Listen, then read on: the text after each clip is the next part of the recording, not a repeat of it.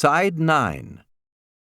Arnold punched the visual search mode and watched as the monitors began to scan throughout the park, the images changing every 2 seconds. It was tiring to watch, but it was the fastest way to find Nedry's jeep, and Muldoon had been adamant about that.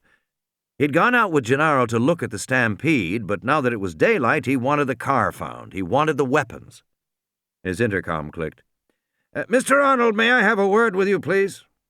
It was Hammond. He sounded like the voice of God. "You want to come here, Mr. Hammond?" "No, Mr. Arnold," Hammond said. "Come to me. I'm in the genetics lab with Dr. Wu. We'll be waiting for you." Arnold sighed and stepped away from the screens. Grant stumbled deep in the gloomy recesses of the building. He pushed past 5-gallon containers of herbicide, tree pruning equipment, spare tires for a jeep, coils of cyclone fencing, 100-pound fertilizer bags, stacks of brown ceramic insulators, empty motor oil cans, work lights, and cables. "I don't see any raft." "Keep going." Bags of cement, lengths of copper pipe, green mesh, and 2 plastic oars hung on clips on the concrete wall. "Okay," he said, "but where's the raft?" "It must be here somewhere," Tim said. "You never saw a raft?" "No, I just assumed it was here." Poking among the junk, Grant found no raft. But he did find a set of plans, rolled up and speckled with mold from humidity, stuck back in a metal cabinet on the wall. He spread the plans on the floor, brushing away a big spider. He looked at them for a long time. "I'm hungry." "Just a minute." They were detailed topographical charts for the main area of the island where they now were. According to this, the lagoon narrowed into the river they had seen earlier, which twisted northward, right through the aviary, and on to within a half-mile of the visitor lodge. He flipped back through the pages. How to get to the lagoon? According to the plans, there should be a door at the back of the building they were in. Grant looked up and saw it, recessed back in the concrete wall. The door was wide enough for a car. Opening it, he saw a paved road running straight down toward the lagoon. The road was dug below ground level, so it couldn't be seen from above. Must be another service road. And it led to a dock at the edge of the lagoon. And clearly stenciled on the dock was raft storage. "Hey," Tim said, "look at this." He held out a metal case to Grant. Opening it, Grant found a compressed air pistol and a cloth belt that held darts.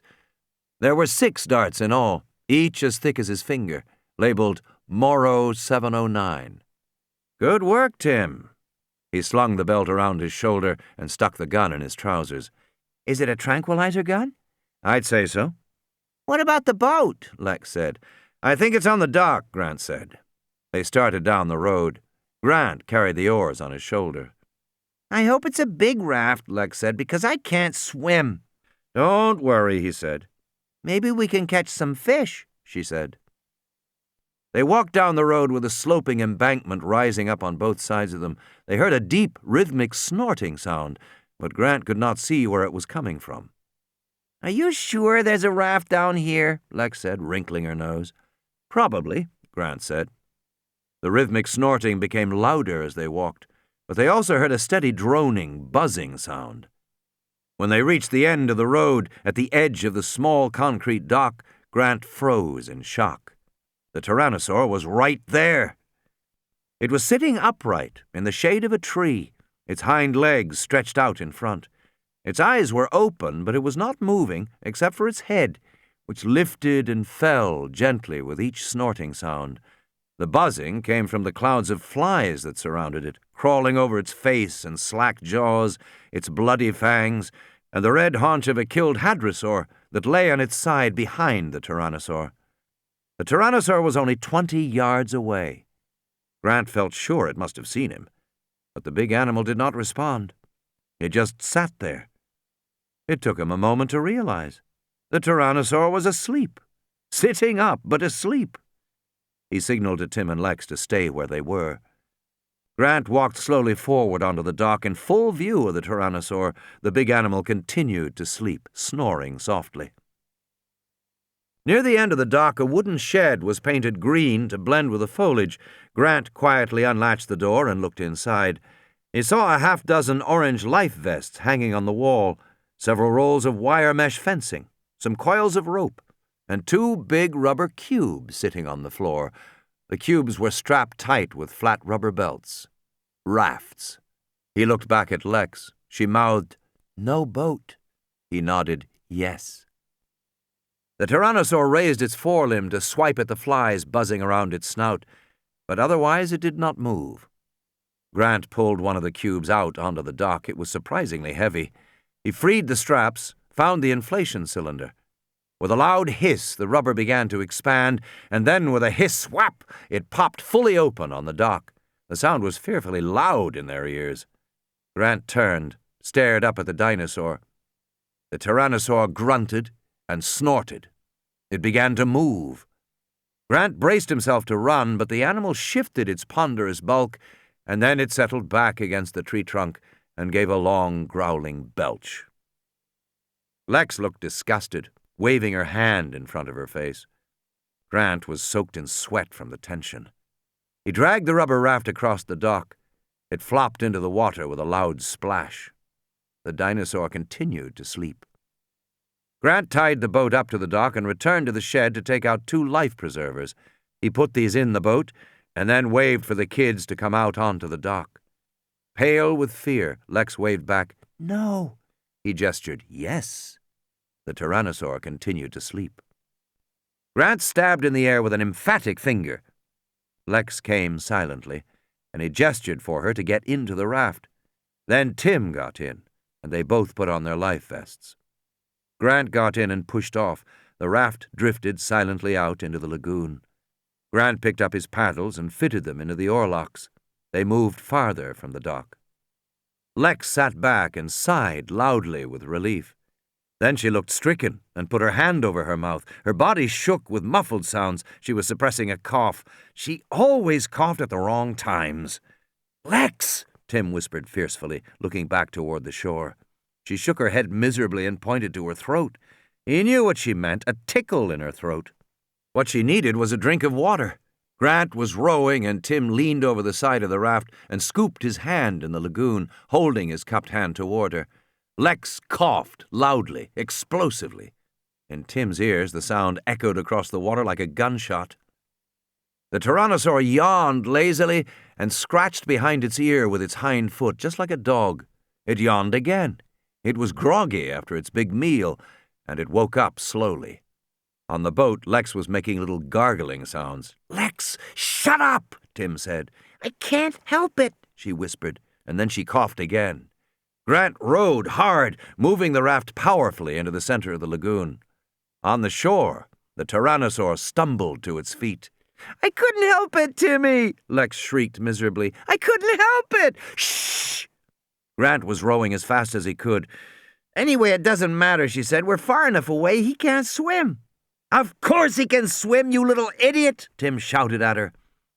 On the shore, the Tyrannosaur stepped off the dock and plunged into the water. It moved strongly into the lagoon after them. "Well, how should I know?" she said. "Everybody knows Tyrannosaurs can swim. It's in all the books. Anyway, all reptiles can swim. Snakes can't. Of course snakes can, you idiot." "Settle down," Grant said. "Hold on to something."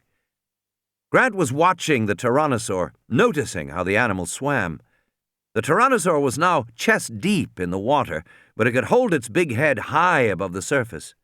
Then Grant realized the animal wasn't swimming. It was walking, because moments later only the very top of the head, the eyes and nostrils, protruded above the surface. By then it looked like a crocodile, and it swam like a crocodile, swinging its big tail back and forth, so the water churned behind it. Behind the head, Grant saw the hump of the back and the ridges along the length of tail as it occasionally broke the surface.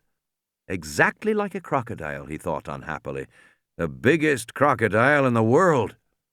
"I'm sorry, Dr. Grant," Lex wailed. "I didn't mean it." Grant glanced over his shoulder. The lagoon was no more than 100 yards wide here, and they'd almost reached the center. If he continued, the water would become shallow again. The Tyrannosaur would be able to walk again, and he would move faster in shallow water. Grant swung the boat around and began to row north. "What are you doing?" The Tyrannosaur was now just a few yards away. Grant could hear its sharp, snorting breaths as it came closer. Grant looked at the paddles in his hands, but they were light plastic, not weapons at all. The Tyrannosaur threw its head back and opened its jaws wide, showing rows of curved teeth, and then, in a great muscular spasm, lunged forward to the raft, just missing the rubber gunnel, the huge skull slapping down, the raft rocking away on the crest of the splash. The Tyrannosaur sank below the surface, leaving gurgling bubbles. The lagoon was still. Lex gripped the gunnel handles and looked back. "Did he drown?" "No," Grant said. He saw bubbles, then a faint ripple along the surface, coming toward the boat. "Hang on!" he shouted, as the head bucked up beneath the rubber, bending the boat and lifting it into the air, spinning them crazily before it splashed down again. "Do something!" Alexis screamed. "Do something!" Grant pulled the air pistol out of his belt. It looked pitifully small in his hands, but there was the chance that if he shot the animal in a sensitive spot, in the eye or the nose, the Tyrannosaur surfaced beside the boat, opened its jaws, and roared. Grant aimed and fired. The dart flashed in the light and smacked into the cheek. The Tyrannosaur shook its head and roared again, and suddenly they heard an answering roar floating across the water toward them. Looking back, Grant saw the juvenile T-Rex on the shore, crouched over the killed sauropod, claiming the kill as its own. The juvenile slashed at the carcass, then raised its head high and bellowed. The big Tyrannosaur saw it too, and the response was immediate. It turned back to protect its kill, swimming strongly toward the shore. "He's going away!" Lex squealed, clapping her hands. "He's going away! Na na na na na, stupid dinosaur!" From the shore, the juvenile roared defiantly.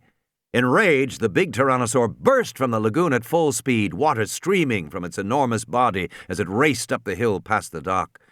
The juvenile ducked its head and fled, its jaws still filled with ragged flesh. The big Tyrannosaur chased it, racing past the dead sauropod, disappearing over the hill. They heard its final threatening bellow, and then the raft moved to the north, around a bend in the lagoon, to the river. Exhausted from rowing, Grant collapsed back, his chest heaving. He couldn't catch his breath. He lay gasping in the raft. "Are you okay, Dr. Grant?" Lex asked. "From now on, will you just do what I tell you?" "Okay," she sighed, as if he had just made the most unreasonable demand in the world. She trailed her arm in the water for a while. "You stopped rowing," she said. "I'm tired," Grant said. "Then how come we're still moving?" Grant sat up. She was right. The raft drifted steadily north. There must be a current. The current was carrying them north, toward the hotel.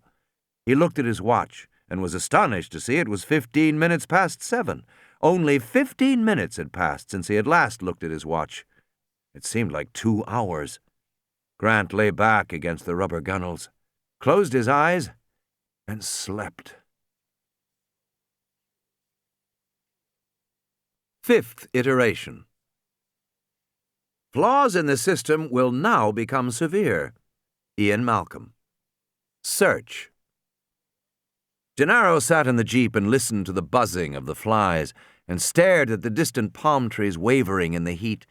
He was astonished by what looked like a battleground. The grass was trampled flat for 100 yards in every direction. One big palm tree was uprooted from the ground. There were great washes of blood in the grass and on the rocky outcropping to their right. Sitting beside him, Muldoon said, "No doubt about it. Rexy's been among the hadrosaurs." He took another drink of whiskey and capped the bottle. "Damn lot of flies," he said. They waited and watched. Gennaro drummed his fingers on the dashboard. "What are we waiting for?" Muldoon didn't answer immediately. "The Rex is out there somewhere," he said, squinting at the landscape in the morning sun. "And we don't have any weapons worth a damn." "We're in a jeep." "Oh, he can outrun the jeep, Mr. Gennaro," Muldoon said, shaking his head. "Once we leave this road and go onto open terrain, the best we can do in a four-wheel drive is 30-40 miles an hour. He'll run us right down, no problem for him." Muldoon sighed. "But I don't see much moving out there now. You ready to live dangerously?" "Sure," Gennaro said. Muldoon started the engine, and at the sudden sound 2 small Othnielians leapt up from the matted grass directly ahead. Muldoon put the car in gear. He drove in a wide circle around the trampled site and then moved inward, driving in decreasing concentric circles until he finally came to the place in the field where the little Othnielians had been. Then he got out and walked forward in the grass away from the jeep. He stopped as a dense cloud of flies lifted into the air. "What is it?" Gennaro called. "Bring the radio," Muldoon said. Gennaro climbed out of the jeep and hurried forward. Even from a distance he could smell the sour-sweet odor of early decay. He saw a dark shape in the grass, crusted with blood, legs askew. "Young hadrosaur," Muldoon said, staring down at the carcass. "The whole herd stampeded, and the young one got separated, and the T-Rex brought it down." "How do you know?" Gennaro said. The flesh was ragged from many bites. "You can tell from the excreta," Muldoon said. "See those chalky white bits there in the grass? That's hadrospore. Uric acid makes it white. But you look there," he pointed to a large mound rising knee-high in the grass, "that's tyrannosaur spore." "How do you know the tyrannosaur didn't come later?" "The bite pattern," Muldoon said. "See those little ones there?" He pointed along the belly. "Those are from the Othies. Those bites haven't bled. They're post-mortem from scavengers. Othies did that. But the hadro was brought down by a bite on the neck.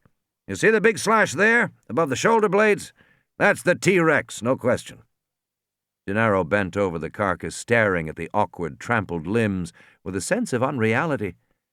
Beside him, Muldoon flicked on his radio. "Control?" "Yes," John Arnold said over the radio. "We got another hadro dead. Juvenile." Muldoon bent down among the flies and checked the skin on the sole of the right foot. A number was tattooed there. "Specimen is number HD/09. The radio crackled. "I've got something for you," Arnold said. "Oh? What's that?" "I found Nedry." The jeep burst through the line of palm trees along the east road and came out into a narrower service road leading toward the Jungle River. It was hot in this area of the park, the jungle close and fetid around them. Muldoon was fiddling with a computer monitor in the jeep, which now showed a map of the resort with overlaid grid lines. "They found him up on remote video," he said. "Sector 1104 is just ahead."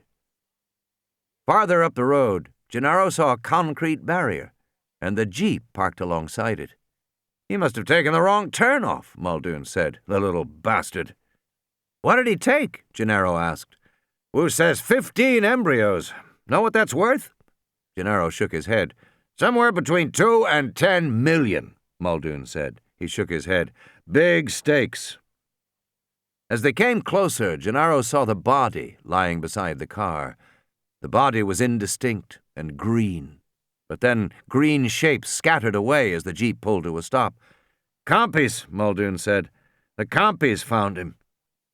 A dozen procompsognathids, delicate little predators no larger than ducks, stood at the edge of the jungle, chittering excitedly as the men climbed out of the car. Dennis Nedry lay on his back, the chubby boyish face now red and bloated. Flies buzzed around the gaping mouth and thick tongue. His body was mangled, the intestines torn open, one leg chewed through. Gennaro turned away quickly to look at the little compies which squatted on their hind legs a short distance away and watched the men curiously. The little dinosaurs had 5-fingered hands, he noticed. They wiped their faces and chins, giving them an eerily human quality which, "I'll be damned," Muldoon said. "Wasn't the compies." "What?" Muldoon was shaking his head. "See these blotches? On his shirt and face? Smell that sweet smell like old dried vomit?" Gennaro rolled his eyes. He smelled it. "That's Dillo saliva," Muldoon said. "Spit from the Dilophosaurs. You see the damage on the corneas, all that redness? In the eyes, it's painful but not fatal. You've got about 2 hours to wash it out with the antivenin. We keep it all around the park just in case. Not that it mattered to this bastard. They blinded him, then ripped him down the middle. Not a nice way to go. Maybe there's justice in the world after all." The procompsognathids squeaked and hopped up and down as Muldoon opened the back door and took out gray metal tubing in a stainless steel case. "It's all still there," he said. He handed 2 dark cylinders to Gennaro. "What are these?" Gennaro said. "Just what they look like," Muldoon said. "Rockets." As Gennaro backed away, he said, "Watch it. You don't want to step in something." Gennaro stepped carefully over Nedry's body. Muldoon carried the tubing to the other jeep and placed it in the back. He climbed behind the wheel. "Let's go." "What about him?" Gennaro said, pointing to the body. "What about him?" Muldoon said. "We've got things to do." He put the car in gear. Looking back, Gennaro saw the compies resume their feeding. One jumped up and squatted on Nedry's open mouth as it nibbled the flesh of his nose. The jungle river became narrower. The banks closed in on both sides until the trees and foliage overhanging the banks met high above to block out the sun. Tim heard the cry of birds and saw small chirping dinosaurs leaping among the branches. But mostly it was silent, the air hot and still beneath the canopy of trees. Grant looked at his watch. It was 8 o'clock. They drifted along peacefully among dappled patches of light. If anything, they seemed to be moving faster than before. Awake now, Grant lay on his back and stared up at the branches overhead. In the bow, he saw Lex reaching up. "Hey, what are you doing?" he said. You think we can eat these berries? She pointed to the trees. Some of the overhanging branches were close enough to touch. Tim saw clusters of bright red berries on the branches. "No," Grant said. Why, those little dinosaurs are eating them. She pointed to small dinosaurs scampering in the branches. "No, Lex." She sighed, dissatisfied with his authority. I wish Daddy was here, she said. Daddy always knows what to do. What are you talking about? Tim said. He never knows what to do. Yes, he does. She sighed. Lex stared at the trees as they slid past, their big roots twisting toward the water's edge. Just because you're not his favorite. Tim turned away, said nothing. But don't worry. Daddy likes you, too, even if you're into computers and not sports. Dad's a real sports nut, Tim explained to Grant. Grant nodded.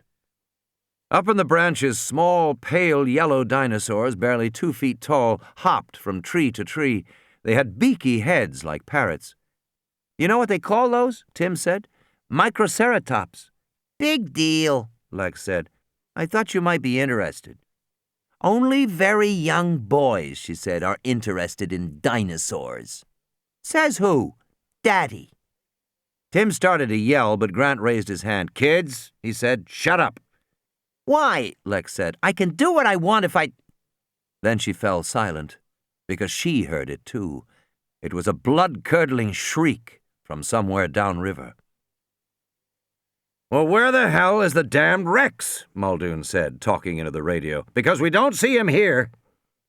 They were back at the sauropod compound, looking out at the trampled grass where the hadrosaurs had stampeded. The tyrannosaur was nowhere to be found. "Checking now," Arnold said, and clicked off. Muldoon turned to Gennaro. "Checking now," he repeated sarcastically. "Why the hell didn't he check before? Why didn't he keep track of him?" "I don't know," Gennaro said. "He's not showing up," Arnold said a moment later. "What do you mean he's not showing up? He's not on the monitors. Motion sensors aren't finding him." "Hell," Muldoon said. "So much for the motion sensors. You see Grant and the kids? Motion sensors aren't finding them either." "Well, what are we supposed to do now?" Muldoon said. "Wait," Arnold said. "Look! Look!" Directly ahead, the big dome of the aviary rose above them. Grant had seen it only from a distance. Now he realized it was enormous, 1/4 of a mile in diameter or more. The pattern of geodesic struts shone dully through the light mist, and his first thought was that the glass must weigh a ton. Then as they came closer, he saw there wasn't any glass, just struts. A thin mesh hung inside the elements. "It isn't finished," Lex said. "I think it's meant to be open like that," Grant said. "Then all the birds can fly out." "Not if they're big birds," Grant said. The river carried them beneath the edge of the dome. They stared upward. Now they were inside the dome, still drifting down the river. But within minutes, the dome was so high above them that it was hardly visible in the mist. Grant said, "I seem to remember there's a second lodge here." Moments later, he saw the roof of a building over the tops of the trees to the north. "You want to stop?" Tim said. "Maybe there's a phone or motion sensors." Grant steered toward the shore. "We need to try to contact the control room. It's getting late." They clambered out, slipping on the muddy bank, and Grant hauled the raft out of the water. Then he tied the rope to a tree, and they set off through a dense forest of palm trees. Aviary. "I just don't understand," John Arnold said, speaking into the phone. "I don't see the wrecks, and I don't see Grant and the kids anywhere either." He sat in front of the consoles and gulped another cup of coffee. All around him, the control room was strewn with paper plates and half-eaten sandwiches. Arnold was exhausted. It was 8 a.m. on Saturday. In the 14 hours since Nedry destroyed the computer that ran Jurassic Park, Arnold had patiently pulled systems back online, one after another. "All the park systems are back and functioning correctly. The phones are working. I've called for a doctor for you." On the other end of the line, Malcolm coughed. Arnold was talking to him in his room at the lodge. "But you're having trouble with the motion sensors?" "Well, I'm not finding what I'm looking for. Like the wrecks? He's not reading at all now. He started north about 20 minutes ago, following along the edge of the lagoon, and then I lost him. I don't know why, unless he's gone to sleep again." "And you can't find Grant and the kids?" "No." "I think it's quite simple," Malcolm said. "The motion sensors cover an inadequate area." "Inadequate?" Arnold bristled. "They cover 92% of the land area, I remember," Malcolm said. "But if you put the remaining areas up on the board, I think you'll find that the 8% is topologically unified, meaning that those areas are contiguous. In essence, an animal can move freely anywhere in the park and escape detection by following a maintenance road or the jungle river or the beaches or whatever." "Even if that were so," Arnold said, "the animals are too stupid to know that." "It's not clear how stupid the animals are," Malcolm said. "You think that's what Grant and the kids are doing?" Arnold said. "Definitely not," Malcolm said, coughing again. "Grant's no fool. He clearly wants to be detected by you. He and the kids are probably waving at every motion sensor in sight. But maybe they have other problems we don't know about. Or maybe they're on the river." "I can't imagine they'd be on the river. The banks are very narrow. It's impossible to walk along there." "Would the river bring them all the way back here?" "Yes, but it's not the safest way to go, because it passes through the aviary." "Why wasn't the aviary on the tour?" Malcolm said. "We've had problems setting it up. Originally, the park was intended to have a treetop lodge built high above the ground where visitors could observe the pterodactyls at flight level. We've got 4 dactyls in the aviary now. Actually, they're pterodactyls, which are big fish-eating dactyls." "What about them?" "Well, while we finished the lodge, we put the dactyls in the aviary to acclimate them. But that was a big mistake. It turns out our fish hunters are territorial." "Territorial?" "Fiercely territorial," Arnold said. "They fight among themselves for territory, and they'll attack any other animal that comes into the area they've marked out." "Attack?" "It's impressive," Arnold said. "The dactyls glide to the top of the aviary, fold up their wings, and dive. A 30-pound animal will strike a man on the ground like a ton of bricks. They were knocking the workmen unconscious, cutting them up pretty badly." "That doesn't injure the dactyls?" "Not so far." "So if those kids are in the aviary—" "They're not," Arnold said. "At least I hope they're not." "Is that the lodge?" Lex said. "What a dump." Beneath the aviary dome, Terratop's Lodge was built high above the ground on big wooden pylons in the middle of a stand of fir trees. But the building was unfinished and unpainted. The windows were boarded up. The trees and the lodge were splattered with broad white streaks. "I guess they didn't finish it for some reason," Grant said, hiding his disappointment. He glanced at his watch.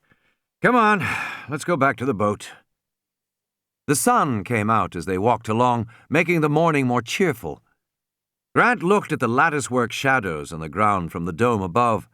He noticed that the ground and the foliage were spattered with broad streaks of the same white chalky substance that had been on the building, and there was a distinctive sour odor in the morning air.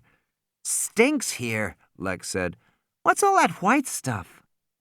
"Looks like reptile droppings, probably from the birds." "How come they didn't finish the lodge?" "I don't know." They entered a clearing of low grass dotted with wildflowers. They heard a long, low whistle, then an answering whistle from across the forest. "What's that?" "I don't know." Then Grant saw the dark shadow of a cloud on the grassy field ahead. The shadow was moving fast. In moments it had swept over them. He looked up and saw an enormous dark shape gliding above them, blotting out the sun. "Yow!" Lex said. "Is it a pterodactyl?" "Yes," Tim said. Grant didn't answer. He was entranced by the sight of the huge flying creature. In the sky above, the pterodactyl gave a low whistle and wheeled gracefully, turning back toward them. "How come they're not on the tour?" Tim said. Grant was wondering the same thing. The flying dinosaurs were so beautiful, so graceful as they moved through the air. As Grant watched, he saw a second pterodactyl appear in the sky, and a third, and a fourth. "Maybe because they didn't finish the lodge," Lex said. Grant was thinking these weren't ordinary pterodactyls. They were too large. They must be pterodactyls, big flying reptiles from the early Cretaceous. When they were high, these looked like small airplanes. When they came lower, he could see the animals had 15-foot wingspans, furry bodies, and heads like crocodiles. They ate fish, he remembered, South America and Mexico. Lex shaded her eyes and looked up at the sky. "Can they hurt us?" "I don't think so. They eat fish." One of the dactyls spiraled down, a flashing dark shadow that whooshed past them with a rush of warm air and a lingering sour odor. "Wow," Lex said. "They're really big." And then she said, "Are you sure they can't hurt us?" "Pretty sure." A second dactyl swooped down, moving faster than the first. It came from behind, streaked over their heads. Grant had a glimpse of its toothy beak and the furry body. It looked like a huge bat, he thought. But Grant was impressed with the frail appearance of the animals. Their huge wingspans, the delicate pink membranes stretched across them, so thin they were translucent, everything reinforced the delicacy of the dactyls. "Ow!" Lex shouted, grabbing her hair. "He bit me!" "He what?" Grant said. "He bit me! He bit me!" When she took her hand away, he saw blood on her fingers. Up in the sky, 2 more dactyls folded their wings, collapsing into small, dark shapes that plummeted toward the ground. They made a kind of scream as they hurtled downward. "Come on!" Grant said, grabbing their hands. They ran across the meadow, hearing the approaching scream, and he flung himself on the ground at the last moment, pulling the kids down with him, as the 2 dactyls whistled and squeaked past them, flapping their wings. Grant felt claws tear the shirt along his back. Then he was up, pulling Lex back onto her feet, and running with Tim a few feet forward, while overhead 2 more birds wheeled and dove toward them, screaming. At the last moment, he pushed the kids to the ground, and the big shadows flapped past. "Ugh," Lex said, disgusted. He saw that she was streaked with white droppings from the birds. Grant scrambled to his feet. "Come on!" He was about to run when Lex shrieked in terror. He turned back and saw that one of the dactyls had grabbed her by the shoulders with its hind claws. The animal's huge, leathery wings, translucent in the sunlight, flapped broadly on both sides of her. The dactyl was trying to take off, but Lex was too heavy, and while it struggled, it repeatedly jabbed at her head with its long, pointed jaw. Lex was screaming, waving her arms wildly. Grant did the only thing he could think to do. He ran forward and jumped up, throwing himself against the body of the dactyl. He knocked it onto its back on the ground and fell on top of the furry body. The animal screamed and snapped. Grant ducked his head away from the jaws and pushed back as the giant wings beat around his body. It was like being in a tent in a windstorm. He couldn't see, he couldn't hear. There was nothing but the flapping and shrieking and the leathery membranes. The clawed legs scratched frantically at his chest. Lex was screaming. Grant pushed away from the dactyl, and it squeaked and gibbered as it flapped its wings and struggled to turn over to right itself. Finally, it pulled in its wings like a bat and rolled over, lifted itself up on its little wing claws, and began to walk that way. He paused, astonished. It could walk on its wings. Lederer's speculation was right. But then the other dactyls were diving down at them, and Grant was dizzy, off balance, and in horror he saw Lex run away, her arms over her head, Tim shouting at the top of his lungs. The first of them swooped down, and she threw something, and suddenly the dactyl whistled and climbed. The other dactyls immediately climbed and chased the first into the sky. The fourth dactyl flapped awkwardly into the air to join the others. Grant looked upward, squinting to see what had happened. The three dactyls chased the first, screaming angrily. They were alone in the field. "What happened?" Grant said. "They got my glove," Lex said. "My Darryl Strawberry special." They started walking again. Tim put his arm around her shoulders. "Are you all right?"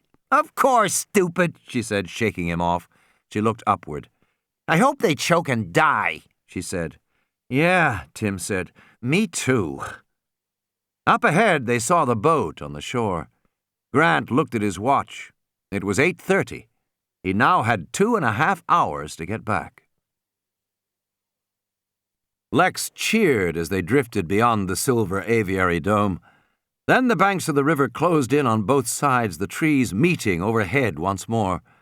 The river was narrower than ever, in some places only 10 feet wide, and the current flowed very fast.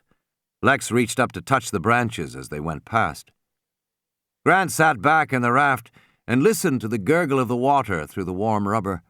They were moving fast now, the branches overhead slipping by more rapidly.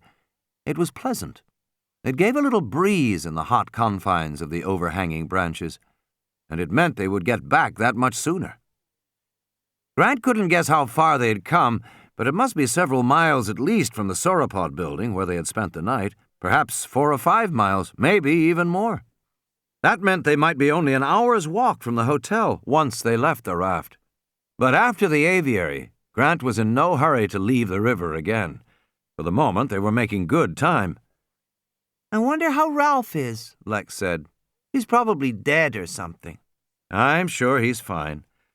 "I wonder if he'd let me ride him." She sighed, sleepy in the sun. "That would be fun, to ride Ralph." Tim said to Grant, "Remember back at the Stegosaurus last night?" "Yes." "How come you asked them about frog DNA?" "Because of the breeding," Grant said. "They can't explain why the dinosaurs are breeding, since they irradiate them and since they're all females." "Right." "Well, irradiation is notoriously unreliable and probably doesn't work. I think that'll eventually be shown here. But there is still the problem of the dinosaurs being female. How can they breed when they're all female?" "Right," Tim said. "Well, across the animal kingdom, sexual reproduction exists in extraordinary variety." "Tim's very interested in sex," Lex said. They both ignored her. "For example," Grant said, "many animals have sexual reproduction without ever having what we would call sex. The male releases a spermatophore, which contains the sperm, and the female picks it up at a later time. This kind of exchange does not require quite as much physical differentiation between male and female as we usually think exists. Male and female are more alike in some animals than they are in human beings." Tim nodded. "But what about the frogs?" Grant heard sudden shrieks from the trees above as the microceratopsians scattered in alarm, shaking the branches. The big head of the tyrannosaur lunged through the foliage from the left, the jaws snapping at the raft. Lex howled in terror, and Grant paddled away toward the opposite bank, but the river here was only 10 feet wide. The tyrannosaur was caught in the heavy growth. It butted and twisted its head and roared. Then it pulled its head back. Through the trees that lined the riverbank, they saw the huge dark form of the tyrannosaur moving north, looking for a gap in the trees that lined the bank. The microceratopsians had all gone to the opposite bank, where they shrieked and scampered and jumped up and down. In the raft, Grant, Tim, and Lex stared helplessly as the tyrannosaur tried to break through again. But the trees were too dense along the banks of the river. The tyrannosaur again moved downstream ahead of the boat and tried again, shaking the branches furiously. But again it failed. Then it moved off, heading farther downstream. I hate him, Lex said. Grant sat back in the boat, badly shaken. If the Tyrannosaur had broken through, there was nothing he could have done to save them. The river was so narrow that it was hardly wider than the raft. It was like being in a tunnel. The rubber gunnels often scraped on the mud as the boat was pulled along by the swift current. He glanced at his watch. Almost 9. The raft continued downstream. Hey, Lex said. Listen. He heard snarling, interspersed by a repeated hooting cry. The cries were coming from beyond a curve farther downriver. He listened and heard the hooting again. What is it? Lex said. I don't know, Grant said, but there's more than one of them. He paddled the boat to the opposite bank, grabbed a branch to stop the raft. The snarling was repeated, then more hooting. It sounds like a bunch of owls, Tim said. Malcolm groaned. Isn't it time for more morphine yet? Not yet, Ellie said. Malcolm sighed. How much water have we got here? I don't know. There's plenty of running water from the tap. No, I mean, how much stored? Any? Ellie shrugged. None. Go into the rooms on this floor, Malcolm said, and fill the bathtubs with water. Ellie frowned. Also, Malcolm said, have we got any walkie-talkies? Flashlights? Matches? Sterno stoves? Things like that? I'll look around. You planning for an earthquake? Something like that, Malcolm said. Malcolm effect implies catastrophic changes. But Arnold says all the systems are working perfectly. That's when it happens, Malcolm said. Ellie said, You don't think much of Arnold, do you? He's all right. He's an engineer. Wu's the same. They're both technicians. They don't have intelligence. They have what I call thin intelligence. They see the immediate situation. They think narrowly, and they call it being focused. They don't see the surround. They don't see the consequences. That's how you get an island like this, from thin, intelligent thinking, because you cannot make an animal and not expect it to act alive, to be unpredictable, to escape. But they don't see that. Don't you think it's just human nature? Ellie said. God, no, Malcolm said. That's like saying scrambled eggs and bacon for breakfast is human nature. It's nothing of the sort. It's uniquely Western training. And much of the rest of the world is nauseated by the thought of it. He winced in pain. Oh, the morphine's making me philosophical. You want some water? No. I'll tell you the problem with engineers and scientists. Scientists have an elaborate line of bullshit about how they are seeking to know the truth about nature, which is true, but that's not what drives them. Nobody is driven by abstractions like seeking truth. Scientists are actually preoccupied with accomplishment, so they are focused on whether they can do something. They never stop to ask if they should do something. They conveniently define such considerations as pointless. If they don't do it, someone else will. Discovery, they believe, is inevitable, so they just try to do it first. That's the game in science. Even pure scientific discovery is an aggressive, penetrative act. It takes big equipment, and it literally changes the world afterward. Particle accelerators scar the land and leave radioactive byproducts. Astronauts leave trash on the moon. There's always some proof that scientists were there, making their discoveries. Discovery is always a rape of the natural world, always. The scientists want it that way. They have to stick their instruments in, they have to leave their mark. They can't just watch.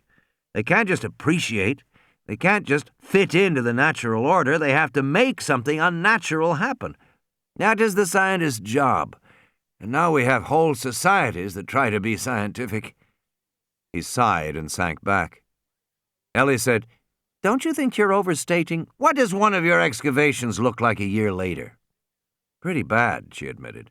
You don't replant? You don't restore the land after you dig? No. Why not? She shrugged. There's no money, I guess. There's only enough money to dig, but not to repair. Well, we're just working in the Badlands. Just the Badlands, Malcolm said, shaking his head. Just trash, just byproducts, just side effects.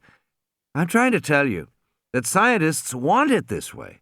They want byproducts and trash and scars and side effects. It's a way of reassuring themselves. It's built into the fabric of science, and it's increasingly a disaster. Then what's the answer? Get rid of the thin-intelligent ones. Take them out of power. But then we'd lose all the advances. What advances? Malcolm said irritably. The number of hours women devote to housework has not changed since 1930, despite all the advances. All the vacuum cleaners, washer-dryers, trash compactors, garbage disposals, wash-and-wear fabrics. Why does it still take as long to clean the house as it did in 1930? Ellie said nothing. Because there haven't been any advances, Malcolm said. Not really. 30,000 years ago, when men were doing cave paintings at Lascaux, they worked 20 hours a week to provide themselves with food and shelter and clothing. The rest of the time they could play or sleep or do whatever they wanted. And they lived in a natural world with clean air, clean water, beautiful trees and sunsets. Think about it, 20 hours a week, 30,000 years ago. Ellie said, You want to turn back the clock? No, Malcolm said. I want people to wake up. We've had 400 years of modern science, and we ought to know by now what it's good for and what it's not good for. It's time for a change. Before we destroy the planet, she said. He sighed and closed his eyes. Oh, dear, he said. That's the last thing I would worry about. In the dark tunnel of the jungle river, Grant went hand over hand, holding branches, moving the raft cautiously forward. He still heard the sounds, and finally he saw the dinosaurs. Aren't those the ones that are poison? Yes, Grant said. Dilophosaurus. Standing on the riverbank were 2 Dilophosaurs. The 10-foot-tall bodies were spotted yellow and black. Underneath, the bellies were bright green, like lizards. Twin red curving crests ran along the top of the head from the eyes to the nose, making a V shape above the head. The bird-like quality was reinforced by the way they moved, bending to drink from the river, then rising to snarl and hoot. Lex whispered, Should we get out and walk? Grant shook his head no. The Dilophosaurs were smaller than the Tyrannosaur, small enough to slip through the dense foliage at the banks of the river. They seemed quick as they snarled and hooted at each other. But we can't get past them in the boat, Lex said. They're poison. We have to, Grant said, somehow. The Dilophosaurs continued to drink and hoot. They seemed to be interacting with each other in a strangely ritualistic, repetitive way. The animal on the left would bend to drink, opening its mouth to bear long rows of sharp teeth, and then it would hoot. The animal on the right would hoot in reply and bend to drink, in a mirror image of the first animal's movements. Then the sequence would be repeated exactly the same way. Grant noticed that the animal on the right was smaller, with smaller spots on its back, and its crest was a duller red. I'll be damned, he said. It's a mating ritual. Can we get past them? Tim asked. Not the way they are now. They're right by the edge of the water. Grant knew animals often performed such mating rituals for hours at a time. They went without food. They paid attention to nothing else. He glanced at his watch. 9:20. What do we do? Tim said. Grant sighed. I have no idea. He sat down in the raft, and then the Dilophosaurs began to honk and roar repeatedly in agitation. He looked up. The animals were both facing away from the river. What is it? Lex said. Grant smiled. I think we're finally getting some help. He pushed off from the bank. I want you 2 kids to lie flat on the rubber. We'll go past as fast as we can, but just remember, whatever happens, don't say anything. And don't move, okay? The raft began to drift downstream toward the hooting Dilophosaurs.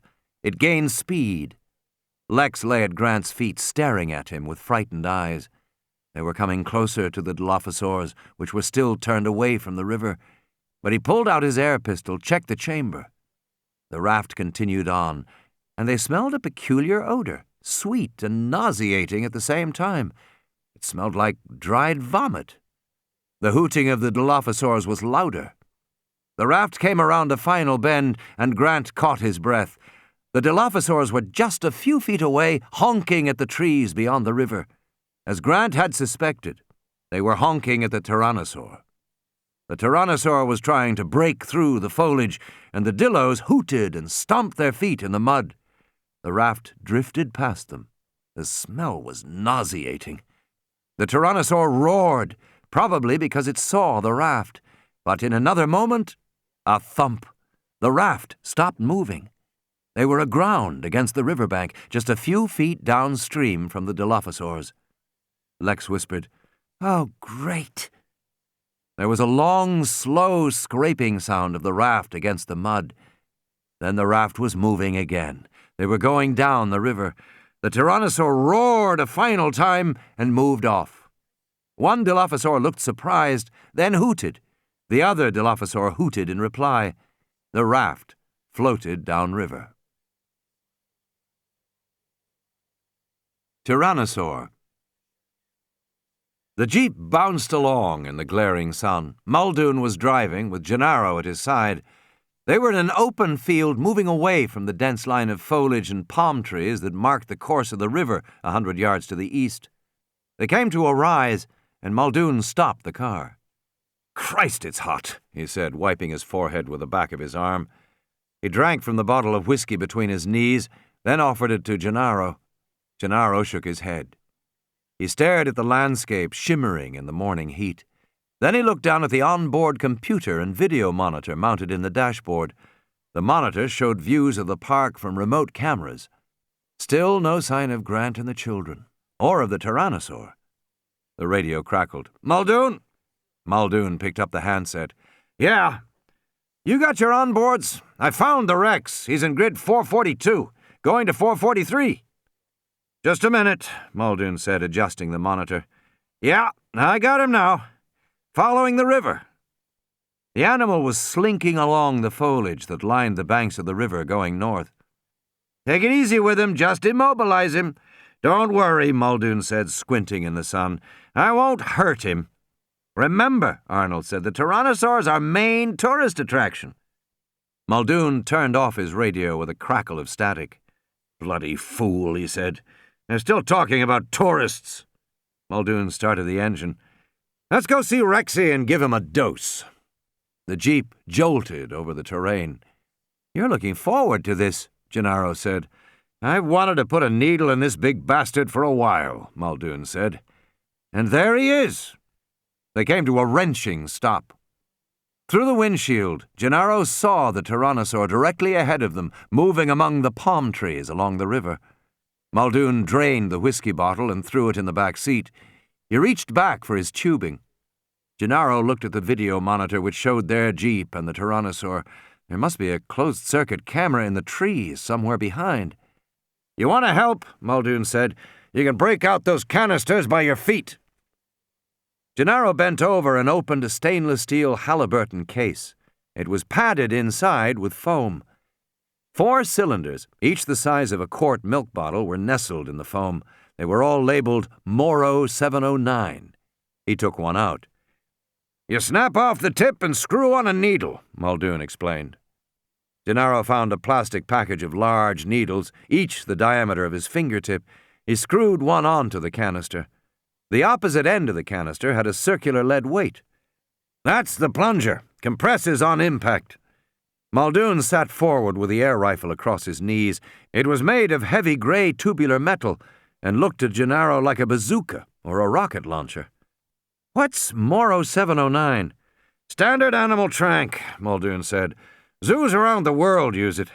We'll try 1,000 cc's to start." Muldoon cracked open the chamber, which was large enough to insert his fist. He slipped the canister into the chamber and closed it. "That should do it," Muldoon said. "Standard elephant gets about 200 cc's, but they're only 2 or 3 tons each. Tyrannosaurus Rex is 8 tons, and a lot meaner. That matters to the dose." "Why?" "Animal dose is partly body weight and partly temperament. You shoot the same dose of 709 into an elephant, a hippo, and a rhino. You'd immobilize the elephant so it just stands there like a statue. You'll slow down the hippo so it gets kind of sleepy, but it keeps moving. And the rhino will just get fighting mad. But on the other hand, you chase a rhino for more than 5 minutes in a car and he'll drop dead from adrenaline shock. Strange combination of tough and delicate." Muldoon drove slowly toward the river, moving closer to the tyrannosaur. "But those are all mammals. We know a lot about handling mammals because zoos are built around the big mammalian attractions. Lions, tigers, bears, elephants. We know a lot less about reptiles. And nobody knows anything about dinosaurs. The dinosaurs are new animals." "You consider them reptiles?" Gennaro said. "No," Muldoon said, shifting gears. "Dinosaurs don't fit existing categories." He swerved to avoid a rock. "Actually, what we find is that dinosaurs were as variable as mammals are today. Some dinos are tame and cute, and some are mean and nasty. Some of them see well, and some of them don't. Some of them are stupid, and some of them are very, very intelligent." "Like the raptors?" Gennaro said. Muldoon nodded. "Raptors are smart, very smart. Believe me, all the problems we have so far," he said, "are nothing compared with what we'd have if the raptors ever got out of their holding pen. I think this is as close as we can get to our Rexy." Up ahead, the tyrannosaur was poking its head through the branches, peering toward the river, trying to get through. Then the animal moved a few yards downstream to try again. "Wonder what he sees in there," Gennaro said. "Hard to know," Muldoon said. "Maybe he's trying to get to the microceratopsians that scramble around in the branches. They'll run him a merry chase." Muldoon stopped the jeep about 50 yards away from the tyrannosaur and turned the vehicle around. He left the motor running. "Get behind the wheel," Muldoon said, "and put your seatbelt on." He took another canister and hooked it onto his shirt. Then he got out. Gennaro slid behind the wheel. "You done this very often before?" Muldoon belched. "Never. I'll try to get him just behind the auditory meatus. We'll see how it goes from there." He walked 10 yards behind the jeep and crouched down in the grass on one knee. He steadied the big gun against his shoulder and flipped up the thick telescopic sight. Muldoon aimed at the tyrannosaur, which still ignored them.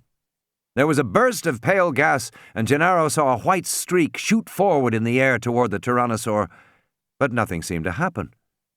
Then the tyrannosaur turned slowly, curiously, to peer at them. It moved its head from side to side, as if looking at them with alternate eyes. Muldoon had taken down the launcher and was loading the second canister. "You hit him?" Gennaro said. Muldoon shook his head. "Missed. Damn laser sights. See if there's a battery in the case." "A what?" Gennaro said. "A battery," Muldoon said. "It's about as big as your finger, gray markings." Gennaro bent over to look in the steel case. He felt the vibration of the jeep, heard the motor ticking over. He didn't see a battery. The tyrannosaur roared. To Gennaro it was a terrifying sound, rumbling from the great chest cavity of the animal, bellowing out over the landscape. He sat up sharply and reached for the steering wheel, put his hand on the gear shift. On the radio, he heard a voice say, "Muldoon, this is Arnold. Get out of there. Over." "I know what I'm doing," Muldoon said. The tyrannosaur charged. Muldoon stood his ground. Despite the creature racing toward him, he slowly and methodically raised his launcher, aimed, and fired. Once again, Gennaro saw the puff of smoke and the white streak of the canister going toward the animal. Nothing happened. The tyrannosaur continued to charge. Now Muldoon was on his feet and running, shouting, "Go! Go!" Gennaro put the jeep in gear, and Muldoon threw himself onto the side door as the jeep lurched forward. The tyrannosaur was closing rapidly, and Muldoon swung the door open and climbed inside. "Go! Damn it, go!" Gennaro floored it. The jeep bounced precariously, the front end nosing so high they saw only sky through the windshield, then slamming down again toward the ground and racing forward again.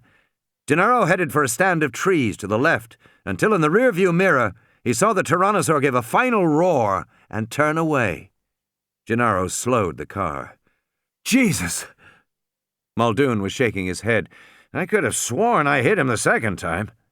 "I'd say you missed," Gennaro said. "Needle must have broken off before the plunger injected." "Admit it, you missed." "Yeah," Muldoon said. He sighed. "I missed. Battery was dead in the damned laser sights. My fault. I should have checked it after it was out all last night. Let's go back and get more canisters." The jeep headed north toward the hotel. Muldoon picked up the radio. "Control?" "Yes?" We're heading back to base." The river was now very narrow and flowing swiftly. The raft was going faster all the time. It was starting to feel like an amusement park ride. "Whee!" Lex yelled, holding onto the gunwale. "Faster! Faster!" Grant squinted, looking forward. The river was still narrow and dark, but farther ahead he could see the trees ended, and there was bright sunlight beyond, and a distant roaring sound. The river seemed to end abruptly in a peculiar flat line. The raft was going still faster, rushing forward. Grant grabbed for his paddles. "What is it?" "It's a waterfall," Grant said. The raft swept out of the overhanging darkness into brilliant morning sunlight and raced forward on the swift current toward the lip of the waterfall. The roar was loud in their ears. Grant paddled as strongly as he could, but he only succeeded in spinning the boat in circles. It continued inexorably toward the lip. Lex leaned toward him. "I can't swim." Grant saw that she did not have her life vest clasped, but there was nothing he could do about it. With frightening speed, they came to the edge, and the roar of the waterfall seemed to fill the world. Grant jammed his oar deep into the water, felt it catch and hold right at the lip. The rubber raft shuddered in the current, but they did not go over. Grant strained against the oar, and looking over the edge, saw the sheer drop of 50 feet down to the surging pool below. And standing in the surging pool, waiting for them, was the Tyrannosaur. Lex was screaming in panic, and then the boat spun, and the rear end dropped away, spilling them out into air and roaring water, and they fell sickeningly.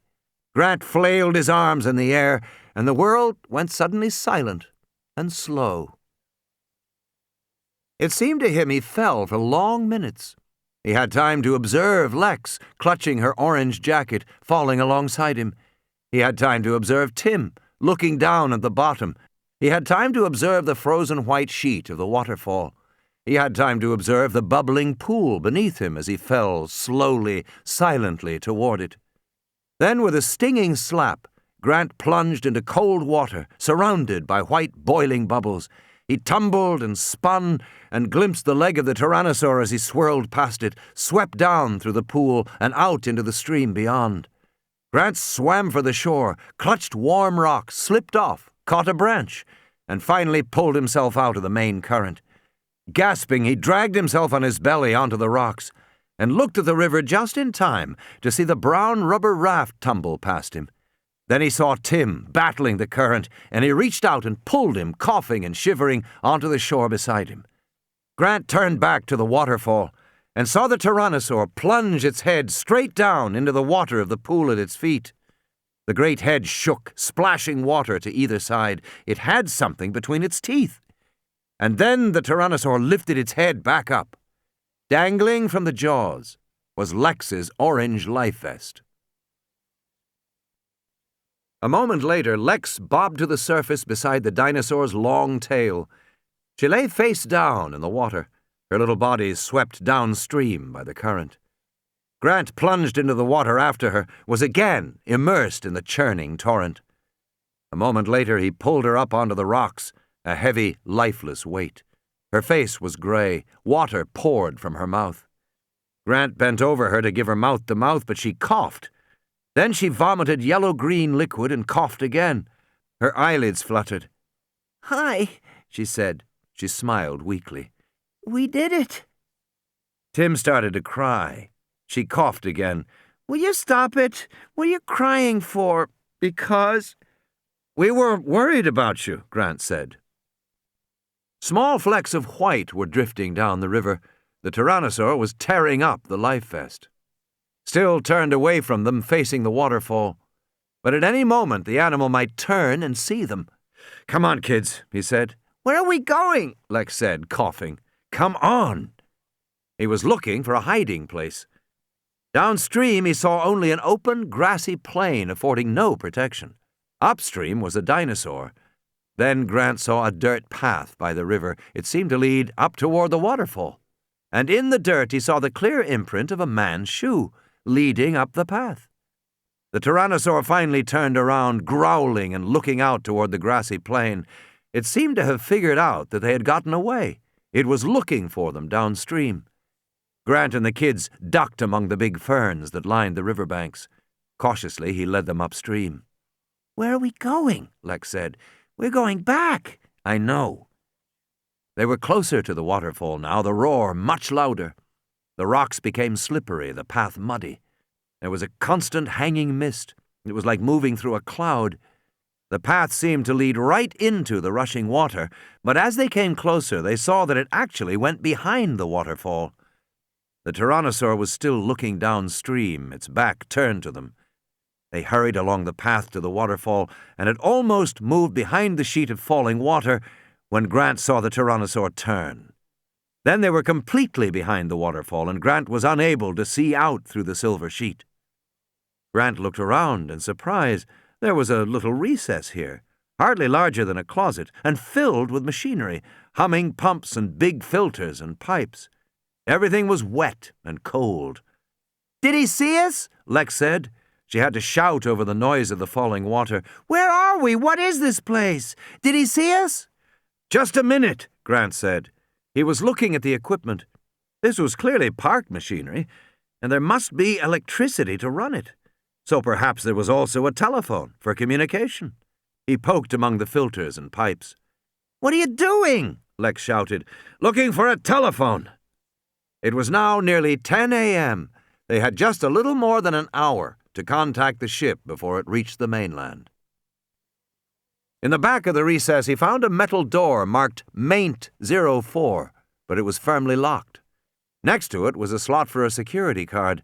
Alongside the door, he saw a row of metal boxes. He opened the boxes one after another, but they contained only switches and timers, no telephone, and nothing to open the door. He almost missed the box to the left of the door. On opening it, he found a 9-button keypad covered with spots of green mold, but it looked as if it was a way to open the door, and he had the feeling that on the other side of that door was a phone. Scratched in the metal of the box was the number 1023. He punched it in. With a hiss, the door came open, gaping darkness beyond, concrete steps leading downward. On the back wall, he saw stenciled Maint Vehicle 04-22 Charger, and an arrow pointing down the stairs. Could it really mean there was a car? "Come on, kids!" "Forget it," Lex said. "I'm not going in there." "Come on, Lex," Tim said. "Forget it," Lex said. "There's no lights or anything. I'm not going." "Never mind," Grant said. There wasn't time to argue. "Stay here and I'll be right back." End of Side 9. Side 10. "Where are you going?" Lex said, suddenly alarmed. Grant stepped through the door. It gave an electronic beep and snapped shut behind him on a spring. Grant was plunged into total darkness. After a moment of surprise, he turned to the door and felt its damp surface. There was no knob, no latch.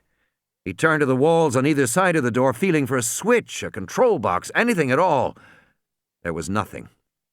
He was fighting panic when his fingers closed over a cold metal cylinder.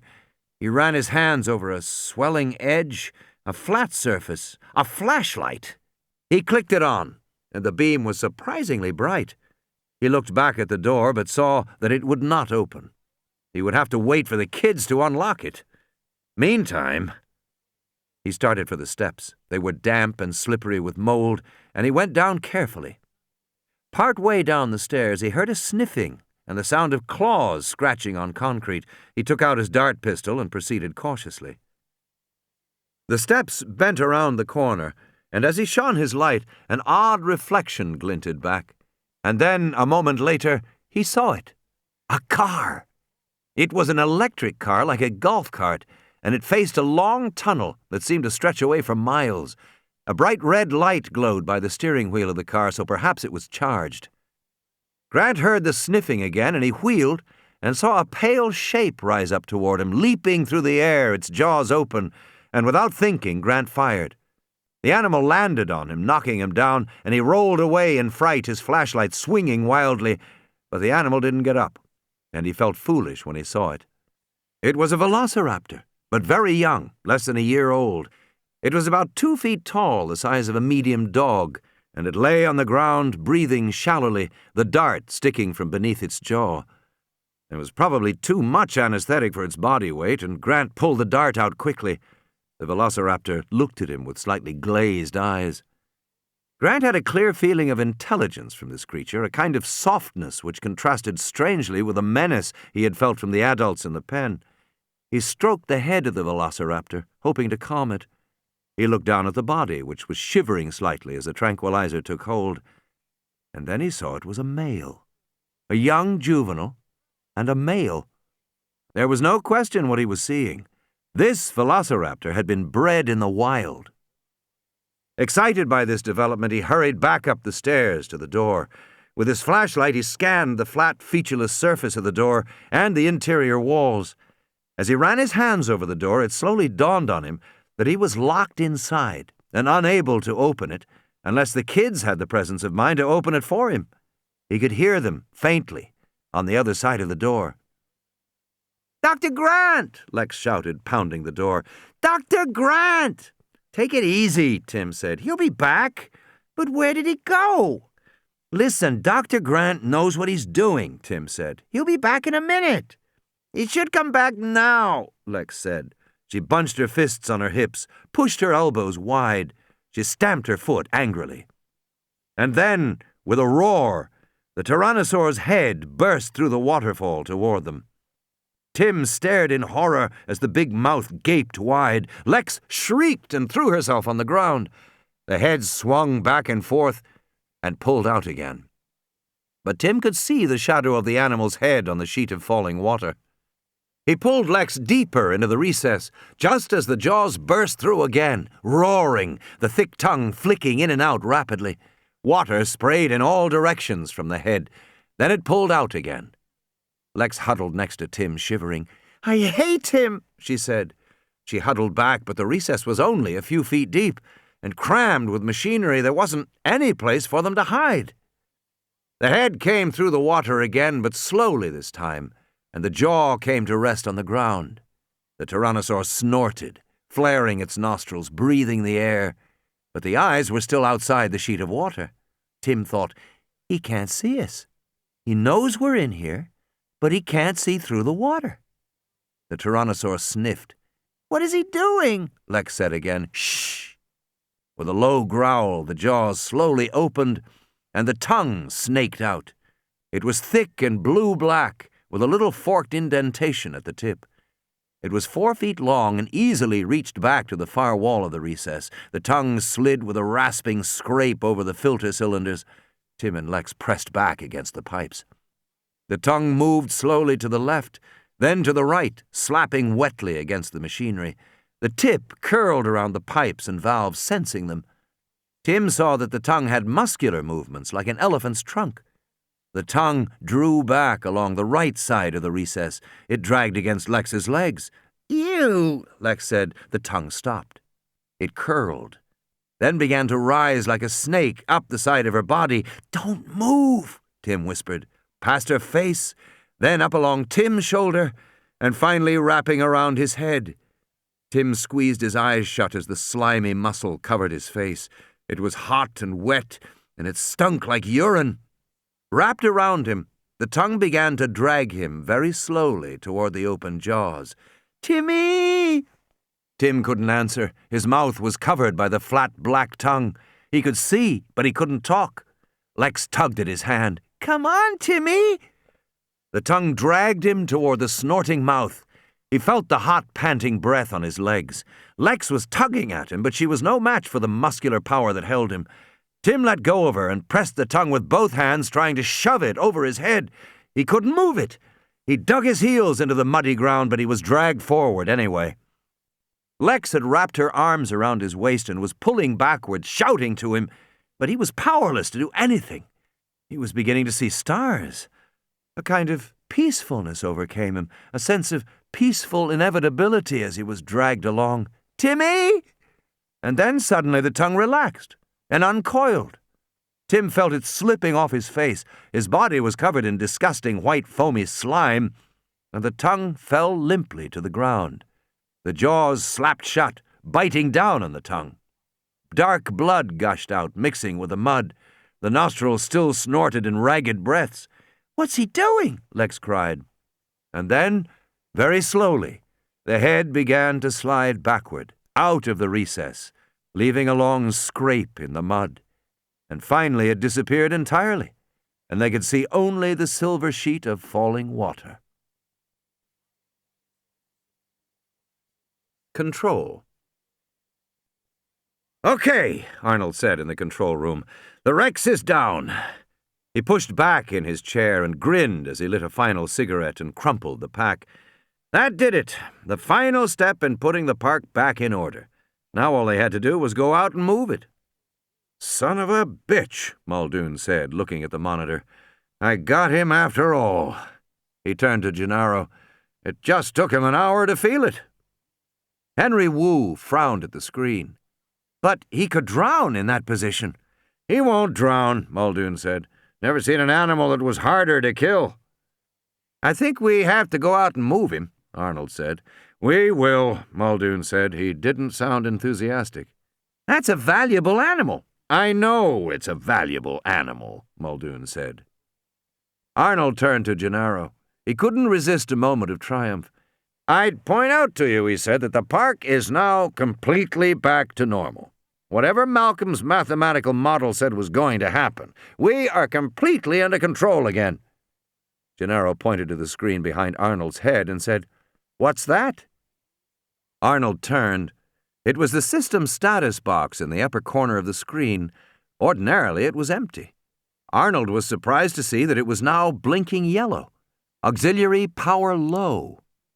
For a moment, he didn't understand. Why should auxiliary power be low? They were running on main power, not auxiliary power. He thought perhaps it was just a routine status check on the auxiliary power, perhaps a check on the fuel tank levels or the battery charge. "Henry," Arnold said to Wu, "look at this." Wu said, "Why are you running on auxiliary power?" "I'm not," Arnold said. "It looks like you are." "I can't be." "Print the system status log," Wu said. The log was a record of the system over the last few hours. Arnold pressed a button, and they heard the hum of a printer in the corner. Wu walked over to it. Arnold stared at the screen. The box now turned from flashing yellow to red, and the message now read, "Auxiliary power fail." Numbers began to count backward from 20.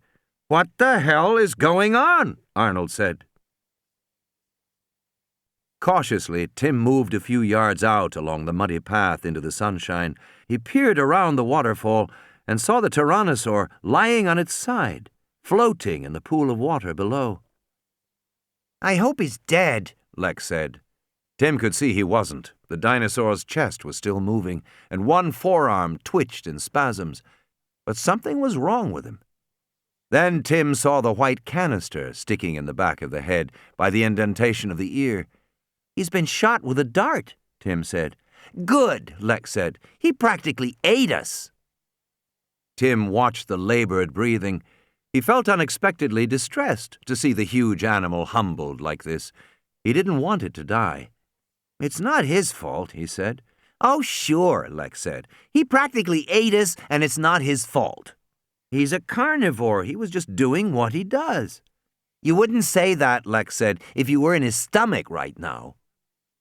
Then the sound of the waterfall changed. From a deafening roar, it became softer, quieter. The thundering sheet of water thinned, became a trickle, and stopped. "Timmy, the waterfall stopped," Lex said. It was now just dripping like a tap that wasn't completely turned off.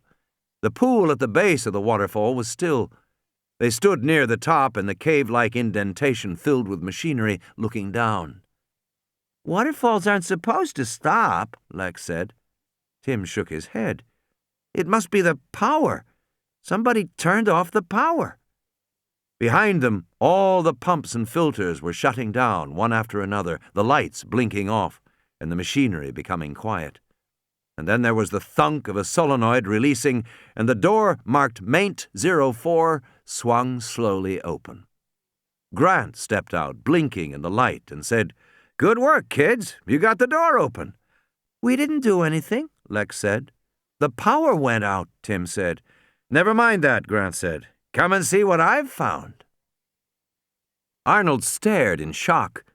One after another, the monitors went black, and then the room lights went out, plunging the control room into darkness and confusion. Everyone started yelling at once. Muldoon opened the blinds and let light in, and Wu brought over the printout. "Look at this," Wu said. "You shut down at 5:13 this morning, and when you started back up, you started with auxiliary power." "Jesus," Arnold said. Apparently main power had not been on since shutdown. When he powered back up, only the auxiliary power came on. Arnold was thinking that was strange when he suddenly realized that was normal. That was what was supposed to happen. It made perfect sense. The auxiliary generator fired up first, and it was used to turn on the main generator because it took a heavy charge to start the main power generator. That was the way the system was designed.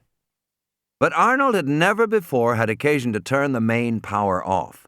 And when the lights and screens came back on in the control room, it never occurred to him that main power hadn't also been restored. But it hadn't. And all during the time since then, while they were looking for the wrecks and doing one thing and another, the park had been running on auxiliary power. And that wasn't a good idea. In fact, the implications were just beginning to hit him.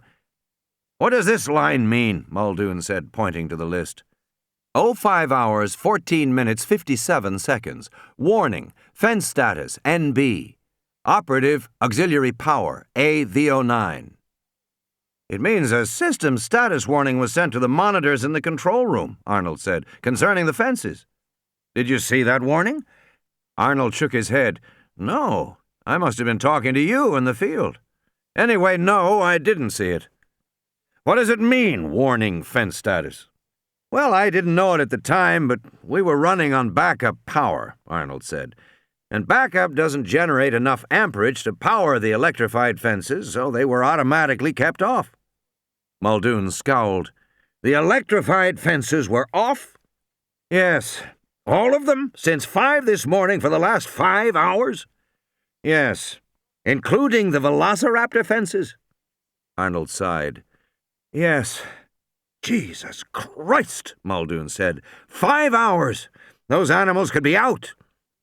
And then, from somewhere in the distance, they heard a scream. Muldoon began to talk very fast. He went around the room, handing out the portable radios. "Mr. Arnold is going to the maintenance shed to turn on main power. Dr. Wu, stay in the control room. You're the only other one who can work the computers.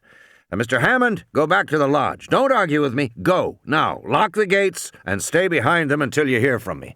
I'll help Arnold deal with the raptors." He turned to Gennaro. "Like to live dangerously again?" "Not really," Gennaro said. He was very pale. "Fine, then go with the others to the lodge." Muldoon turned away. "That's it, everybody. Now move." Hammond whined. "But what are you going to do to my animals?" "That's not really the question, Mr. Hammond," Muldoon said. "The question is, what are they going to do to us?" He went through the door and hurried down the hall toward his office. Gennaro fell into step alongside him. "Change your mind?" Muldoon growled. "You'll need help," Gennaro said. "I might." Muldoon went into the room marked Animal Supervisor, picked up the gray shoulder launcher, and unlocked a panel in the wall behind his desk. There were 6 cylinders and 6 canisters. "The thing about these damn dinos," Muldoon said, "is that they have distributed nervous systems. They don't die fast, even with a direct hit to the brain. And they're built solidly. Thick ribs make a shot to the heart dicey. And they're difficult to cripple in the legs or hindquarters. Slow bleeders, slow to die." He was opening the cylinders one after another and dropping in the canisters. He tossed a thick webbed belt to Gennaro. "Put that on." Gennaro tightened the belt, and Muldoon passed him the shells. "About all we can hope to do is blow them apart. Unfortunately, we've only got 6 shells here. There's 8 raptors in that fenced compound. Let's go. Stay close. You have the shells." Muldoon went out and ran along the hallway, looking down over the balcony to the path leading toward the maintenance shed. Gennaro was puffing alongside him. They got to the ground floor and went out through the glass doors, and Muldoon stopped. Arnold was standing with his back to the maintenance shed. 3 raptors approached him. Arnold had picked up a stick and he was waving it at them, shouting. The raptors fanned out as they came closer, one staying in the center, the other two moving to each side, coordinated, smooth. Gennaro shivered. Pack behavior. Muldoon was already crouching, setting the launcher on his shoulder. "Load," he said. Gennaro slipped the shell in the back of the launcher. There was an electric sizzle. Nothing happened. "Christ, you've got it in backward," Muldoon said, tilting the barrel so the shell fell into Gennaro's hands. Gennaro loaded again. The raptors were snarling at Arnold when the animal on the left simply exploded, the upper part of the torso flying into the air, blood spattering like a burst tomato on the walls of the building. The lower torso collapsed on the ground, the legs kicking in the air, the tail flopping. "That'll wake 'em up," Muldoon said. Arnold ran for the door of the maintenance shed. The velociraptors turned and started toward Muldoon and Gennaro. They fanned out as they came closer. In the distance, somewhere near the lodge, he heard screams. Gennaro said, "This could be a disaster." "Load," Muldoon said. Henry Wu heard the explosions and looked toward the door of the control room. He circled around the consoles, then paused. He wanted to go out, but he knew he should stay in the room.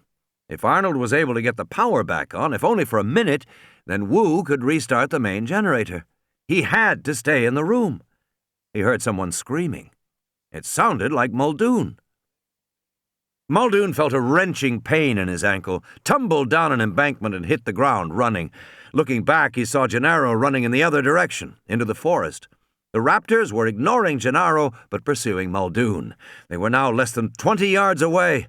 Muldoon screamed at the top of his lungs as he ran, wondering vaguely where the hell he could go, because he knew he had perhaps 10 seconds before they got him. 10 seconds, maybe less. Ellie had to help Malcolm turn over as Harding jabbed the needle and injected morphine. Malcolm sighed and collapsed back. It seemed he was growing weaker by the minute. Over the radio, they heard tinny screaming and muffled explosions coming from the visitor center. Hammond came into the room and said, "How is he?" "He's holding," Harding said, "a bit delirious." "I am nothing of the sort," Malcolm said. "I am utterly clear." They listened to the radio. "It sounds like a war out there." "The raptors got out," Hammond said. "Did they?" Malcolm said, breathing shallowly. "How could that possibly happen?" "It was a system screw-up. Arnold didn't realize that the auxiliary power was on, and the fences cut out." "Did they?" "Go to hell, you supercilious bastard!" "If I remember," Malcolm said, "I predicted fence integrity would fail." Hammond sighed and sat down heavily. "Damn it all," he said, shaking his head. "It must surely not have escaped your notice that at heart what we are attempting here is an extremely simple idea. My colleagues and I determined several years ago that it was possible to clone the DNA of an extinct animal and to grow it. That seemed to us a wonderful idea. It was a kind of time travel, the only time travel in the world. Bring them back alive, so to speak. And since it was so exciting, and since it was possible to do it, we decided to go forward. We got this island, and we proceeded. It was all very simple." "Simple," Malcolm said. Somehow he found the energy to sit up in the bed. "Simple? Simple?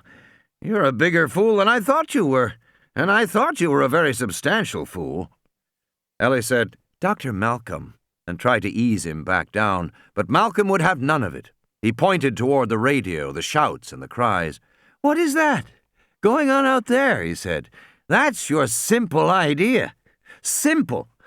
You create new life forms about which you know nothing at all. Your Dr. Wu does not even know the names of the things he is creating. He cannot be bothered with such details as what the thing is called, let alone what it is. You create many of them in a very short time. You never learn anything about them, yet you expect them to do your bidding, because you made them and you therefore think you own them. You forget that they are alive. They have an intelligence of their own, and they may not do your bidding. And you forget how little you know about them, how incompetent you are to do the things that you so frivolously call simple. Dear God, He sank back, coughing. You know what's wrong with scientific power, Malcolm said. It's a form of inherited wealth. And you know what assholes congenitally rich people are. It never fails. Hammond said, What is he talking about? Harding made a sign indicating delirium. Malcolm cocked his eye. I will tell you what I am talking about, he said. Most kinds of power require a substantial sacrifice by whoever wants the power. There is an apprenticeship, a discipline lasting many years. Whatever kind of power you want, president of the company, black belt in karate, spiritual guru, whatever it is you seek, you have to put in the time, the practice, the effort. You must give up a lot to get it. It has to be very important to you. And once you have attained it, it is your power. It can't be given away. It resides in you. It is literally the result of your discipline. Now, what is interesting about this process is that by the time someone has acquired the ability to kill with his bare hands, he is also matured to the point where he won't use it unwisely. So that kind of power has a built-in control. The discipline of getting the power changes you so that you won't abuse it. But scientific power is like inherited wealth, attained without discipline. You read what others have done, and you take the next step. You can do it very young. You can make progress very fast. There is no discipline lasting many decades. There is no mastery. Old scientists are ignored. There is no humility before nature. There is only a get-rich-quick, make-a-name-for-yourself-fast philosophy. Cheat, lie, falsify, it doesn't matter. Not to you or to your colleagues. No one will criticize you. No one has any standards. They are all trying to do the same thing, to do something big, and do it fast. And because you can stand on the shoulders of giants, you can accomplish something quickly. You don't even know exactly what you have done, but already you have reported it, patented it, and sold it. And the buyer will have even less discipline than you. The buyer simply purchases the power like any commodity. The buyer doesn't even conceive that any discipline might be necessary. Hammond said, Do you know what he is talking about? Ellie nodded. I haven't a clue, Hammond said. I'll make it simple, Malcolm said. A karate master does not kill people with his bare hands. He does not lose his temper and kill his wife. The person who kills is the person who has no discipline, no restraint, and who has purchased his power in the form of a Saturday night special. And that is the kind of power that science fosters and permits. And that is why you think that to build a place like this is simple. It was simple, Hammond insisted. Then why did it go wrong? Dizzy with tension, John Arnold threw open the door to the maintenance shed and stepped into the darkness inside. Jesus, it was black. He should have realized the lights would be out. He felt the cool air, the cavernous dimensions of the space, extending 2 floors below him. He had to find a catwalk. He had to be careful or he'd break his neck. The catwalk. He groped like a blind man until he realized it was futile. Somehow he had to get light into the shed. He went back to the door and cracked it open 4 inches. That gave enough light, but there was no way to keep the door open. Quickly, he kicked off his shoe and stuck it in the door. He went toward the catwalk, seeing it easily. He walked along the corrugated metal, hearing the difference in his feet, one loud, one soft, but at least he could see. Up ahead was the stairway leading down to the generators. Another 10 yards. Darkness. The light was gone. Arnold looked back to the door and saw the light was blocked by the body of a velociraptor.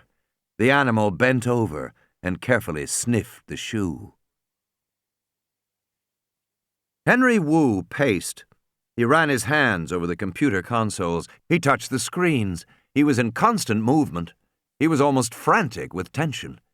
He reviewed the steps he would take. He must be quick. The first screen would come up and he would press... Woo! The radio hissed. He grabbed for it. Yes, I'm here. Got any bloody power yet? It was Muldoon. There was something odd about his voice, something hollow. No, Wu said. He smiled, glad to know Muldoon was alive. I think Arnold made it to the shed, Muldoon said. After that, I don't know. Where are you? Wu said. I'm stuffed. What? Stuffed in a bloody pipe, Muldoon said, and I'm very popular at the moment. Wedged in a pipe was more like it, Muldoon thought. There had been a stack of drainage pipes piled behind the visitor center, and he'd backed himself into the nearest one, scrambling like a poor bastard. Meter pipes, very tight fit for him, but they couldn't come in after him. At least, not after he'd shot the leg off one, when the nosy bastard came too close to the pipe. The raptor had gone howling off, and the others were now respectful. His only regret was that he hadn't waited to see the snout at the end of the tube before he'd squeezed the trigger. But he might still have his chance, because there were 3 or 4 outside, snarling and growling around him. Yes, very popular, he said into the radio. Wu said, Does Arnold have a radio?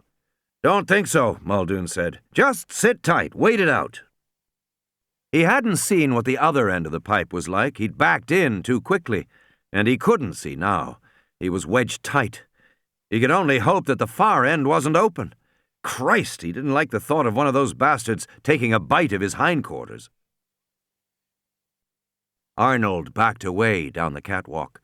The velociraptor was barely 10 feet away, stalking him, coming forward into the gloom. Arnold could hear the click of its deadly claws on the metal. But he was going slowly. He knew the animal could see well, but the grill of the catwalk, the unfamiliar mechanical odors, had made it cautious.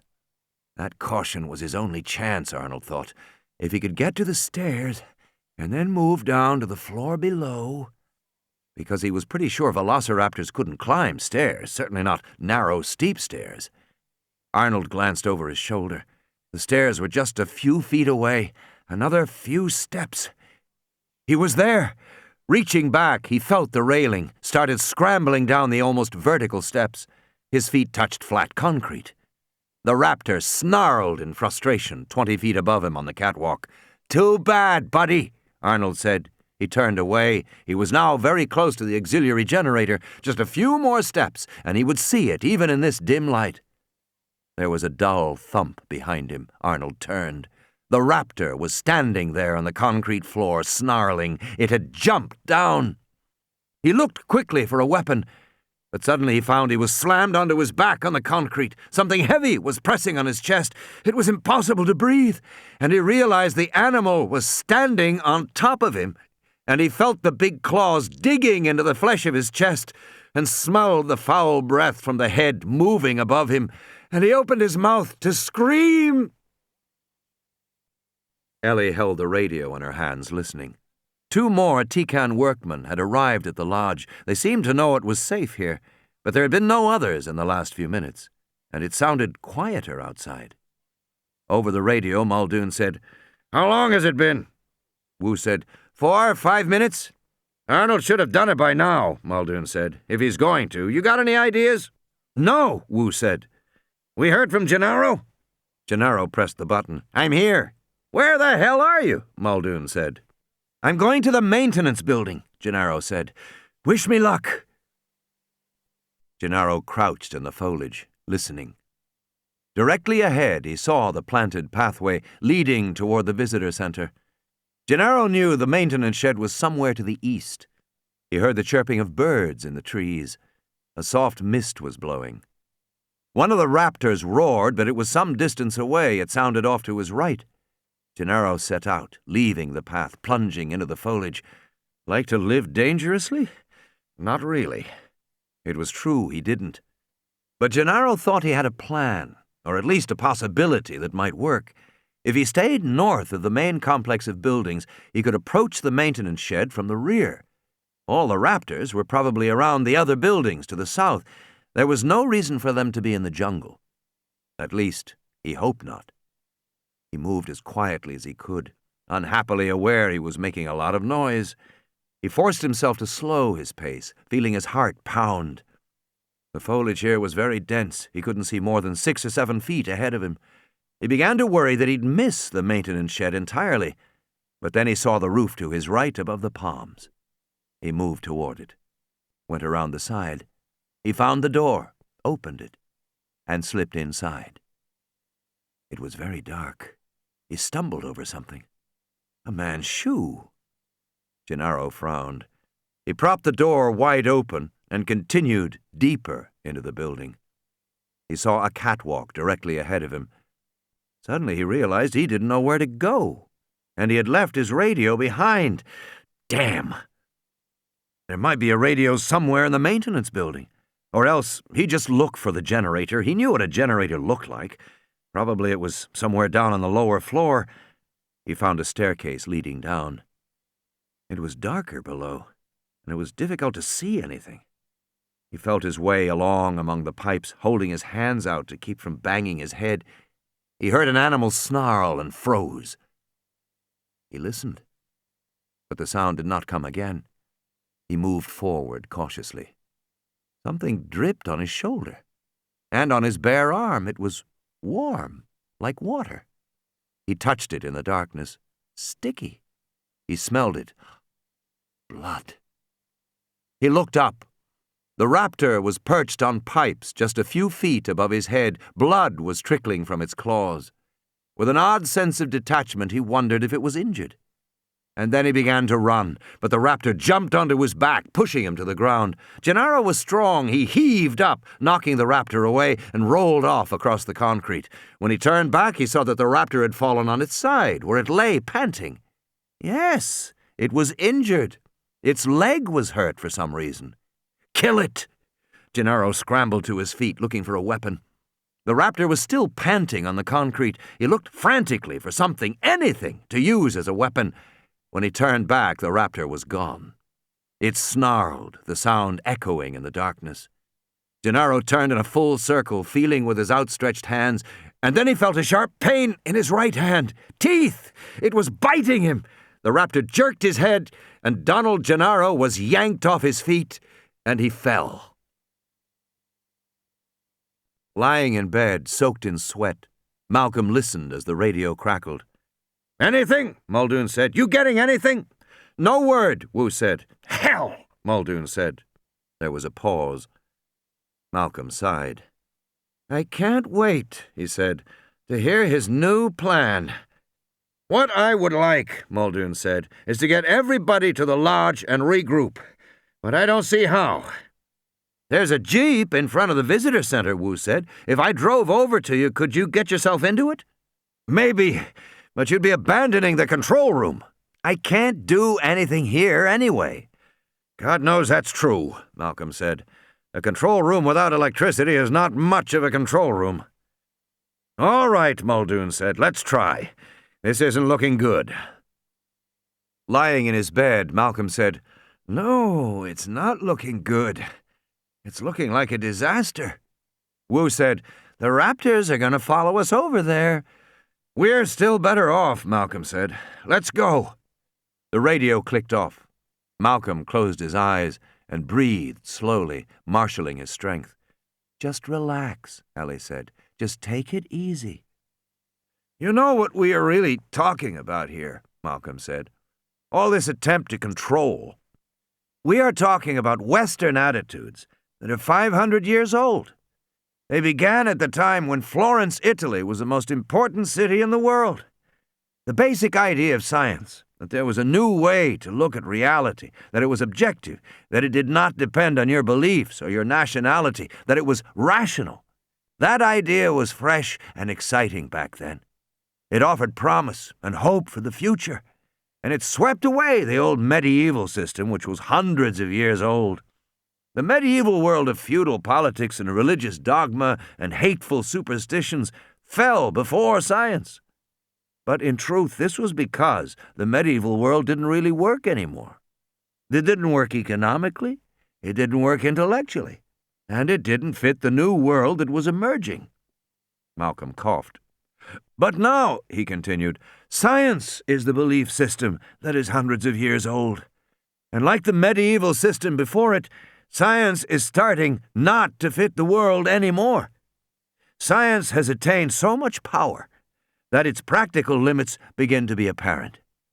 Largely through science, billions of us live in one small world, densely packed and intercommunicating, but science cannot help us decide what to do with that world or how to live. Science can make a nuclear reactor, but it cannot tell us not to build it. Science can make pesticide, but cannot tell us not to use it. And our world starts to seem polluted in fundamental ways, air and water and land, because of ungovernable science. He sighed. This much is obvious to everyone. There was a silence. Malcolm lay with his eyes closed, his breathing labored. No one spoke, and it seemed to Ellie that Malcolm had finally fallen asleep. Then he sat up again abruptly. At the same time, the great intellectual justification of science has vanished. Ever since Newton and Descartes, science has explicitly offered us the vision of total control. Science has claimed the power to eventually control everything through its understanding of natural laws. But in the 20th century, that claim has been shattered beyond repair. First, Heisenberg's uncertainty principle set limits on what we could know about the subatomic world. Oh, well, we say, none of us lives in a subatomic world. It doesn't make any practical difference as we go through our lives. Then Gödel's theorem set similar limits to mathematics, the formal language of science. Mathematicians used to think that their language had some special inherent trueness that derived from the laws of logic. Now we know that what we call reason is just an arbitrary game. It's not special in the way we thought it was. And now chaos theory proves that unpredictability is built into our daily lives. It is as mundane as the rainstorm we cannot predict.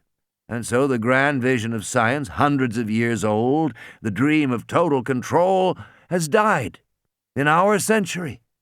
And with it, much of the justification, the rationale for science to do what it does, and for us to listen to it.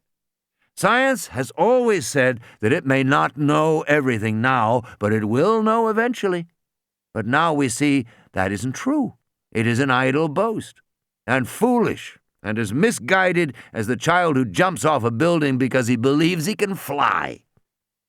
This is very extreme, Hammond said, shaking his head.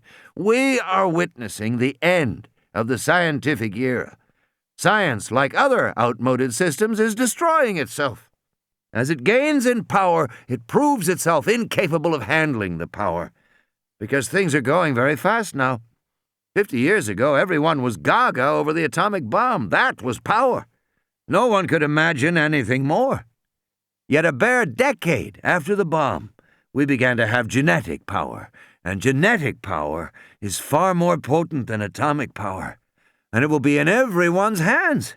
It will be in kits for backyard gardeners, experiments for school children, cheap labs for terrorists and dictators. And that will force everyone to ask the same question. What should I do with my power? Which is the very question science says it cannot answer. So what will happen? Ellie said. Malcolm shrugged. A change. What kind of change? All major changes are like death, he said. You can't see the other side until you were there. And he closed his eyes. The poor man, Hammond said, shaking his head. Malcolm sighed. Do you have any idea, he said, how unlikely it is that you, or any of us, will get off this island alive? Sixth iteration.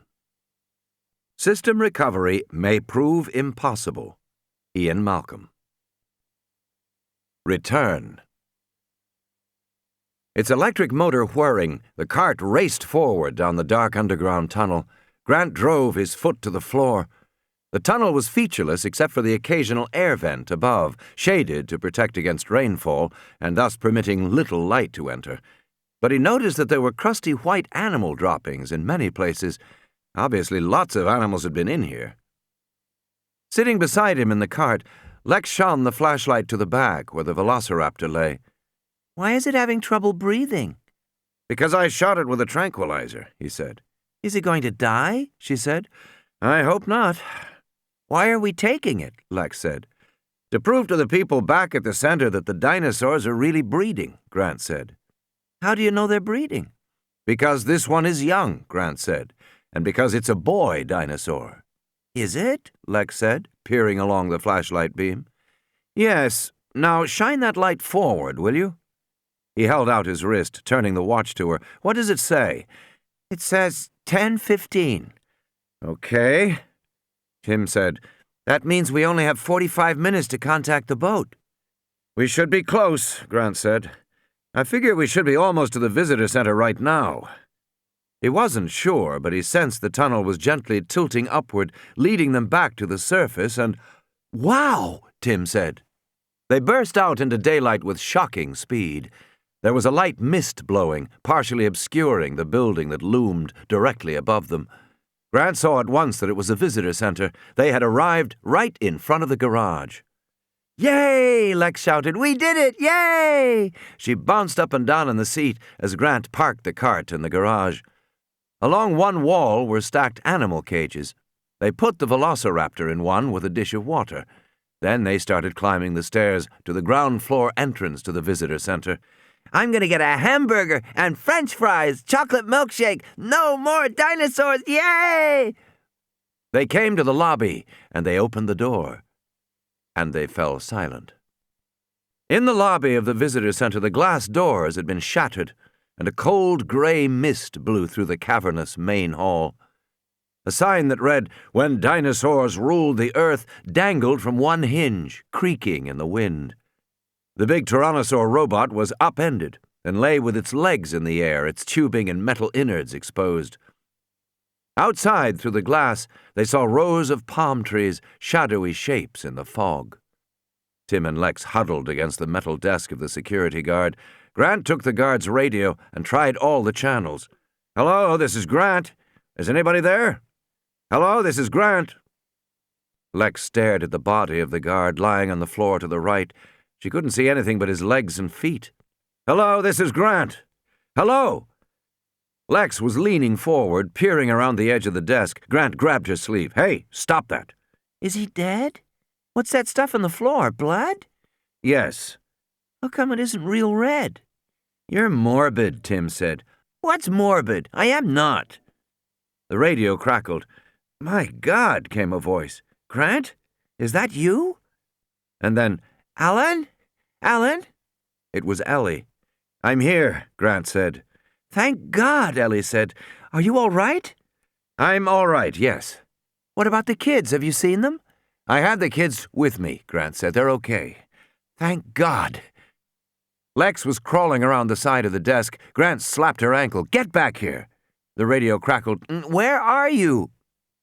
In the lobby of the main building."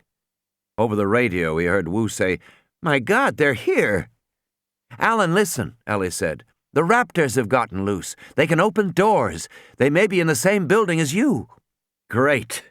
Where are you?" Grant said. We're in the lodge. Grant said, "And the others? Muldoon? Everybody else?" We've lost a few people, but we got everybody else over to the lodge. "And are the telephones working?" No, the whole system is shut off. Nothing works. "How do we get the system back on?" We've been trying. "We have to get it back on," Grant said, "right away. If we don't, within half an hour, the raptors will reach the mainland." He started to explain about the boat when Muldoon cut him off. "I don't think you understand, Dr. Grant. We haven't got half an hour left over here." How's that? "Some of the raptors followed us. We've got 2 on the roof now." So what? The building's impregnable. Muldoon coughed. "Apparently not. It was never expected that animals would get up on the roof." The radio crackled. "Must have planted a tree too close to the fence. The raptors got over the fence and onto the roof. Anyway, the steel bars on the skylight are supposed to be electrified, but of course the power's off. They're biting through the bars of the skylight." Grant said, "Biting through the bars?" He frowned, trying to imagine it. "How fast?" "Yes," Muldoon said. "They have a bite pressure of 15,000 pounds a square inch. They're like hyenas. They can bite through steel and—" The transmission was lost for a moment. "How fast?" Grant said again. Muldoon said, "I'd guess we've got another 10, 15 minutes before they break through completely and come through the skylight into the building. And once they're in— just a minute, Dr. Grant." The radio clicked off. In the skylight above Malcolm's bed, the raptors had chewed through the first of the steel bars. One raptor gripped the end of the bar and tugged, pulling it back. It put its powerful hind limb on the skylight, and the glass shattered, glittering down on Malcolm's bed below. Ellie reached over and removed the largest fragments from the sheets. God, they're ugly, Malcolm said, looking up. Now that the glass was broken, they could hear the snorts and snarls of the raptors, the squeal of their teeth on the metal as they chewed the bars. There were silver-thinned sections where they had chewed. Foamy saliva spattered onto the sheets and the bedside table. At least they can't get in yet, Ellie said. Not until they chew through another bar. Wu said, if Grant could somehow get to the maintenance shed... Bloody hell, Muldoon said. He limped around the room on his sprained ankle. He can't get there fast enough. He can't get the power on fast enough not to stop this. Malcolm coughed. Yes. His voice was soft, almost a wheeze. What did he say? Muldoon said. Yes, Malcolm repeated. Can. Can what? Distraction. He winced. What kind of a distraction? Go to the fence. Yes, and do what? Malcolm grinned weakly. Stick your hands through. Oh, Christ, Muldoon said, turning away. Wait a minute, Wu said. He's right. There are only 2 raptors here, which means there are at least 4 more out there. We could go out and provide a distraction. And then what? And then Grant would be free to go to the maintenance building and turn on the generator. And then go back to the control room and start up the system? Exactly. No time, Muldoon said. No time. But if we can lure the raptors down here, Wu said, maybe even get them away from that skylight, it might work. Worth a try. Bait, Muldoon said. Exactly. Who's going to be the bait? I'm no good. My ankle's shot. I'll do it, Wu said. No, Muldoon said. You're the only one who knows what to do about the computer. You need to talk Grant through the startup. Then I'll do it, Harding said. No, Ellie said. Malcolm needs you. I'll do it. Hell, I don't think so, Muldoon said. You'd have raptors all around you, raptors on the roof. But she was already bending over, lacing her running shoes. Just don't tell Grant, she said. It'll make him nervous. The lobby was quiet, chilly fog drifting past them. The radio had been silent for several minutes. Tim said, Why aren't they talking to us? I'm hungry, Lex said. They're trying to plan, Grant said. The radio crackled. Grant, are you... Wu speaking. Are you there? I'm here, Grant said. Listen, Wu said. Can you see to the rear of the visitor building from where you are? Grant looked through the rear glass doors to the palm trees and the fog. Yes, Grant said.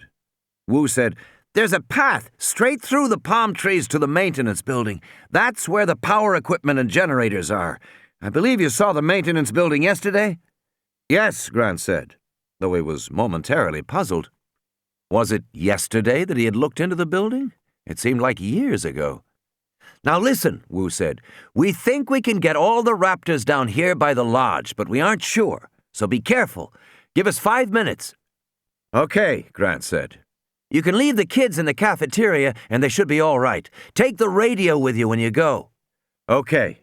Turn it off before you leave so it doesn't make any noise outside. And call me when you get to the maintenance building. Okay.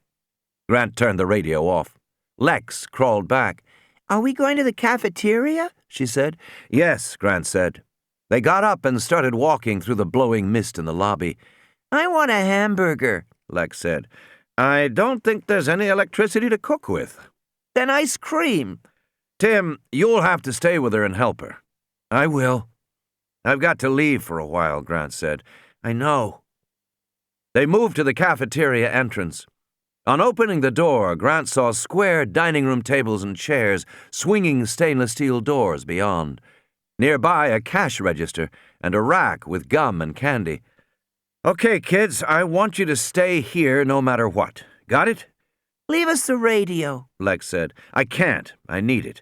Just stay here. I'll only be gone about 5 minutes, okay? Okay. Grant closed the door. The cafeteria became completely dark. Lex clutched his hand. Turn on the lights, she said. I can't, Tim said. There's no electricity. but he pulled down his night vision goggles. That's fine for you. What about me? Just hold my hand. We'll get some food. He led her forward. In phosphorescent green, he saw the tables and chairs. To the right, the glowing green cash register and the rack with gum and candy. He grabbed a handful of candy bars. I told you, Lex said. I want ice cream, not candy. Take these anyway. Ice cream, Tim. Okay. Tim stuffed the candy bars in his pocket and led Lex deeper into the dining room. She tugged on his hand. I can't see spit, she said. Just walk with me. Hold my hand. Then slow down. Beyond the tables and chairs was a pair of swinging doors with little round windows in them. They probably led to the kitchen. He pushed one door open, and it held wide. Ellie Sattler stepped outside the front door to the lodge and felt the chilly mist on her face and legs. Her heart was thumping, even though she knew she was completely safe behind the fence. Directly ahead, she saw the heavy bars in the fog. But she couldn't see much beyond the fence, another 20 yards before the landscape turned milky white. And she didn't see any raptors at all. In fact, the gardens and trees were almost eerily silent. Hey! She shouted into the fog tentatively. Muldoon leaned against the doorframe. I doubt that'll do it, he said. You got to make a noise. He hobbled out carrying a steel rod from the construction inside. He banged the rod against the bars like a dinner gong. Come and get it! Dinner is served! Very amusing, Ellie said. She glanced nervously toward the roof. She saw no raptors. They don't understand English, Muldoon grinned, but I imagine they get the general idea. She was still nervous and found his humor annoying. She looked toward the visitor building cloaked in the fog. Muldoon resumed banging on the bars. At the limit of her vision, almost lost in the fog, she saw a ghostly pale animal, a raptor. First customer, Muldoon said. The raptor disappeared, a white shadow, and then came back, but it did not approach any closer, and it seemed strangely incurious about the noise coming from the lodge.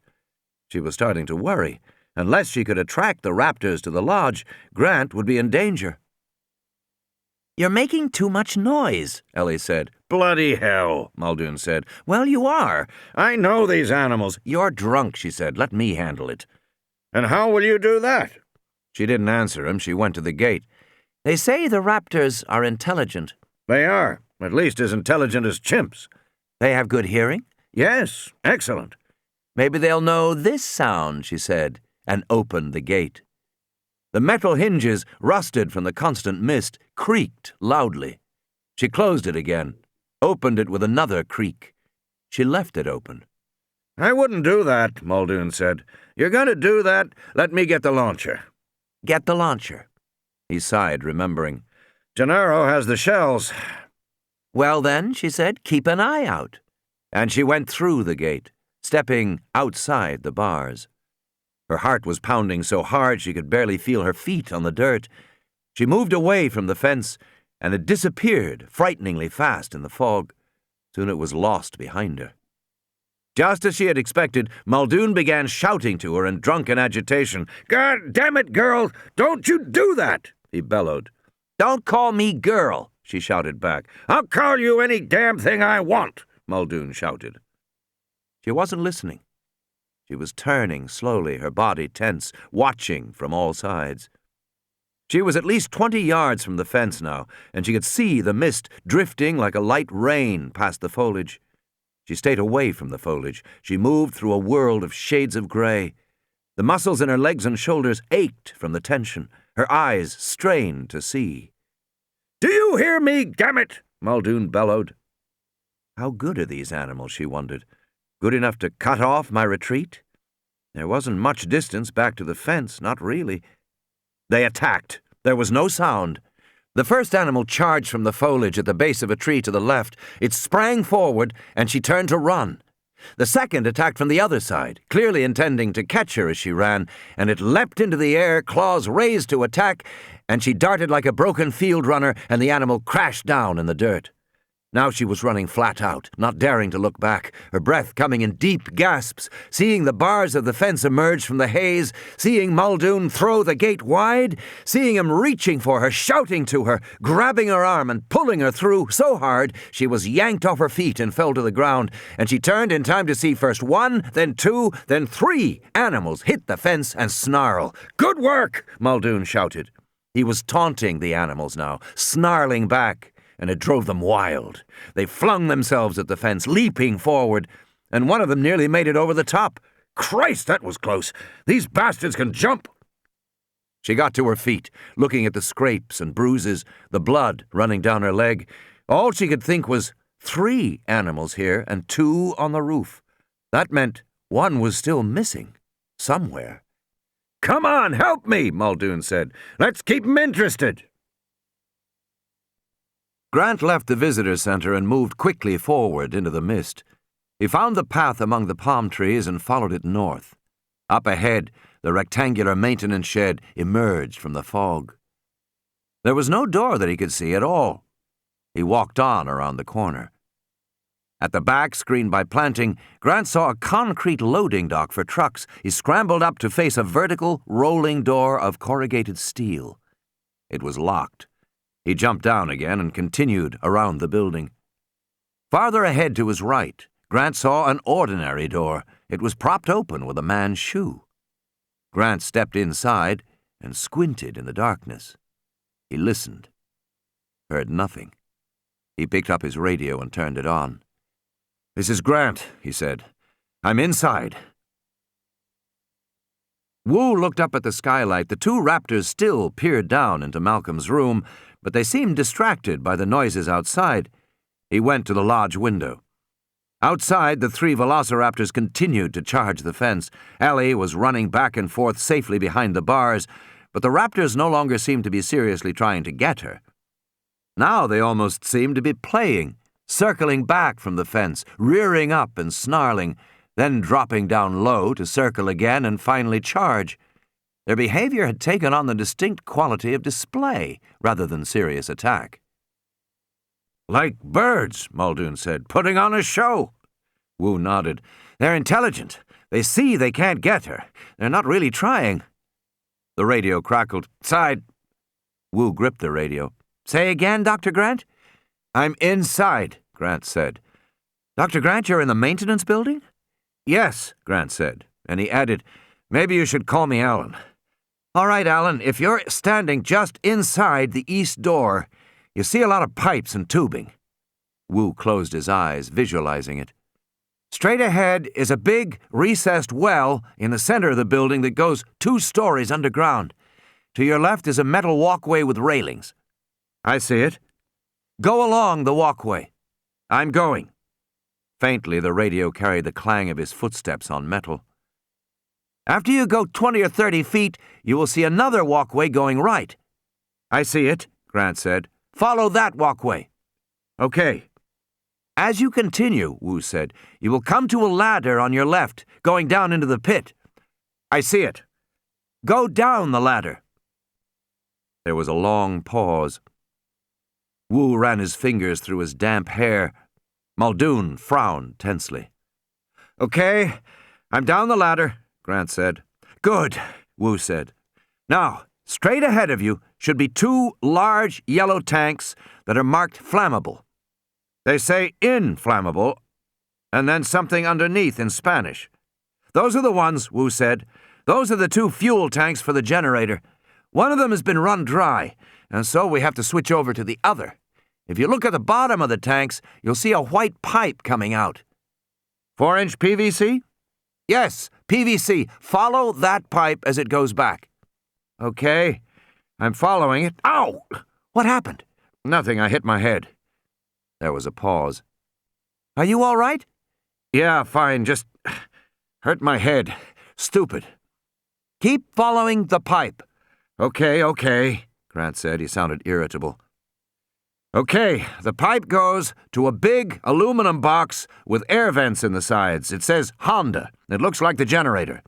"Yes," Wu said, "that's the generator. If you walk around to the side, you'll see a panel with 2 buttons." "I see them. Yellow and red?" That's right, Wu said. Press the yellow one first, and while you hold it down, press the red one. Right. There was another pause. It lasted almost a minute. Wu and Muldoon looked at each other. Alan? It didn't work, Grant said. Did you hold down the yellow first and then press the red? Wu asked. Yes, I did, Grant said. He sounded annoyed.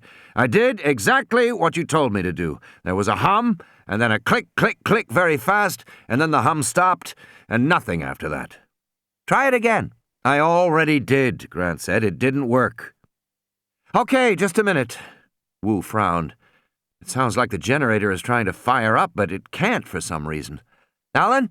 I'm here. Go around to the back of the generator to where the plastic pipe runs in. Okay. A pause. Then Grant said, The pipe goes into a round black cylinder that looks like a fuel pump. That's right, Wu said. That's exactly what it is. It's the fuel pump. Look for a little valve at the top. A valve? It should be sticking up at the top with a little metal tab that you can turn. I found it, but it's on the side, not the top. Okay, twist it open. Air is coming out. Good, wait until... Now liquid is coming out. It smells like gas. Okay, close the valve. Wu turned to Muldoon, shaking his head. Pump lost its prime. Alan? Yes? Try the buttons again. A moment later, Wu heard the faint coughing and sputtering as the generator turned over, and then the steady chugging sound as it caught. It's on, Grant said. Good work, Alan, good work. Now what? Grant said. He sounded flat, dull. The lights haven't even come on in here. Go back to the control room, and I'll talk you through restoring the systems manually. That's what I have to do now? Yes. Okay, Grant said. I'll call you when I get there. There was a final hiss and silence. Alan? The radio was dead. Tim went through the swinging doors at the back of the dining room and entered the kitchen. A big stainless steel table in the center of the room, a big stove with lots of burners to the left, and beyond that, big walk-in refrigerators. Tim started opening the refrigerators looking for ice cream. Smoke came out in the humid air as he opened each one. How come the stove is on? Lex said, releasing his hand. It's not on. They all have little blue flames. Those are pilot lights. What are pilot lights? They had an electric stove at home. Never mind, Tim said, opening another refrigerator, but it means I can cook you something. In this next refrigerator, he found all kinds of stuff. Cartons of milk and piles of vegetables and a stack of T-bone steaks. Fish. You still want ice cream? I told you, didn't I? The next refrigerator was huge. A stainless steel door with a wide horizontal handle. He tugged on the handle, pulled it open, and saw a walk-in freezer. It was a whole room, and it was freezing cold. Timmy, will you wait a minute? He said, annoyed. I'm trying to find your ice cream. Timmy, something's here. She was whispering, and for a moment the last two words didn't register. Then Tim hurried back out of the freezer, seeing the edge of the door wreathed in glowing green smoke.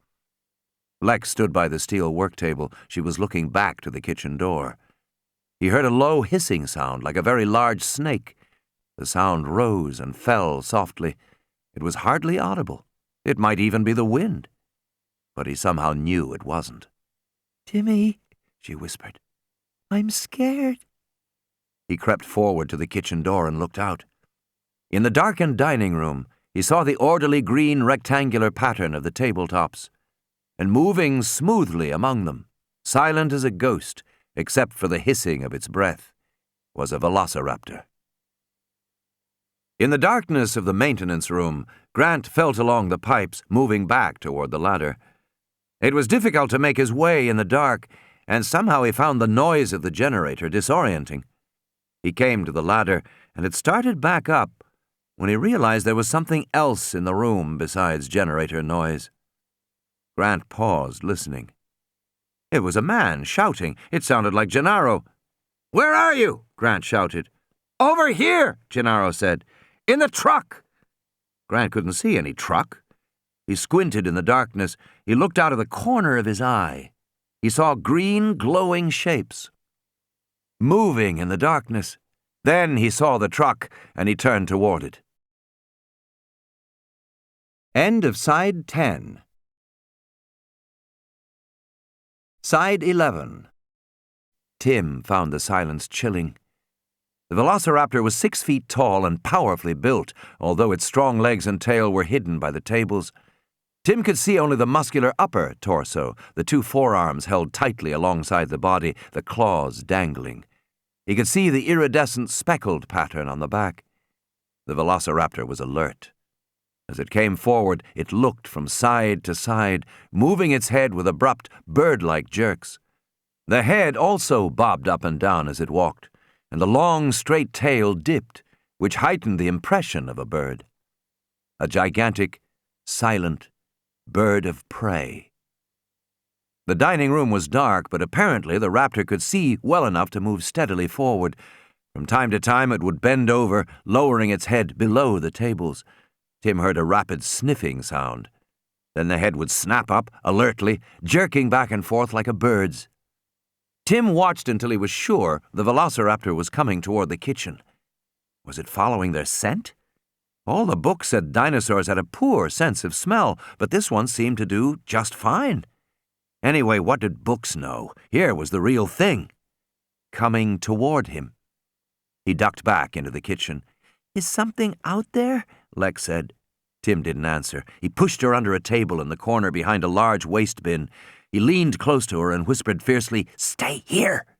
And then he ran for the refrigerator. He grabbed a handful of cold steaks and hurried back to the door. He quietly placed the first of the steaks on the floor, then moved back a few steps and put down the second. Through his goggles, he saw Lex peeping around the bin. He waved her back. He placed the third steak and the fourth, moving deeper into the kitchen.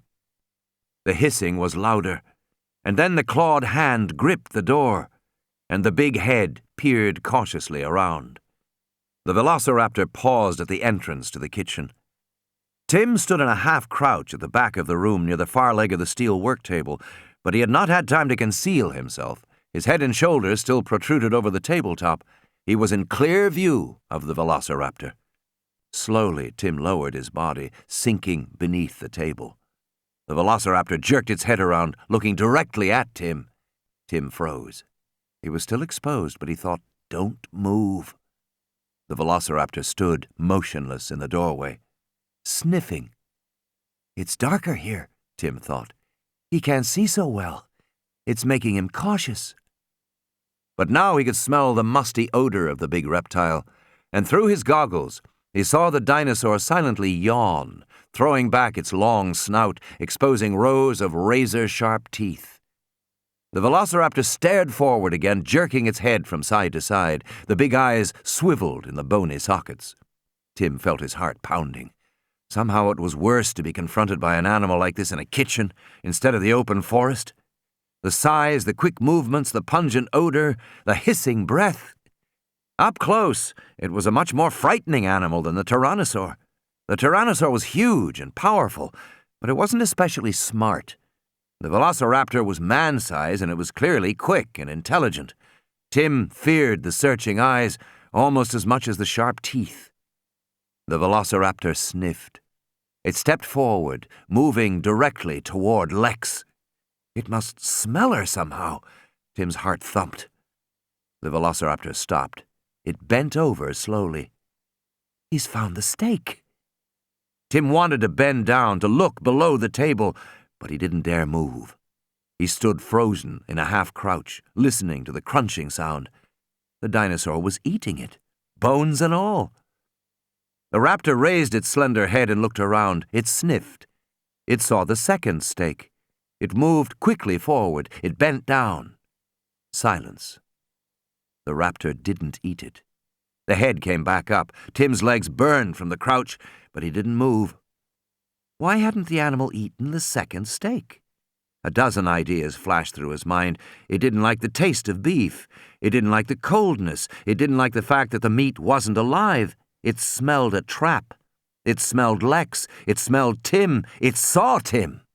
The velociraptor moved very quickly now. It found the third steak, dipped its head, looked up again, and moved on.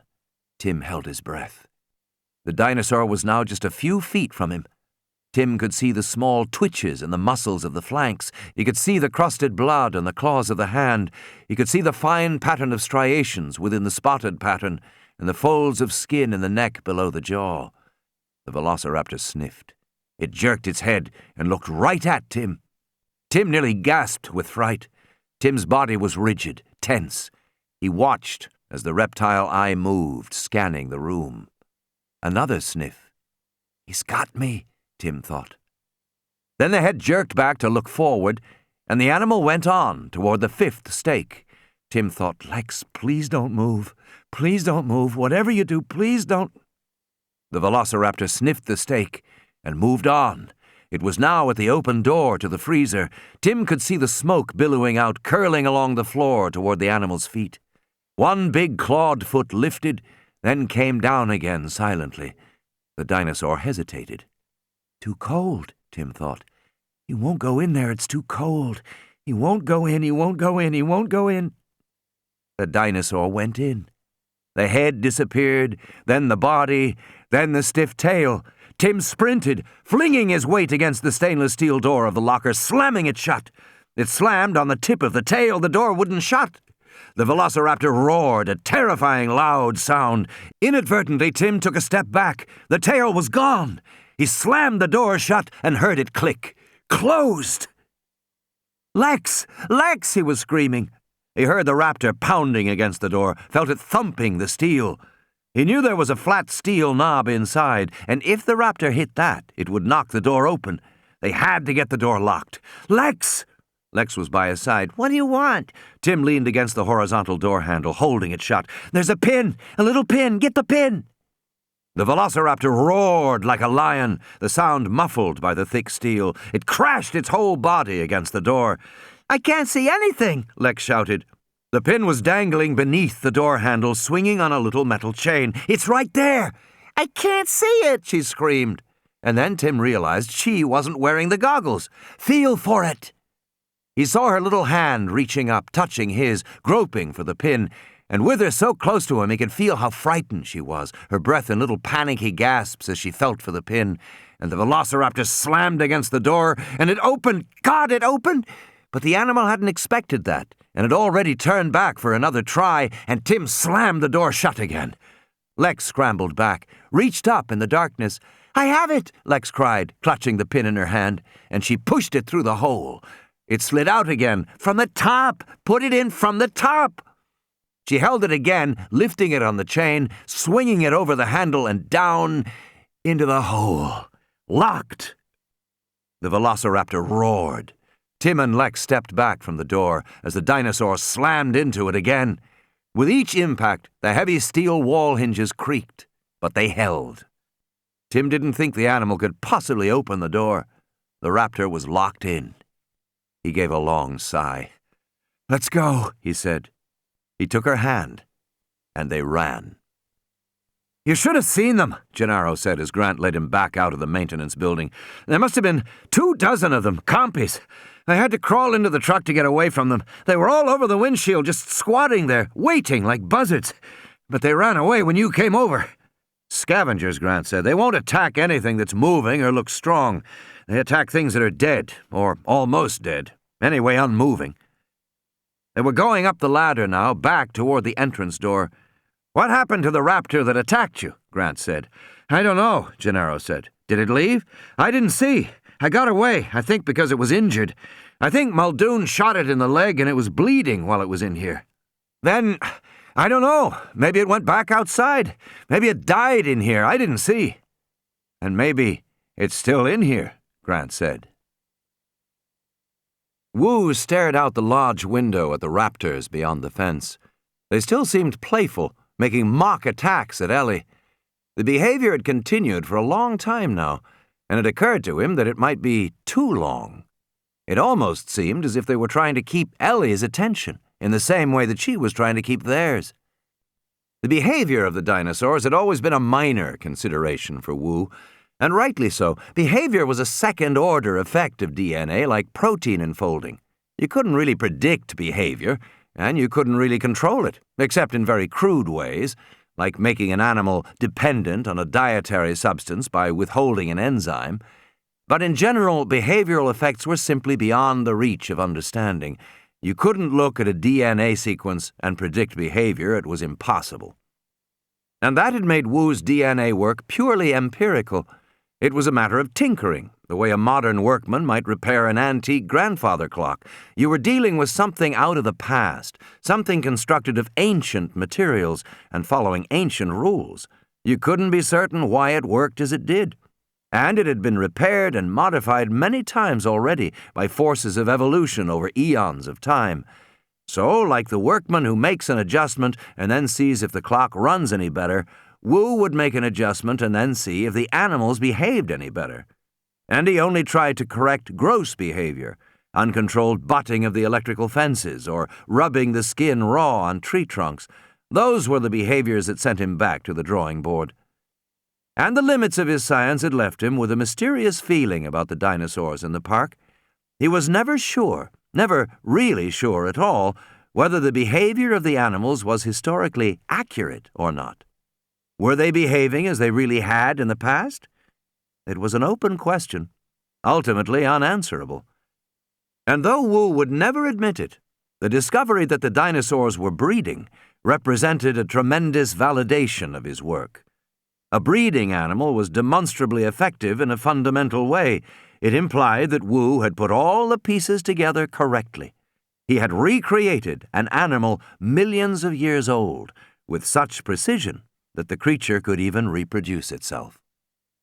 But still, looking at the raptors outside, he was troubled by the persistence of their behavior.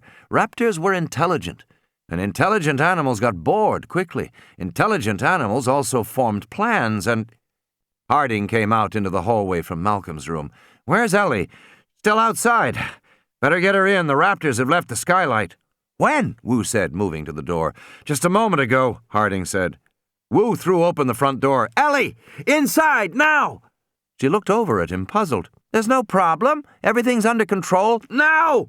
She shook her head. "I know what I'm doing," she said. "Now, Ellie, damn it!" Muldoon didn't like Wu standing there with the door open, and he was about to say so when he saw a shadow descend from above, and he realized at once what had happened. Wu was yanked bodily out the door, and Muldoon heard Ellie screaming. Muldoon got to the door and looked out and saw that Wu was lying on his back, his body already torn open by the big claw, and the raptor was jerking its head, tugging at Wu's intestines, even though Wu was still alive, still feebly reaching up with his hands to push the big head away. He was being eaten while he was still alive. And then Ellie stopped screaming and started to run alongside the inside of the fence, and Muldoon slammed the door shut, dizzy with horror. It had happened so fast. Harding said, "He jumped down from the roof." Muldoon nodded. He went to the window and looked out, and he saw that the three raptors outside the fence were now running away. But they weren't following Ellie. They were going back, toward the visitor center. Grant came to the edge of the maintenance building and peered forward in the fog. He could hear the snarls of the raptors, and they seemed to be coming closer. Now he could see their bodies running past him. They were going to the visitor center. He looked back at Gennaro. Gennaro shook his head. No. Grant leaned close and whispered in his ear, "No choice. We've got to turn on the computer." Grant set out in the fog. After a moment, Gennaro followed. Ellie didn't stop to think. When the raptors dropped inside the fence to attack Wu, she just turned and ran as fast as she could toward the far end of the lodge. There was a space 15 feet wide between the fence and the lodge. She ran, not hearing the animals pursuing her, just hearing her own breath. She rounded the corner, saw a tree growing by the side of the building, and leapt, grabbing a branch, swinging up. She didn't feel panic. She felt a kind of exhilaration as she kicked and saw her legs rise up in front of her face, and she hooked her legs over a branch farther up, tightened her gut, and pulled up quickly. She was already 12 feet off the ground, and the raptors still weren't following her, and she was beginning to feel pretty good when she saw the first animal at the base of the tree. Its mouth was bloody, and bits of stringy flesh hung from its jaws. She continued to go up fast, hand over hand, just reaching and going, and she could almost see the top of the building. She looked down again. The two raptors were climbing the tree. Now she was at the level of the rooftop. She could see the gravel only 4 feet away, and the glass pyramids of the skylight sticking up in the mist. There was a door on the roof. She could get inside. In a single heaving effort, she flung herself through the air and landed sprawling on the gravel. She scraped her face, but somehow the only sensation was exhilaration, as if it were a kind of game she was playing, a game she intended to win. She ran for the door that led to the stairwell. Behind her, she could hear the raptors shaking the branches of the tree. They were still in the tree. She reached the door and twisted the knob. The door was locked. It took a moment for the meaning of that to cut through her euphoria. The door was locked. She was on the roof, and she couldn't get down. The door was locked. She pounded on the door in frustration, and then she ran for the far side of the roof, hoping to see a way down. But there was only the green outline of the swimming pool through the blowing mist. All around the pool was concrete decking. 10, 12 feet of concrete, too much for her to jump across. No other trees to climb down, no stairs, no fire escape, nothing. Ellie turned back and saw the raptors jumping easily to the roof. She ran to the far end of the building, hoping there might be another door there, but there wasn't. The raptors came slowly toward her, stalking her, slipping silently among the glass pyramids. She looked down. The edge of the pool was 10 feet away, too far. The raptors were closer, starting to move apart, and illogically she thought, isn't this always the way? Some little mistake screws it all up. She still felt giddy, still felt exhilaration, and she somehow couldn't believe these animals were going to get her. She couldn't believe that now her life was going to end like this. It didn't seem possible. She was enveloped in a kind of protective cheerfulness. She just didn't believe it would happen. The raptors snarled. Ellie backed away, moving to the far end of the roof. She took a breath and then began to sprint toward the edge. As she raced toward the edge, she saw the swimming pool, and she knew it was too far away, but she thought, what the hell? And leapt into space and fell. And with a stinging shock, she felt herself enveloped in coldness. She was underwater. She had done it. She came to the surface and looked up at the roof and saw the raptors looking down at her, and she knew that if she could do it, the raptors could do it too. She splashed in the water and thought, can raptors swim? But she was sure they could. They could probably swim like crocodiles. The raptors turned away from the edge of the roof, and then she heard Harding calling, Sattler! And she realized he had opened the roof door. The raptors were going toward him. Hurriedly, she climbed out of the pool and ran toward the lodge. Harding had gone up the steps to the roof 2 at a time, and he had flung open the door without thinking. Sattler! He shouted, and then he stopped. Mist blew among the pyramids on the roof. The raptors were not in sight. Sattler! He was so preoccupied with Sattler that it was a moment before he realized his mistake. He should be able to see the animals, he thought.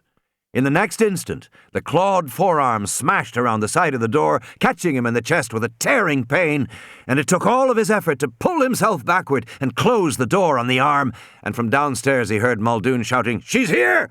She's already inside! From the other side of the door, the raptor snarled, and Harding slammed the door again, and the claws pulled back, and he closed the door with a metallic clang and sank, coughing, to the floor. Where are we going? Lex said. They were on the 2nd floor of the visitor center. A glass-walled corridor ran the length of the building. To the control room, Tim said. Where's that? Down here someplace. Tim looked at the names stenciled on the doors as he went past them. These seemed to be offices. Park warden, guest services, general manager, comptroller. They came to a glass partition marked with a sign, Closed Area, authorized personnel only beyond this point. There was a slot for a security card, but Tim just pushed the door open. How come it opened? The power is out, Tim said. Why are we going to the control room? She asked. To find a radio. We need to call somebody. Beyond the glass door, the hallway continued. Tim remembered this area. He had seen it earlier during the tour. Lex trotted along at his side. In the distance, he heard the snarling of raptors. The animals seemed to be approaching. Then Tim heard them slamming against the glass downstairs. They're out there, Lex whispered. Don't worry. What are they doing here? Lex said. Never mind now. Park supervisor, operations, main control. Here, Tim said. He pushed open the door. The main control room was as he had seen it before. In the center of the room was a console with 4 chairs and 4 computer monitors. The room was entirely dark, except for the monitors, which all showed a series of colored rectangles. So where's a radio? Lex said. But Tim had forgotten all about a radio. He moved forward, staring at the computer screens. The screens were on. That could only mean the power must be back on. Ick, Lex said, shifting her body. What? I was standing on somebody's ear, she said. Tim hadn't seen a body when they came in. He looked back and saw there was just an ear lying on the floor. That is really disgusting, Lex said. Never mind. He turned to the monitors. Where's the rest of him? She said. Never mind that now. He peered closely at the monitor. There were rows of colored labels on the screen under the heading Jurassic Park System Startup. You better not fool around with that, Timmy, she said. Don't worry, I won't. He had seen complicated computers before, like the ones that were installed in the buildings his father worked on. Those computers controlled everything from the elevators and security to the heating and cooling systems. They looked basically like this, a lot of colored labels, but they were usually simpler to understand, and almost always there was a help label if you needed to learn about the system, but he saw no help label here. He looked again to be sure, but then he saw something else. Numerals clicking in the upper left corner of the screen. They read 10, 47, 22. Then Tim realized it was the time. There were only 13 minutes left for the boat, but he was more worried about the people in the lodge. There was a static crackle. He turned and saw Lex holding a radio. She was twisting the knobs and dials. How does it work? She said. I can't make it work. Give me that. It's mine. I found it. Give it to me, Lex. I get to use it first. Lex! Suddenly the radio crackled. What the hell is going on? Said Muldoon's voice. Surprised, Lex dropped the radio on the floor. Grant ducked back, crouching among the palm trees. Through the mist ahead, he could see the raptors hopping and snarling and butting their heads against the glass of the visitor center. But between snarls, they would fall silent and cock their heads as if listening to something distant. And then they would make little whimpering sounds. What are they doing? Gennaro said. Looks like they're trying to get into the cafeteria, Grant said. What's in the cafeteria? I left the kids there, Grant said. Can they break through that glass? I don't think so, no. Grant watched, and now he heard the crackle of a distant radio. And the raptors began hopping in a more agitated way. One after another, they began jumping higher and higher, until finally he saw the first of them leap lightly onto the second-floor balcony, and from there move inside the second floor of the visitor center. In the control room on the second floor, Tim snatched up the radio which Lex had dropped. He pressed the button. Hello? Hello? Is that you, Tim? It was Muldoon's voice. It's me, yes. Where are you? In the control room. The power is on. That's great, Tim, Muldoon said.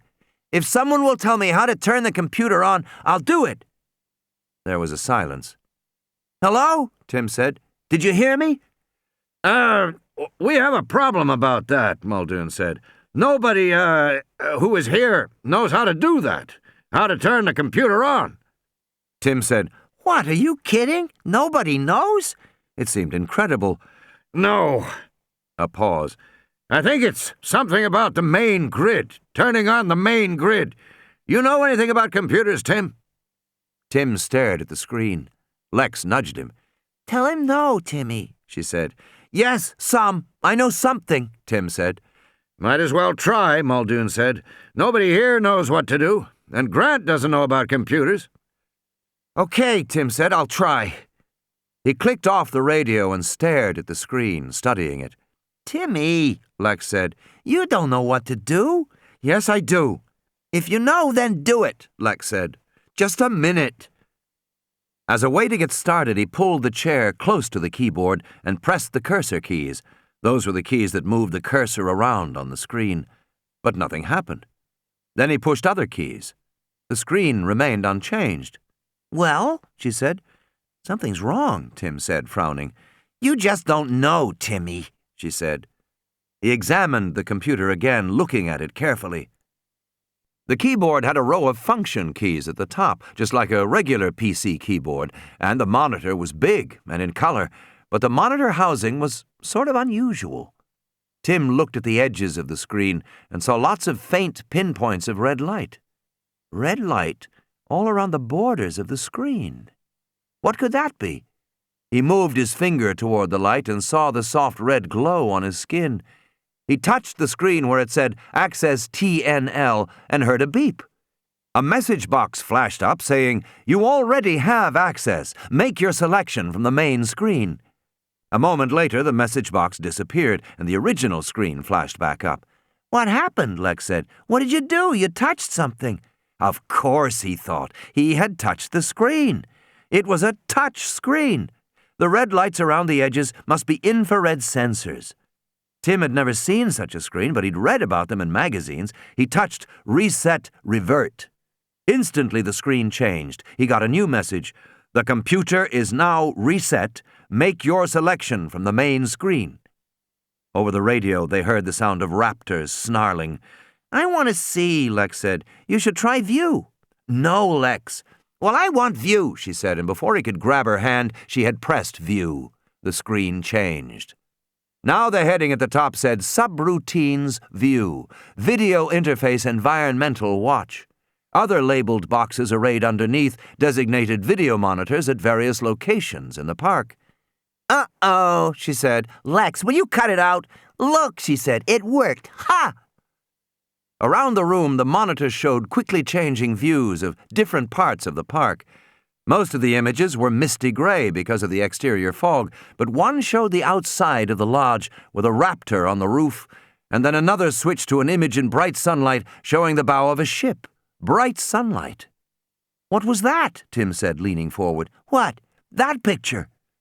But the image had already changed, and now they were seeing the inside of the lodge, one room after another, and then he saw Malcolm lying in a bed. Stop it, Lex said. I see them. Tim touched the screen in several places and got submenus, then more submenus. Wait, Lex said, you're confusing it. Will you shut up? You don't know anything about computers. Now he had a list of monitors on the screen. One of them was marked Safari Lodge, LV2-4. Another was Remote Shipboard, VND. He pressed the screen several times. Video images came up on monitors around the room. One showed the bow of the supply ship and the ocean ahead. In the distance, Tim saw land, buildings along a shore and a harbor. He recognized the harbor because he had flown over it in a helicopter the day before. It was Punta Arenas. The ship seemed to be just minutes from landing. But his attention was drawn by the next screen, which showed the roof of the Safari Lodge in gray mist. The raptors were mostly hidden behind the pyramids, but their heads bobbed up and down, coming into view. And then on the third monitor, he could see inside a room. Malcolm was lying in a bed, and Ellie stood next to him. They were both looking upward. As they watched, Muldoon walked into the room and joined them, looking up with an expression of concern. They see us, Lex said. I don't think so. The radio crackled. On the screen, Muldoon lifted the radio to his lips. Hello, Tim? I'm here, Tim said.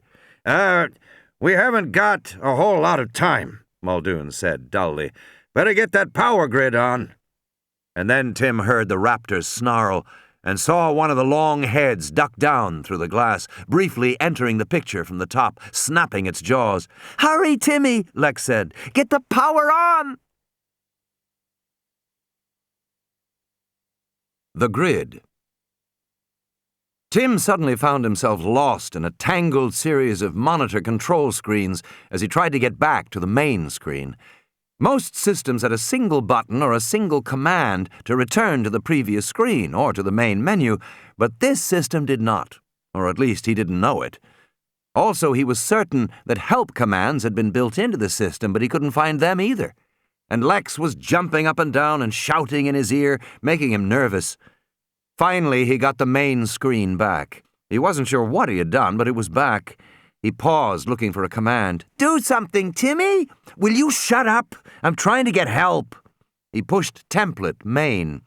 The screen filled with a complicated diagram with interconnecting boxes and arrows. No good, no good. He pushed Common Interface. The screen shifted. Now the heading at the top said Common Interface with tiers of different labeled boxes underneath. "What's that?" Lex said. "Why aren't you turning on the power, Timmy?" He ignored her. Maybe help on this system was called Info. He pushed Info, and a message box appeared. Jurassic Park Common User Interface version 1.1b24, developed by Integrated Computer Systems Incorporated, Cambridge, Mass. Project Supervisor Dennis Nedry, Chief Programmer Mike Bax. Jurassic Park Incorporated, all rights reserved. "Timmy!" Lex wailed, but he'd already pushed Find. He got another useless window. He pushed Go Back, and the screen flashed up another message window. Jurassic Park Common User Interface. Command Go Back. Cannot go back without a specific search option. See also Search, Change, Go Ahead, Find, Options, Review. On the radio, he heard Muldoon say, "How's it coming, Tim?" He didn't bother to answer. Frantic, he pushed buttons one after another. Suddenly, without warning, the main screen was back. Jurassic Park System Startup. And below it, a score of labeled boxes. He studied the screen. Electrical Main and Set Grids DNL both looked like they might have something to do with the grids.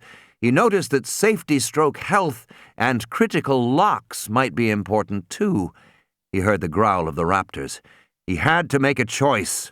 He pressed Set Grids DNL and groaned when he saw the resulting readout, rows of labeled boxes and figures under two main boxed headings, Custom Parameters and Standard Parameters. He didn't know what to do. He pushed Standard Parameters and got another screen. Standard Parameters, Park Grids B4-C6, Outer Grids C2-D2, Zoological Grids BB-07, Pen Grids R4-R4, Lodge Grids F4-D4, Maint Grids E5-L6, Main Grids C4-G7, Sensor Grids D5-G4, Utility Grids AH-B5, Core Grids A1-C1, Circuit Integrity Not Tested, Security Grids Remain Automatic. Tim shook his head in frustration. It took him a moment to realize that he had just gotten valuable information. He now knew the grid coordinates for the lodge. He pushed grid F4, and the screen flashed, Power Grid F4, Safari Lodge. Command cannot be executed. Error -505. Power incompatible with command error. Refer manual pages 4.09 to 4.11. "It's not working," Lex said. "I know." He pushed another button. The screen flashed again. Power Grid D4, Safari Lodge. Command cannot be executed. Error -505. Power incompatible with command error. Refer manual pages 4.09 to 4.11. Tim tried to stay calm, to think it through. For some reason, he was getting a consistent error message whenever he tried to turn on a grid. It was saying the power was incompatible with the command he was giving. But what did that mean? Why was power incompatible? "Timmy," Lex said, tugging at his arm. "Not now, Lex." "Yes, now," she said, and she pulled him away from the screen in the console, and then he heard the snarling of raptors. It was coming from the hallway. In the skylight above Malcolm's bed, the raptors had almost bitten through the second metal bar. They could now poke their heads entirely through the shattered glass and lunge and snarl at the people below. Then after a moment they would pull back and resume chewing on the metal. Malcolm said, "It won't be long now. 3, 4 minutes." He pressed the button on the radio. "Tim, are you there? Tim?" There was no answer. Tim slipped out the door and saw the velociraptor down at the far end of the corridor, standing by the balcony. He stared in astonishment. How had it gotten out of the freezer? Then as he watched, a second raptor suddenly appeared on the balcony, and he understood. The raptor hadn't come from the freezer at all. It had come from outside. It had jumped from the ground below. The second raptor landed silently, perfectly balanced on the railing. Tim couldn't believe it. The big animal had jumped 10 feet straight up. More than 10 feet. Their legs must be incredibly powerful. Lex whispered, I thought you said they couldn't. Shh! Tim was trying to think, but he watched with a kind of fascinated dread as the third raptor leapt to the balcony. The animals milled aimlessly in the corridor for a moment, and then they began to move forward in single file, coming toward him and Lex. Quietly, Tim pushed against the door at his back to re-enter the control room, but the door was stuck. He pushed harder. We're locked out, Lex whispered. Look! She pointed to the slot for the security card alongside the door. A bright red dot glowed. Somehow the security doors had been activated. You idiot, you locked us out! Tim looked down the corridor.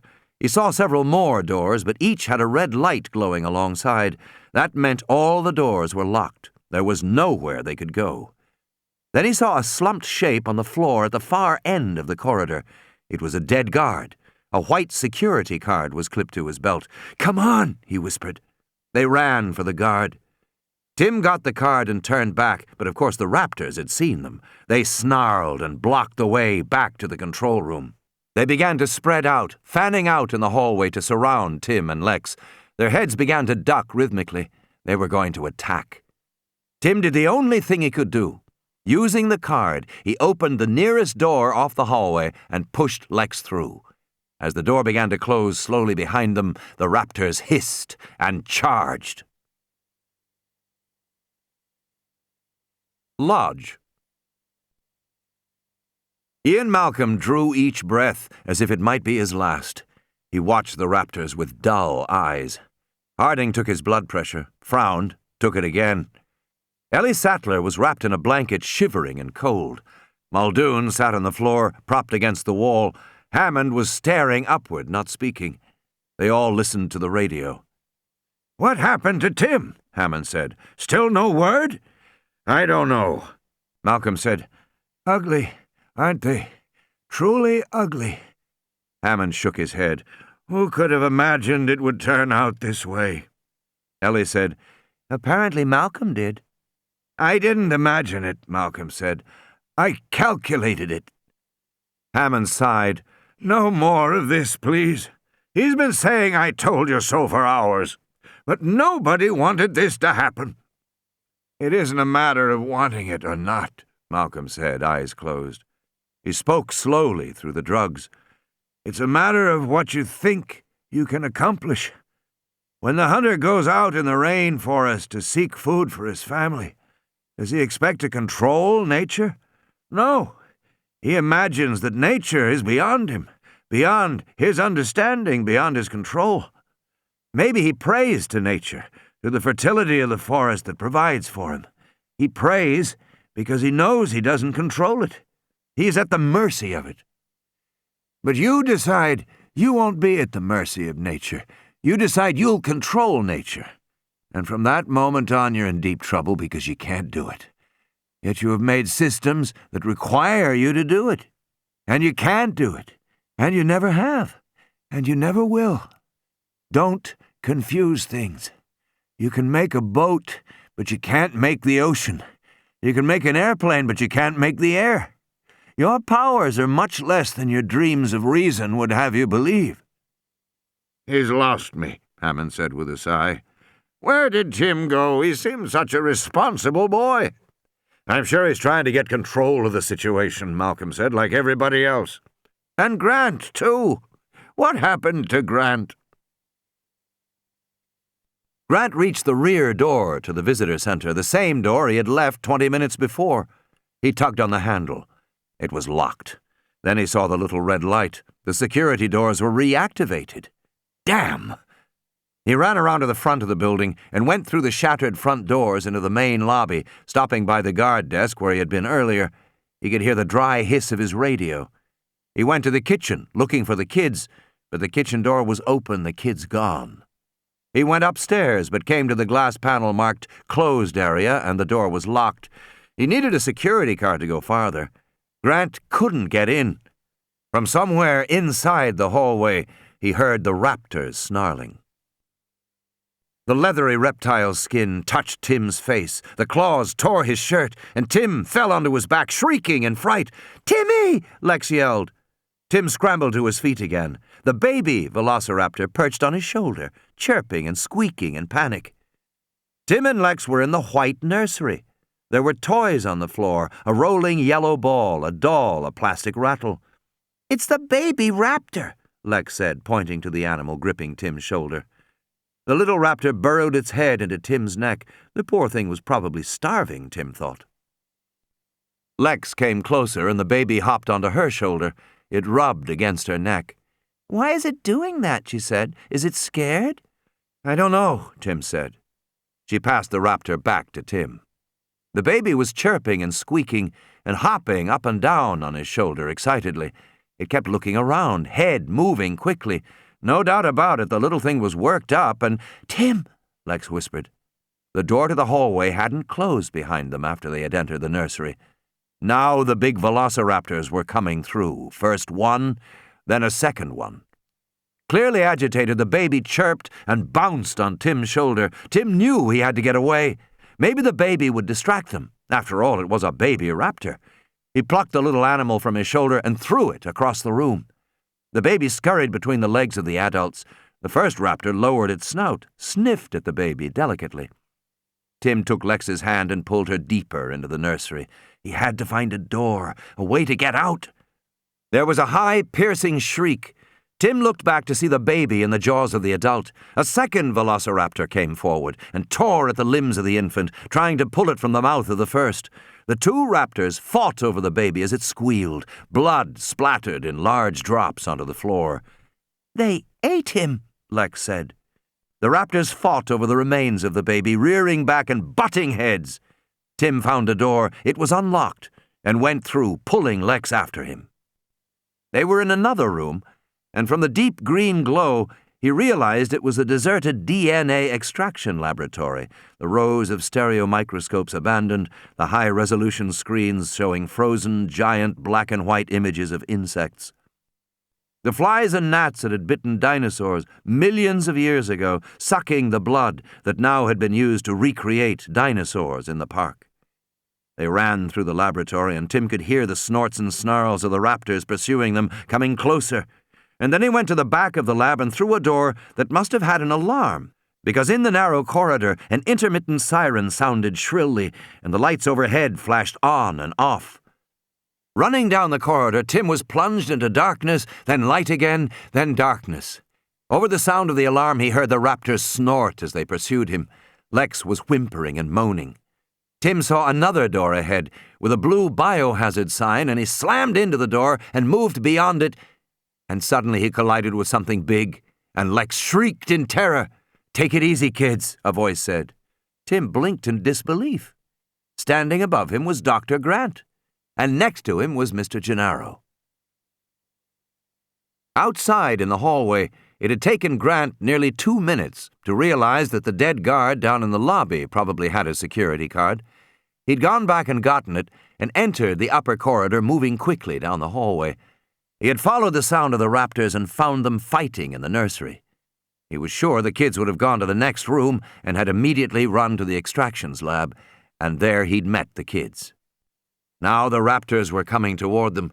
The animals seemed momentarily hesitant, surprised by the appearance of more people. Grant pushed the kids into Gennaro's arms and said, "Take them back someplace safe, but through there," Grant said, pointing over his shoulder to a far door. "Take them to the control room if you can. You should all be safe there." "What are you going to do?" Gennaro said. The raptors stood near the door. Grant noticed that they waited until all the animals were together, and then they moved forward as a group, pack hunters. He shivered. "I have a plan," Grant said. "Now go on." Gennaro led the kids away. The raptors continued slowly toward Grant, moving past the supercomputers, past the screens that still blinked endless sequences of computer-deciphered code. The raptors came forward without hesitation, sniffing the floor, repeatedly ducking their heads. Grant heard the door click behind him and glanced over his shoulder. Everybody was standing on the other side of the glass door watching him. Gennaro shook his head. Grant knew what it meant. There was no door to the control room beyond. Gennaro and the kids were trapped in there. It was up to him now. Grant moved slowly, edging around the laboratory, leading the raptors away from Gennaro and the kids. He could see another door nearer the front, which was marked to laboratory, whatever that meant. He had an idea, and he hoped he was right. The door had a blue biohazard sign. The raptors were coming closer. Grant turned and slammed into the door and moved beyond it into a deep, warm silence. He turned. Yes! He was where he wanted to be, in the hatchery, beneath infrared lights, long tables with rows of eggs, and a low, clinging mist. The rockers on the tables clicked and whirred in a steady motion. The mist poured over the sides of the tables and drifted to the floor, where it disappeared, evaporated. Grant ran directly to the rear of the hatchery, into a glass-walled laboratory with ultraviolet light. His clothing glowed blue. He looked around at the glass reagents, beakers full of pipettes, glass dishes, all delicate laboratory equipment. The raptors entered the room, cautiously at first, sniffing the humid air, looking at the long, rocking tables of eggs. The lead animal wiped its bloody jaws with the back of its forearm. Silently, the raptors passed between the long tables. The animals moved through the room in a coordinated way, ducking from time to time to peer beneath the tables. They were looking for him. Grant crouched and moved to the back of the laboratory, looked up, and saw the metal hood marked with a skull and crossbones. A sign said, "Caution, biogenic toxins, A4 precautions required." Grant remembered that Regis had said they were powerful poisons. Only a few molecules would kill instantaneously. The hood lay flush against the surface of the lab table. Grant could not slip his hand under it. He tried to open it, but there was no door, no handle, no way that he could see. Grant rose slowly and glanced back at the main room. The raptors were still moving among the tables. He turned to the hood.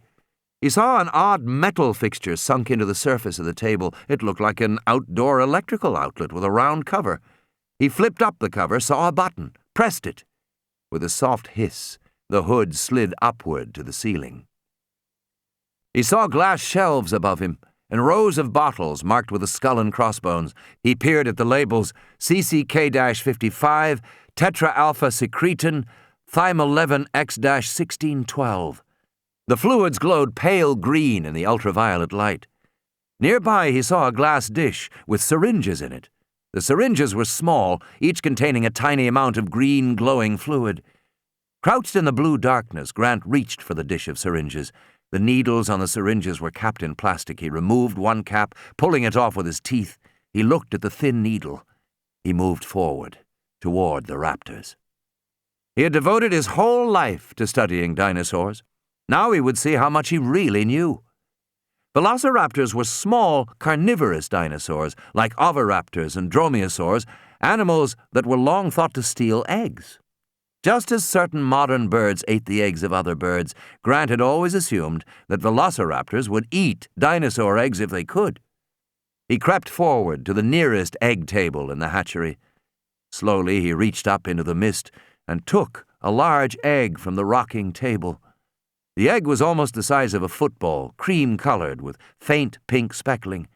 He held the egg carefully while he stuck the needle through the shell and injected the contents of the syringe. The egg glowed faint blue. Grant bent down again. Beneath the table, he saw the legs of the raptors and the mist pouring down from the tabletops. He rolled the glowing egg along the floor toward the raptors. The raptors looked up, hearing the faint rumble as the egg rolled, and jerked their heads around. Then they resumed their slow, stalking search. The egg stopped several yards from the nearest raptor. Damn! Grant did it all again, quietly reaching up for an egg, bringing it down, injecting it, and rolling it toward the raptors. This time the egg came to rest by the foot of one velociraptor. It rocked gently, clicking against the big toe claw. The raptor looked down in surprise at this new gift. It bent over and sniffed the glowing egg. It rolled the egg with its snout along the floor for a moment, and ignored it. The velociraptor stood upright again and slowly moved on, continuing to search. It wasn't working. Grant reached for a third egg and injected it with a fresh syringe. He held the glowing egg in his hands and rolled it again. but he rolled this one fast like a bowling ball. The egg rattled across the floor loudly. One of the animals heard the sound, ducked down, saw it coming, and instinctively chased the moving object, gliding swiftly among the tables to intercept the egg as it rolled. The big jaws snapped down and bit into it, crushing the shell. The raptor stood, pale albumin dripping from its jaws. It licked its lips noisily and snorted. It bit again and lapped the egg from the floor. But it didn't seem to be in the least distressed. It bent over to eat again from the broken egg. Grant looked down to see what would happen. From across the room, the raptor saw him. It was looking right at him. The velociraptor snarled menacingly. It moved toward Grant, crossing the room in long, incredibly swift strides. Grant was shocked to see it happening and froze in panic, when suddenly the animal made a gasping, gurgling sound, and the big body pitched forward onto the ground. The heavy tail thumped the floor in spasms. The raptor continued to make choking sounds, punctuated by intermittent loud shrieks. Foam bubbled from its mouth. The head flopped back and forth. The tail slammed and thumped. That's one, Grant thought. But it wasn't dying very fast. It seemed to take forever to die. Grant reached up for another egg and saw that the other raptors in the room were frozen in mid-action. They listened to the sound of the dying animal. One cocked its head, then another and another. The first animal moved to look at the fallen raptor. The dying raptor was now twitching, the whole body shaking on the floor. It made pitiful moans. So much foam bubbled from its mouth that Grant could hardly see the head anymore. It flopped on the floor and moaned again. The second raptor bent over the fallen animal, examining it. It appeared to be puzzled by these death throes. Cautiously, it looked at the foaming head, then moved down to the twitching neck, the heaving ribs, the legs, and it took a bite from the hind leg. The dying animal snarled and suddenly lifted its head and twisted, sinking its teeth into the neck of its attacker. That's two, Grant thought. But the standing animal wrenched free. Blood flowed from its neck. It struck out with its hind claws and with a single swift movement ripped open the belly of the fallen animal. Coils of intestine fell out like fat snakes. The screams of the dying raptor filled the room. The attacker turned away as if fighting was suddenly too much trouble. It crossed the room, ducked down, and came up with a glowing egg. Grant watched as the raptor bit into it, the glowing material dripping down its chin. That makes two. The second raptor was stricken almost instantly, coughing and pitching forward. As it fell, it knocked over a table. Dozens of eggs rolled everywhere across the floor. Grant looked at them in dismay. There was still a third raptor left. Grant had one more syringe. With so many eggs rolling on the floor, he would have to do something else. He was trying to decide what to do when the last animal snorted irritably. Grant looked up. The raptor had spotted him. The final raptor did not move for a long time. It just stared. And then it slowly, quietly came forward, stalking him, bobbing up and down, looking first beneath the tables, then above them. It moved deliberately, cautiously, with none of the swiftness that it had displayed in a pack. A solitary animal now, it was careful. It never took its eyes off Grant. Grant looked around quickly. There was nowhere for him to hide, nothing for him to do. Grant's gaze was fixed on the raptor, moving slowly, laterally. Grant moved too. He tried to keep as many tables as he could between himself and the advancing animal. Slowly, he moved to the left. The raptor advanced in the dark red gloom of the hatchery. Its breath came in soft hisses through flared nostrils. Grant felt eggs breaking beneath his feet, the yolk sticking to the soles of his shoes. He crouched down, felt the bulge of the radio in his pocket. The radio. He pulled it from his pocket and turned it on. "Hello, this is Grant." "Alan?" Ellie's voice. "Alan?" "Listen," he said softly. "Just talk." "Alan, is that you?" "Talk," he said again, and he pushed the radio across the floor away from him, toward the advancing raptor. He crouched behind a table leg and waited. "Alan? Speak to me, please." Then a crackle and silence. The radio remained silent. The raptor advanced, soft hissing breath. The radio was still silent. What was the matter with her? Didn't she understand? In the darkness, the raptor came closer. "Alan?" The tinny voice from the radio made the big animal pause. It sniffed the air, as if sensing someone else in the room. "Alan, it's me. I don't know if you can hear me." The raptor now turned away from Grant and moved toward the radio. "Alan, please." Why hadn't he pushed the radio farther away? The raptor was going toward it, but it was close. The big foot came down very near him. Grant could see the pebbled skin, the soft green glow, the streaks of dried blood on the curved claw. He could smell the strong reptile odor. "Alan, listen to me. Alan?" The raptor bent over, poked at the radio on the floor tentatively. Its body was turned away from Grant. The big tail was right above Grant's head.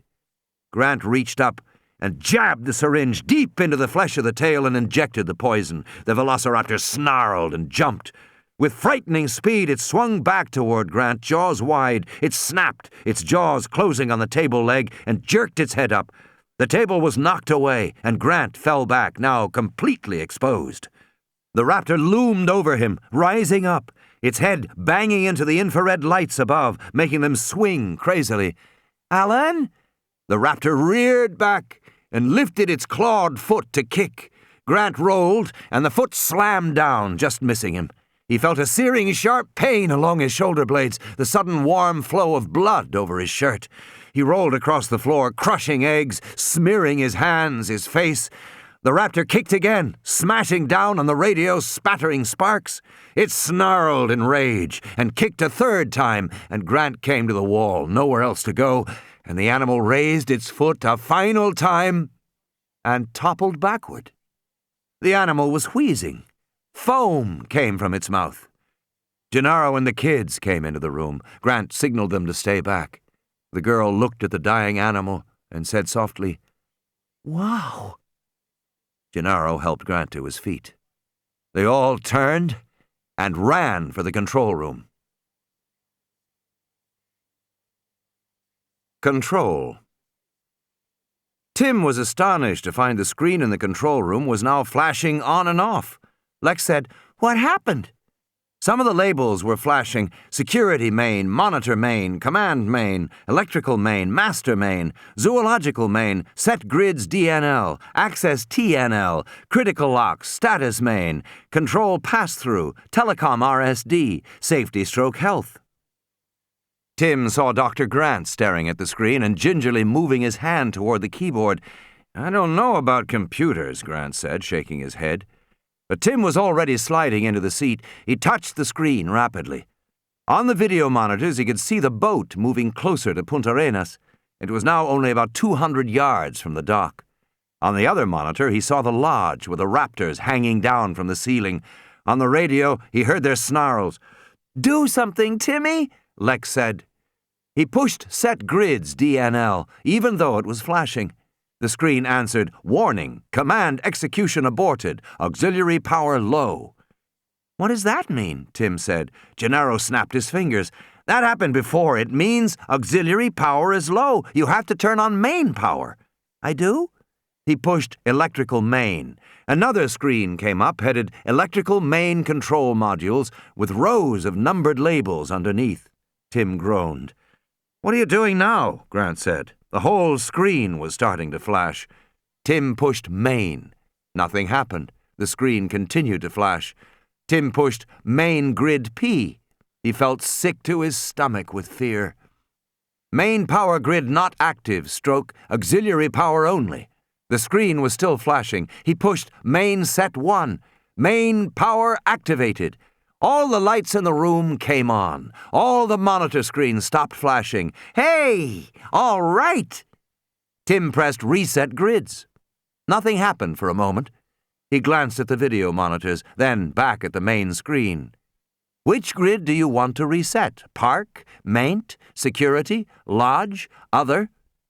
Grant said something that Tim didn't hear. He only heard the tension in his voice. He was looking at Tim, worried. Tim felt his heart thumping in his chest. Lex was yelling at him. He didn't want to look at the video monitor anymore. He could hear the sound of the bars bending in the lodge and the raptors snarling. He heard Malcolm say, "Dear God." He pushed lodge. Specify grid number to reset. For a frozen, interminable moment, he couldn't remember the number. But then he remembered F4, and he pressed that. Activating lodge grid F4 now. On the video monitor, he saw an explosion of sparks sputtering down from the ceiling of the hotel room. The monitor flared white. Lex shouted, "What did you do?" But almost immediately the image came back and they could see that the raptors were caught between the bars, writhing and screaming in a hot cascade of sparks, while Muldoon and the others cheered, their voices tinny over the radio. "That's it," Grant said, slapping Timmy on the back. "That's it! You did it!" They were all standing and jumping up and down when Lex said, "What about the ship?" "The what?" "The ship," she said, and pointed to the screen. On the monitor, the buildings beyond the bow of the ship were much larger and moving to the right as the ship turned left and prepared to dock. He saw crewmen heading out to the bow, preparing to tie up. Tim scrambled back to his seat and stared at the startup screen. He studied the screen. Telecom VBB and Telecom RSD both looked like they might have something to do with telephones. He pressed Telecom RSD. "You have 23 waiting calls and/or messages. Do you wish to receive them now?" He pushed no. "Maybe the ship was one of the waiting calls," Lex said. "Maybe that way you could get the phone number." He ignored her. "Enter the number you wish to call or press F7 for directory." He pushed F7 and suddenly names and numbers spilled over the screen, an enormous directory. It wasn't alphabetical, and it took a while to scan it visually before he found what he was looking for. VSL Ann B, parenthesis Freddy, end parenthesis, 708-3902. Now all he had to do was figure out how to dial. He pushed a row of buttons at the bottom of the screen. Dial now or dial later. He pushed dial now. "We're sorry, your call cannot be completed as dialed. Error -598. Please try again." He tried it again. He heard a dial tone. Then the tone of the numbers being automatically dialed in rapid succession. "Is that it?" Grant said. "Pretty good, Timmy," Lex said, "but they're almost there." On the screen they could see the prow of the ship closing on the Punta Arenas dock. They heard a high-pitched squeal. And then a voice said, "Hello, John, this is Freddy. Do you read me, over?" Tim picked up a phone on the console but heard only a dial tone. "Hello, John, this is Freddy. Over?" "Answer it," Lex said. Now they were all picking up phones, lifting every receiver in sight, but they heard only dial tones. Finally, Tim saw a phone mounted on the side of the console with a blinking light. "Hello, Control, this is Freddy. Do you read me, over?" Tim grabbed the receiver. "Hello, this is Tim Murphy, and I need you to, say again. Didn't get that, John." "Don't land the boat. Do you hear me?" There was a pause. Then a puzzled voice said, "Sounds like some damn kid." Tim said, "Don't land the ship. Come back to the island." The voices sounded distant and scratchy. "Did he... name was Murphy?" And another voice said, "I didn't get name." Tim looked frantically at the others. Gennaro reached for the phone. "Let me do this. Can you get his name?" There was the sharp crackle of static. "Got to be a joke or else... frigging ham operator... something." Tim was working on the keyboard. There was probably some kind of a way to find out who Freddy was. "Can you hear me?" Gennaro said into the phone. "If you can hear me, answer me now, over." "Son," came the drawled reply, "we don't know who the hell you are, but you're not funny, and we're about to dock, and we've got work to do. Now identify yourself properly or get off this channel." Tim watched as the screen printed out, "Farrell, Frederick D., Captain." "Try this for identification, Captain Farrell," Gennaro said. "If you don't turn that boat around and return to this island immediately, you will be found in violation of Section 509 of the Uniform Maritime Act. You will be subject to revocation of license, penalties in excess of $50,000, and 5 years in jail. Do you hear that?" There was a silence. Do you copy that, Captain Farrell?" And then, distantly, they heard a voice say, "I copy." And another voice said, "All ahead, stern." The boat began to turn away from the dock. Lex began to cheer. Tim collapsed back in the chair, wiping the sweat from his forehead. Grant said, "What's the Uniform Maritime Act?" "Who the hell knows?" Gennaro said. They all watched the screen in satisfaction. The boat was definitely heading away from the shore.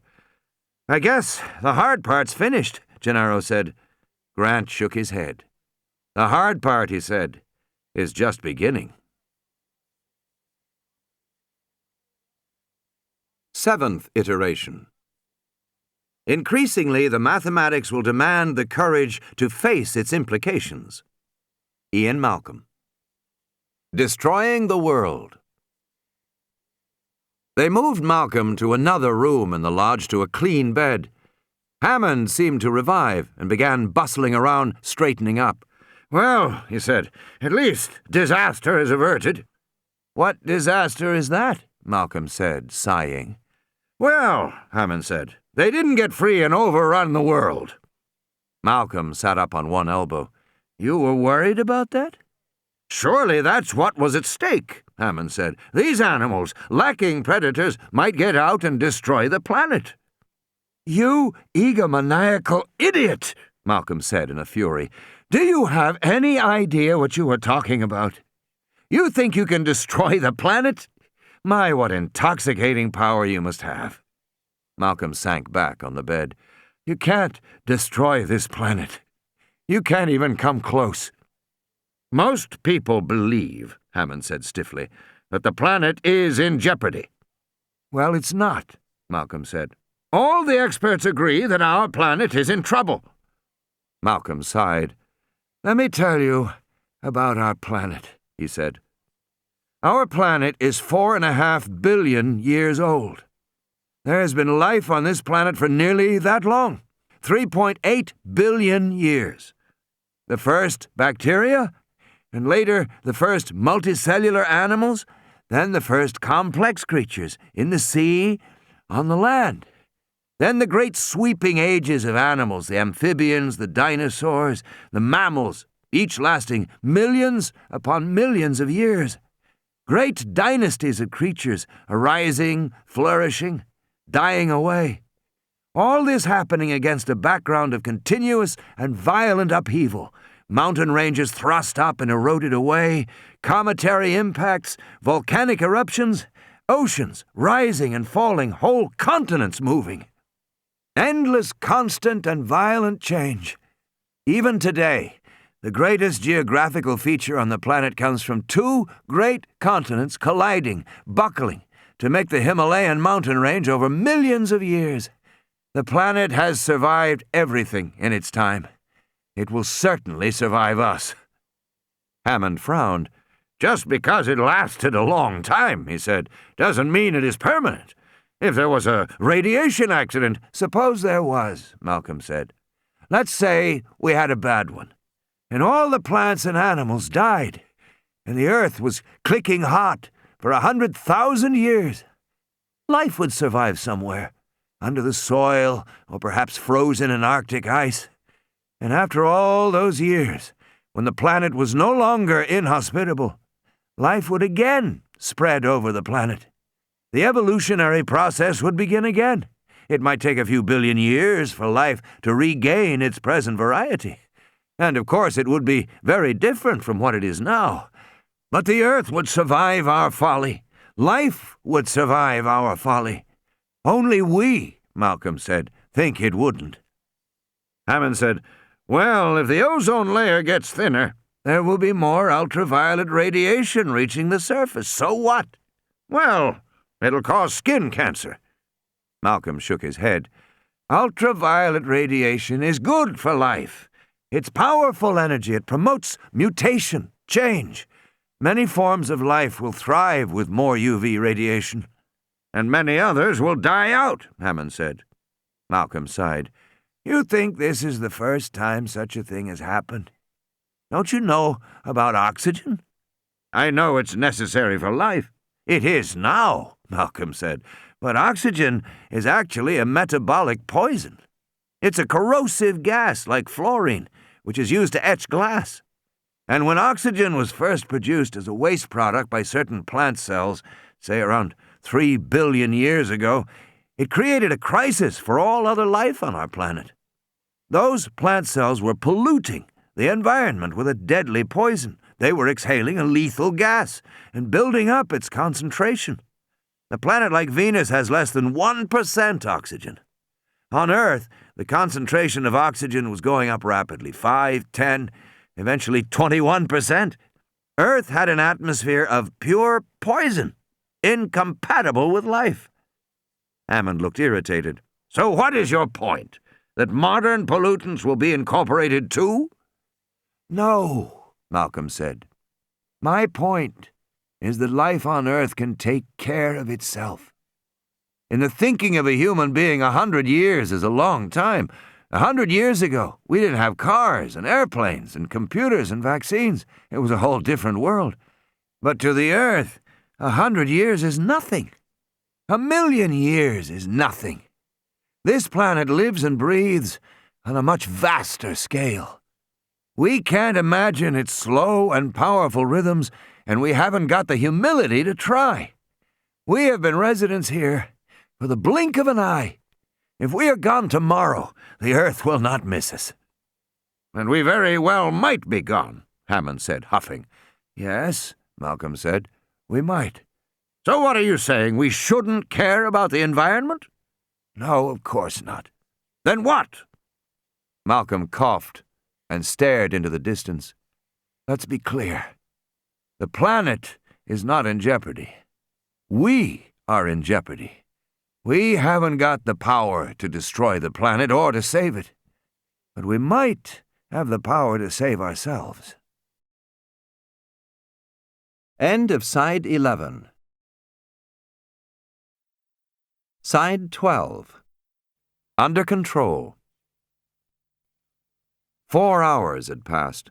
It was afternoon, the sun was falling. The air conditioning was back on in the control room, and the computer was functioning properly. As near as they could determine, out of 24 people on the island, 8 were dead, and 6 more were missing. The visitor center and the safari lodge were both secure, and the northern perimeter seemed to be clear of dinosaurs. They had called authorities in San Jose for help. The Costa Rican National Guard was on its way, as well as an air ambulance to carry Malcolm to a hospital. But over the telephone, the Costa Rican Guard had been distinctly cautious. Undoubtedly, calls would go back and forth between San Jose and Washington before help was finally sent to the island. And now it was growing late in the day. If the helicopters did not arrive soon, they would have to wait until morning. In the meantime, there was nothing to do but wait. The ship was returning. The crew had discovered 3 young raptors scampering about in one of the aft holds and had killed the animals. On Isla Nublar, the immediate danger appeared to have passed. Everyone was in either the visitor center or the lodge. Tim had gotten quite good with a computer, and he flashed up a new screen. Total animals, 292. Tyrannosaurs expected, 2. Found, 1, version 4.1. Myosaurs expected, 22. Found, 20, version unknown. Stegosaurs expected, 4. Found, 1, version 3.9. Triceratops expected, 8. Found, 6, version 3.1. Procompsognathids expected, 65. Found, 64, version unknown. Othnielia expected, 23. Found, 15, version 3.1.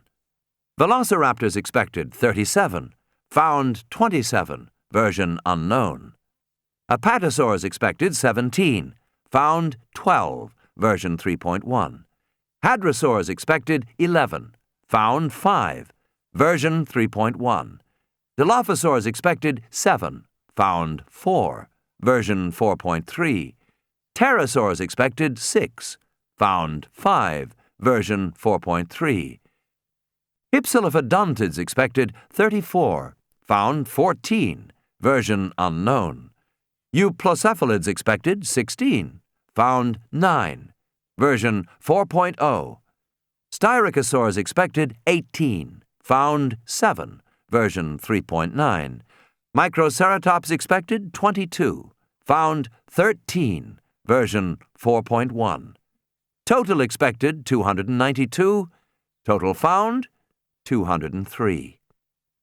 What the hell is it doing now? Gennaro said. Now it says there are fewer animals. Grant nodded.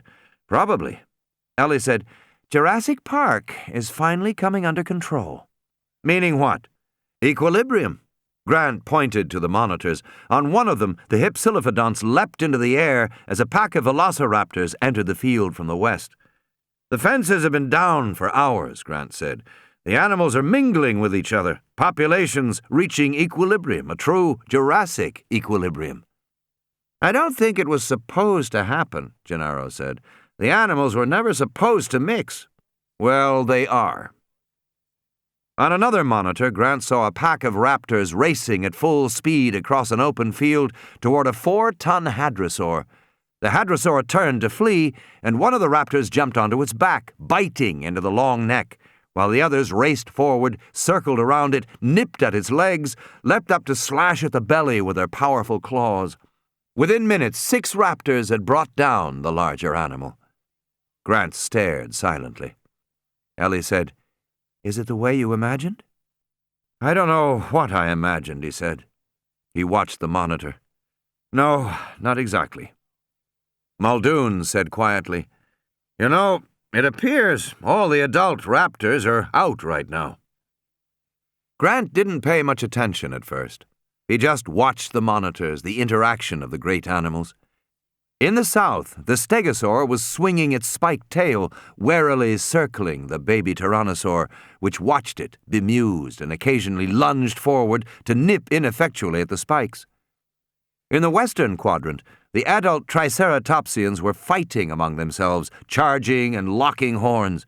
One animal already lay wounded and dying. Muldoon said, We've got about an hour of good daylight left, Dr. Grant, if you want to try and find that nest.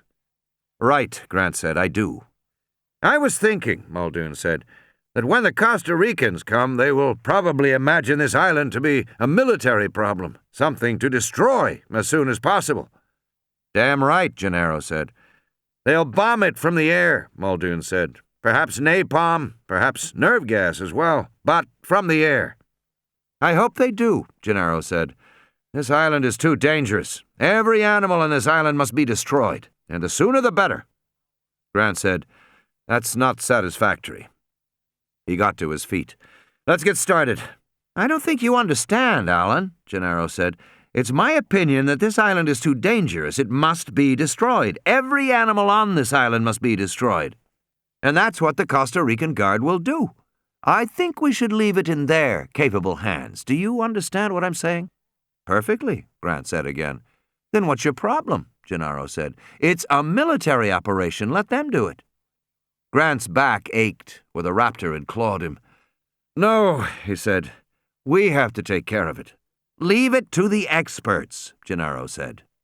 Grant remembered how he had found Gennaro just 6 hours earlier, huddled and terrified in the cab of a truck in the maintenance building. And suddenly he lost his temper and slammed the lawyer up against the concrete wall. Listen, you little bastard! You have a responsibility to this situation, and you're going to start living up to it. I am, Gennaro said, coughing. No, you're not. You've shirked your responsibility all along from the very beginning. The hell? You sold investors on an undertaking you didn't fully understand. You were part owner of a business you failed to supervise. You did not check the activities of a man whom you knew from experience to be a liar, and you permitted that man to screw around with the most dangerous technology in human history. I'd say you shirked your responsibility. Gennaro coughed again. Well, now I'm taking responsibility. No, Grant said, you're still shirking it. And you can't do that anymore. He released Gennaro, who bent over, gasping for breath. Grant turned to Muldoon. What have we got for weapons? Muldoon said, We've got some control nets and shock prods. How good are these shock prods? Grant said. They're like bang sticks for sharks. They have an explosive capacitor tip, delivers a shock on contact, high voltage, low amps. Not fatal, but it's definitely incapacitating. That's not going to do it, Grant said. Not in the nest. What nest? Gennaro said, coughing. The raptor nest, Ellie said. The raptor nest? Grant was saying, Have you got any radio collars? I'm sure we do, Muldoon said. Get one. And is there anything else that can be used for defense? Muldoon shook his head. Well, get whatever you can. Muldoon went away. Grant turned to Gennaro. Your island is a mess, Mr. Gennaro. Your experiment is a mess. It has to be cleaned up. But you can't do that until you know the extent of the mess, and that means finding the nests on the island, especially the raptor nests. They'll be hidden. We have to find them and inspect them and count the eggs. We have to account for every animal born on this island. Then we can burn it down. But first, we have a little work to do. Ellie was looking at the wall map, which now showed the animal ranges. Tim was working the keyboard. She pointed to the map. The raptors are localized in the southern area, down where the volcanic steam fields are. Maybe they like the warmth. Is there any place to hide down there? Turns out there is, she said. There's massive concrete waterworks to control flooding in the southern flatlands. Big underground area, water and shade. Grant nodded. Then that's where they'll be. Ellie said, I think there's an entrance from the beach, too. She turned to the consoles and said, Tim, show us the cutaways on the waterworks. Tim wasn't listening. Tim? He was hunched over the keyboard. Just a minute, he said. I found something. What is it? It's an unmarked storage room. I don't know what's there. Then it might have weapons, Grant said. They were all behind the maintenance building, unlocking a steel storm door, lifting it up into the sunlight to reveal concrete steps going down into the earth. Damned Arnold, Muldoon said as he hobbled down the steps. He must have known this was here all along. Maybe not, Grant said. He didn't try to go here. Well, then, Hammond knew. Somebody knew. Where is Hammond now? Still in the lodge. They reached the bottom of the stairs and came upon rows of gas masks hanging on the wall in plastic containers. They shone their flashlights deeper into the room and saw several heavy glass cubes, 2 feet high with steel caps. Grant could see small, dark spheres inside the cubes. It was like being in a room full of giant pepper mills, he thought. Muldoon opened the cap of one, reached in and withdrew a sphere. He turned it in the light, frowning. I'll be damned. What is it? Grant said. Moro 12, Muldoon said. It's an inhalation nerve gas. These are grenades. Lots and lots of grenades. Let's get started, Grant said grimly. It likes me, Lex said, smiling. They were standing in the garage of the visitor center by the little raptor that Grant had captured in the tunnel. She was petting the raptor through the cage bars. The animal rubbed up against her hand. I'd be careful there, Muldoon said. They can give a nasty bite. He likes me, Lex said. His name is Clarence. Clarence? Yes, Lex said.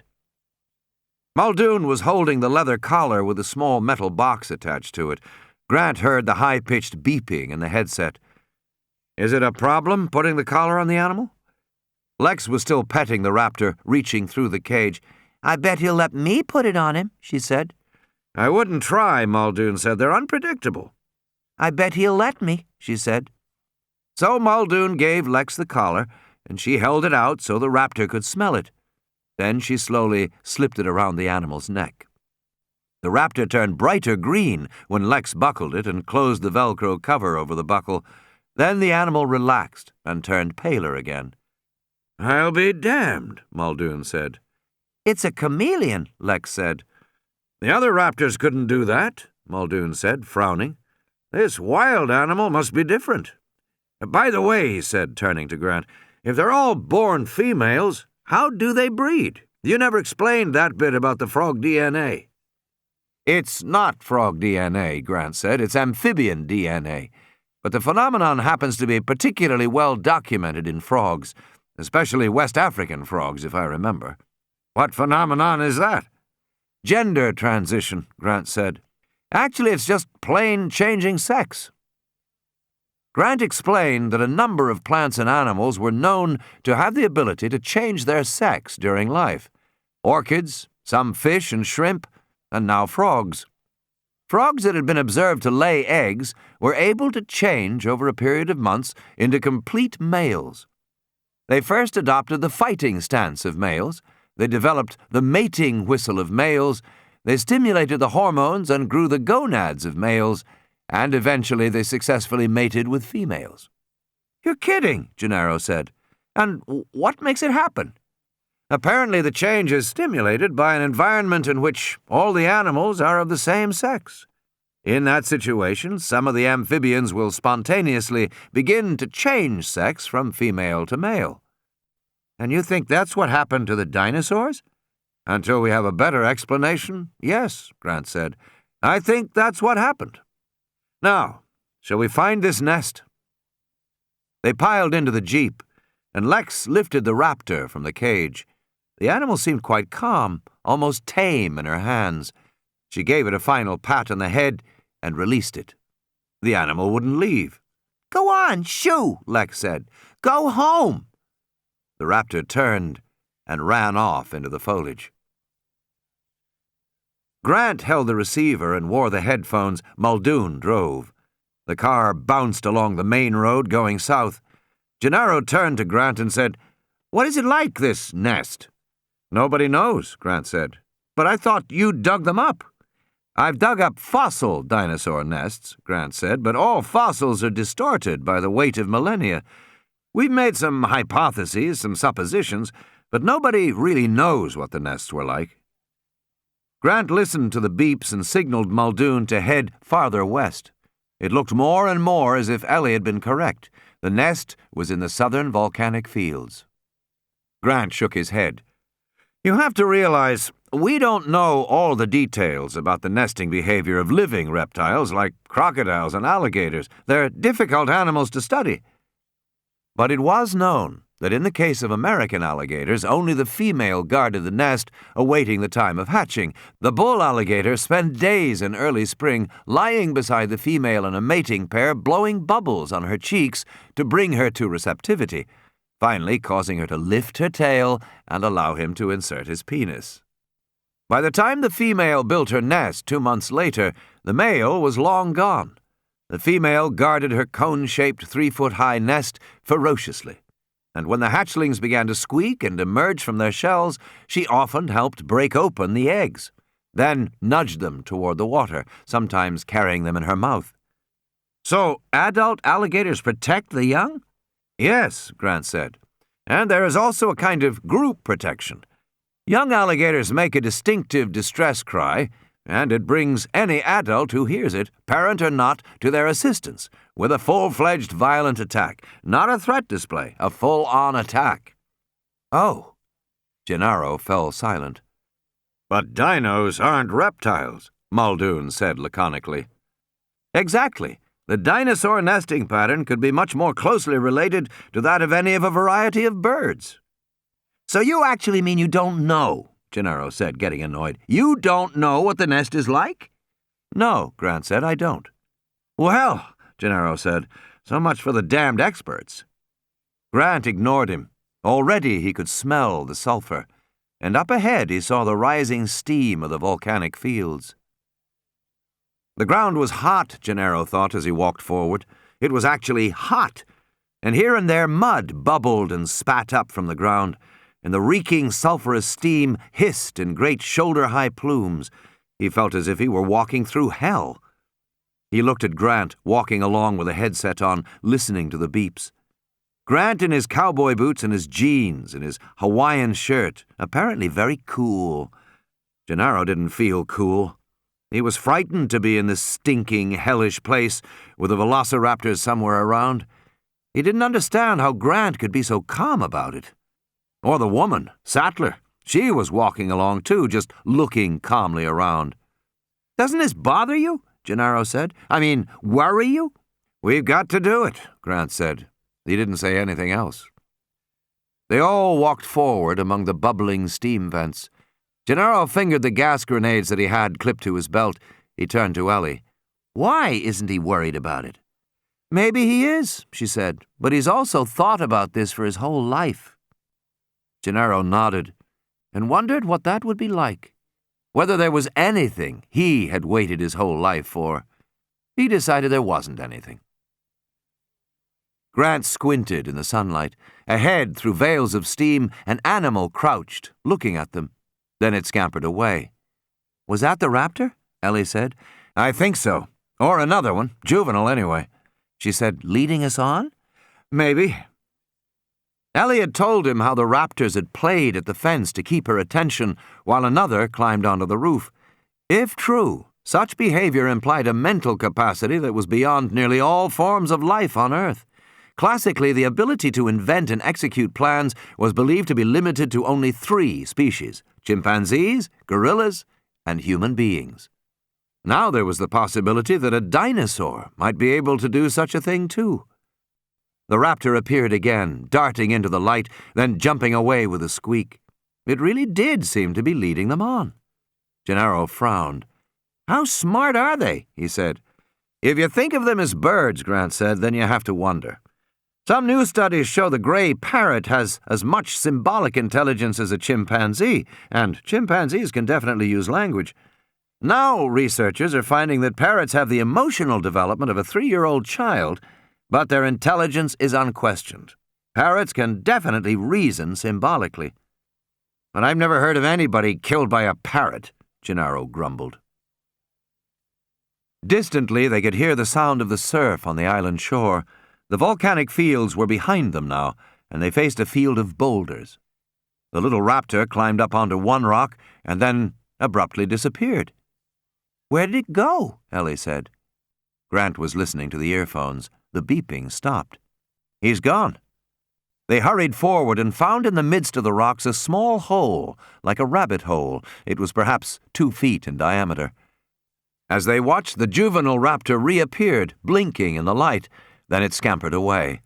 "No way," Gennaro said. "No way I'm going down there." Grant said nothing. He and Ellie began to plug in equipment. Soon he had a small video camera attached to a handheld monitor. He tied the camera to a rope, turned it on, and lowered it down the hole. "You can't see anything that way," Gennaro said. "Let it adjust," Grant said. There was enough light along the upper tunnel for them to see smooth dirt walls, and then the tunnel opened out suddenly, abruptly. Over the microphone they heard a squeaking sound, then a lower trumpeting sound, more noises coming from many animals. "Sounds like the nest, all right," Ellie said. "But you can't see anything," Gennaro said. He wiped the sweat off his forehead. "No," Grant said, "but I can hear." He listened for a while longer, and then hauled the camera out and set it on the ground. "Let's get started." He climbed up toward the hole. Ellie went to get a flashlight and a shock stick. Grant pulled the gas mask on over his face and crouched down awkwardly, extending his legs backward. "You can't be serious about going down there," Gennaro said. Grant nodded. "It doesn't thrill me. I'll go first, then Ellie, then you come after." "Now, wait a minute," Gennaro said in sudden alarm. "Why don't we drop these nerve gas grenades down the hole, then go down afterward? Doesn't that make more sense?" "Ellie, you got the flashlight?" She handed the flashlight to Grant. "What about it?" Gennaro said. "What do you say?" "I'd like nothing better," Grant said. He backed down toward the hole. "You ever seen anything die from poison gas?" "No." "It generally causes convulsions, bad convulsions." "Well, I'm sorry if it's unpleasant, but look," Grant said. "We're going into this nest to find out how many animals have hatched. If you kill the animals first, and some of them fall on the nests in their spasms, that will ruin our ability to see what was there, so we can't do that. But you made these animals, Mr. Gennaro. I didn't. Your money did. Your efforts did. You helped create them. They're your creation.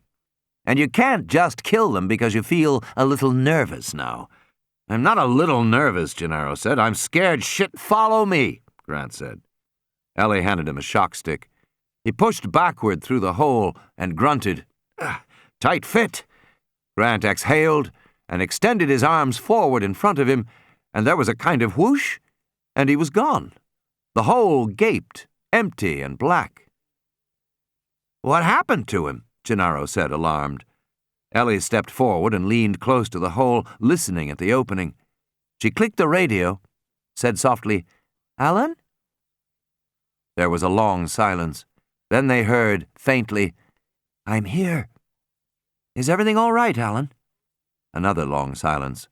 When Grant finally spoke, his voice sounded distinctly odd, almost awestruck.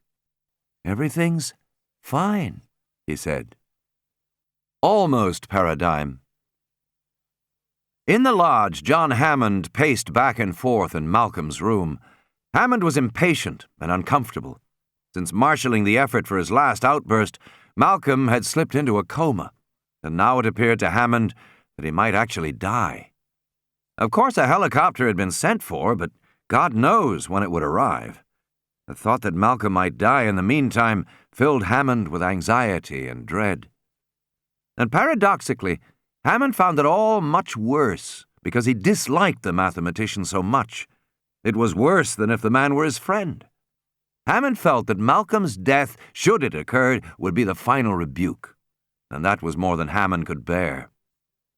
In any case, the smell in the room was quite ghastly, the rotten decay of human flesh. "Everything, Malcolm said, tossing on the pillow. "Is he waking up?" Hammond said. Harding shook his head. "What did he say? Something about paradise?" "I didn't catch it," Harding said. Hammond paced some more. He pushed the window wider, trying to get some fresh air. Finally, when he couldn't stand it, he said, "Is there any problem about going outside?" "I don't think so, no," Harding said. "I think this area is all right." "Well, look, I'm going outside for a bit." "All right," Harding said. He adjusted the flow on the intravenous antibiotics. "I'll be back soon." "All right." Hammond left, stepping out into the daylight, wondering why he had bothered to justify himself to Harding. After all, the man was his employee. Hammond had no need to explain himself. He went through the gates of the fence, looking around the park. It was late afternoon, the time when the blowing mist was thinned and the sun sometimes came out. The sun was out now, and Hammond took it as an omen. Say what they would, he knew that his park had promise, and even if that impetuous fool Gennaro decided to burn it to the ground, it would not make much difference. Hammond knew that in 2 separate vaults at InGen headquarters in Palo Alto were dozens of frozen embryos.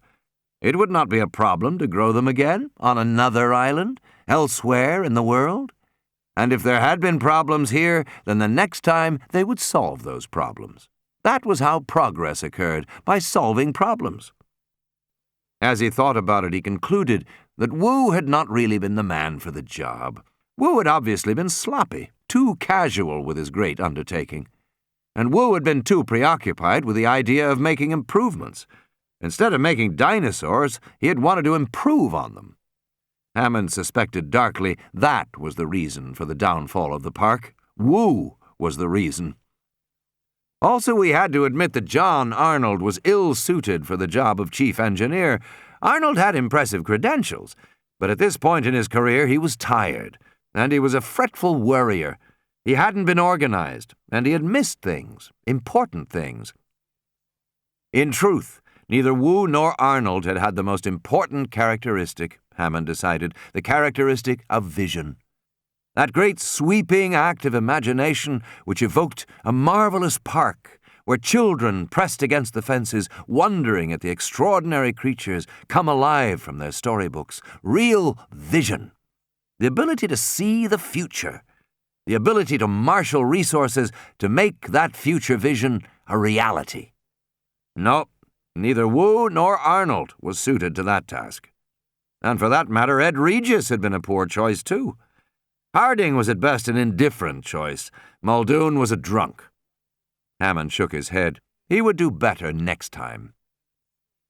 Lost in his thoughts, he headed toward his bungalow, following the little path that ran north from the visitor center. He passed one of the workmen who nodded curtly. Hammond did not return the nod. He found the Tican workman to be uniformly insolent. To tell the truth, the choice of this island off Costa Rica had also been unwise. He would not make such obvious mistakes again. When it came, the roar of the dinosaur seemed frighteningly close. Hammond spun so quickly he fell on the path.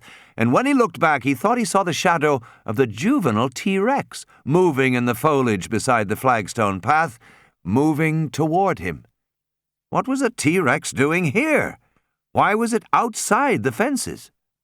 Hammond felt a flash of rage, and then he saw the T-Can workman running for his life, and Hammond took the moment to get to his feet and dash blindly into the forest on the opposite side of the path. He was plunged in darkness. He stumbled and fell, his face mashed into wet leaves and damp earth, and he staggered back up to his feet, ran onward, fell again, and then ran once more.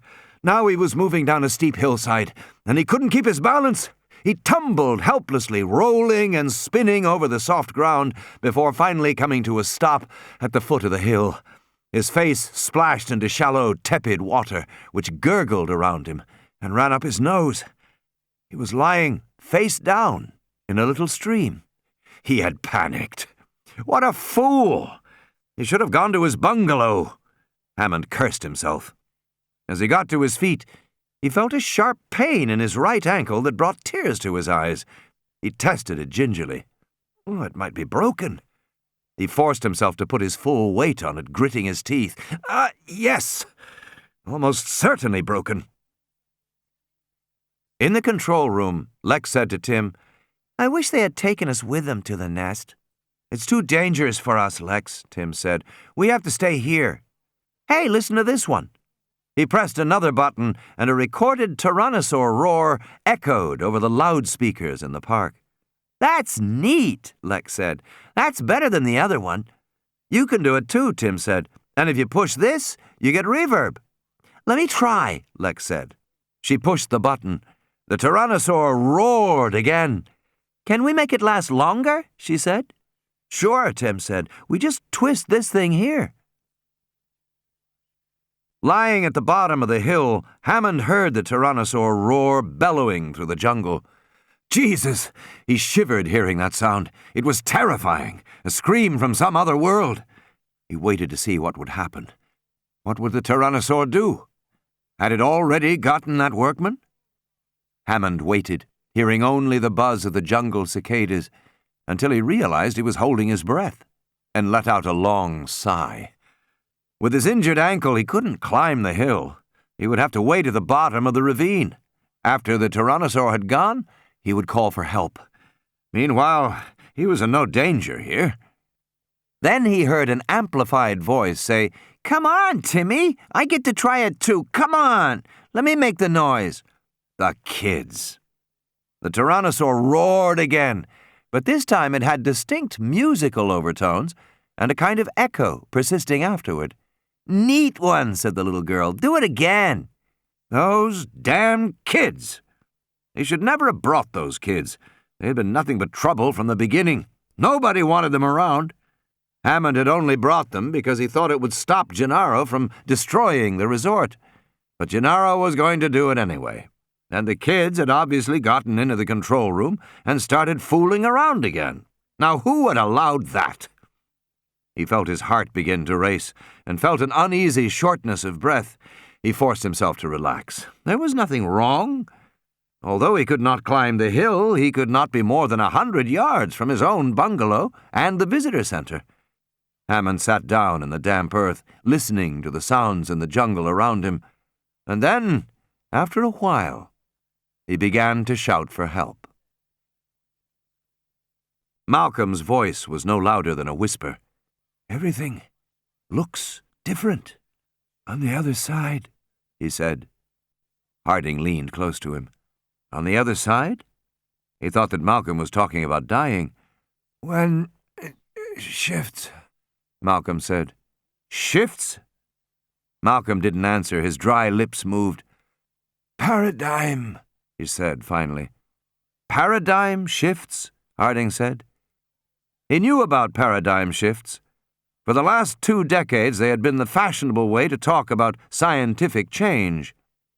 Paradigm was just another word for a model, but as scientists used it, the term meant something more, a world view, a larger way of seeing the world. Paradigm shifts were said to occur whenever science made a major change in its view of the world. Such changes were relatively rare, occurring about once a century. Darwinian evolution had forced a paradigm shift. Quantum mechanics had forced a smaller shift. No, Malcolm said. Not paradigm. Beyond. Beyond paradigm? Harding said. Don't care about what anymore. Harding sighed. Despite all efforts, Malcolm was rapidly slipping into a terminal delirium. His fever was higher, and they were almost out of his antibiotics. What don't you care about?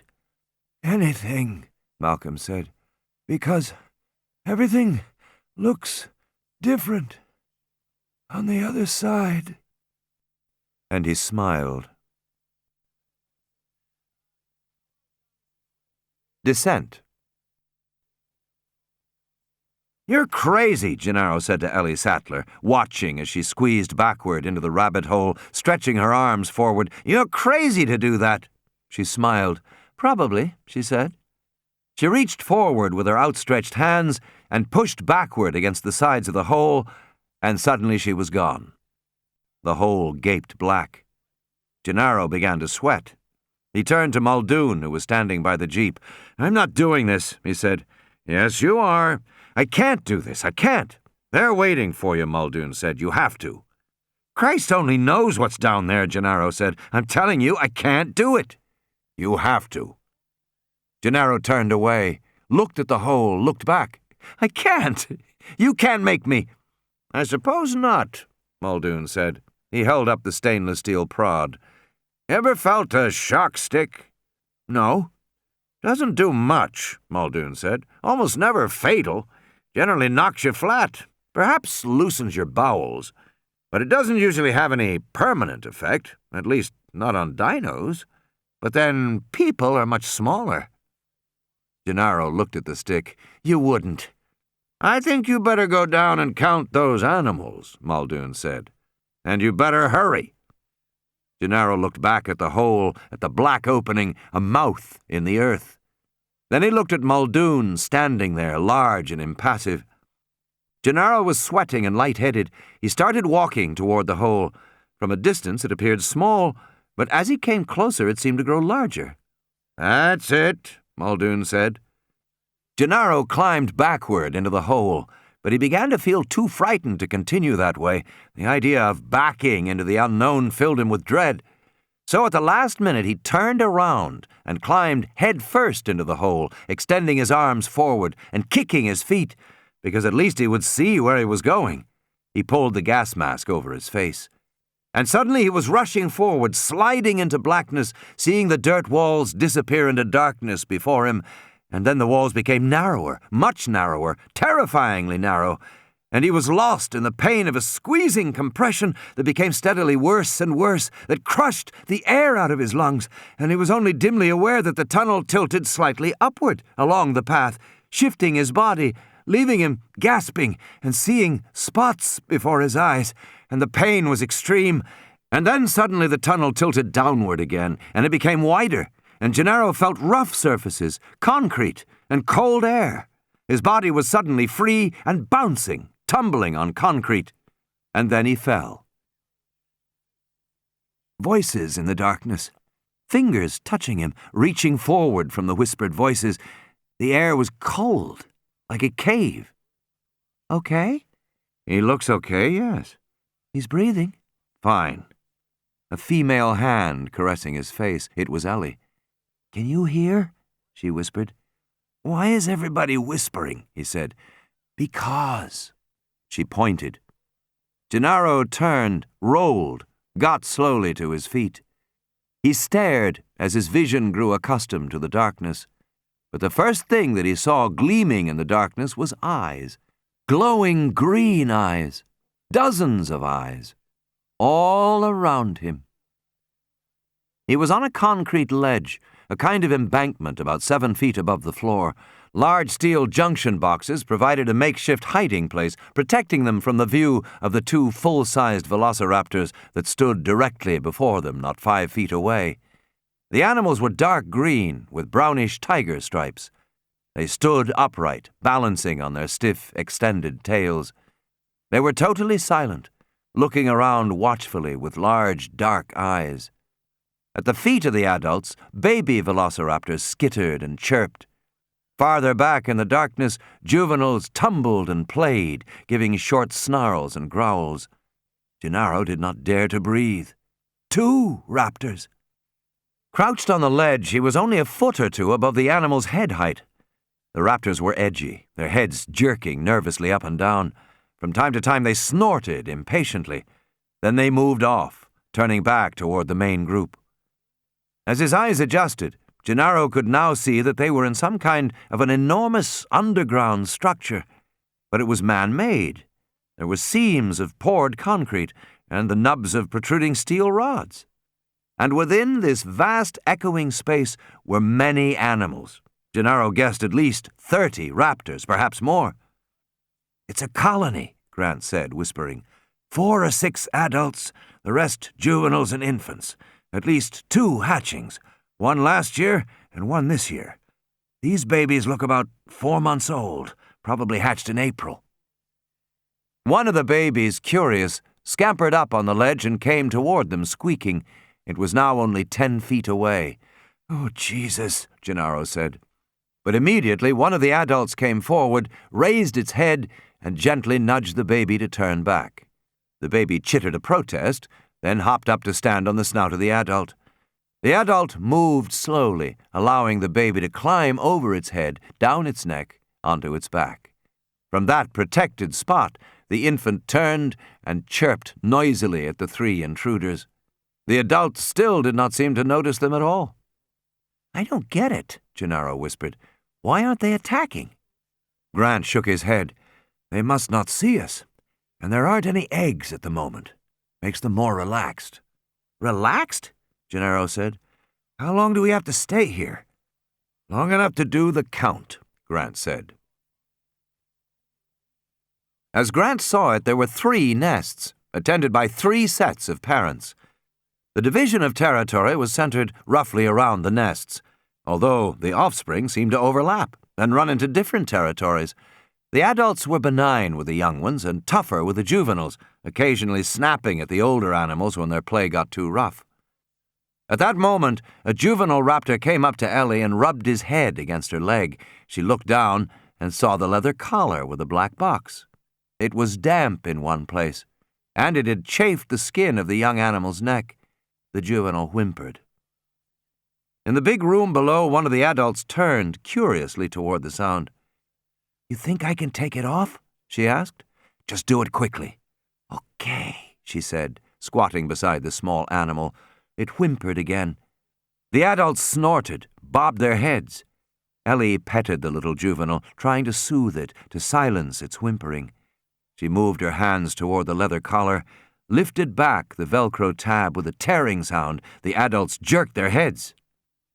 Then one began to walk toward her.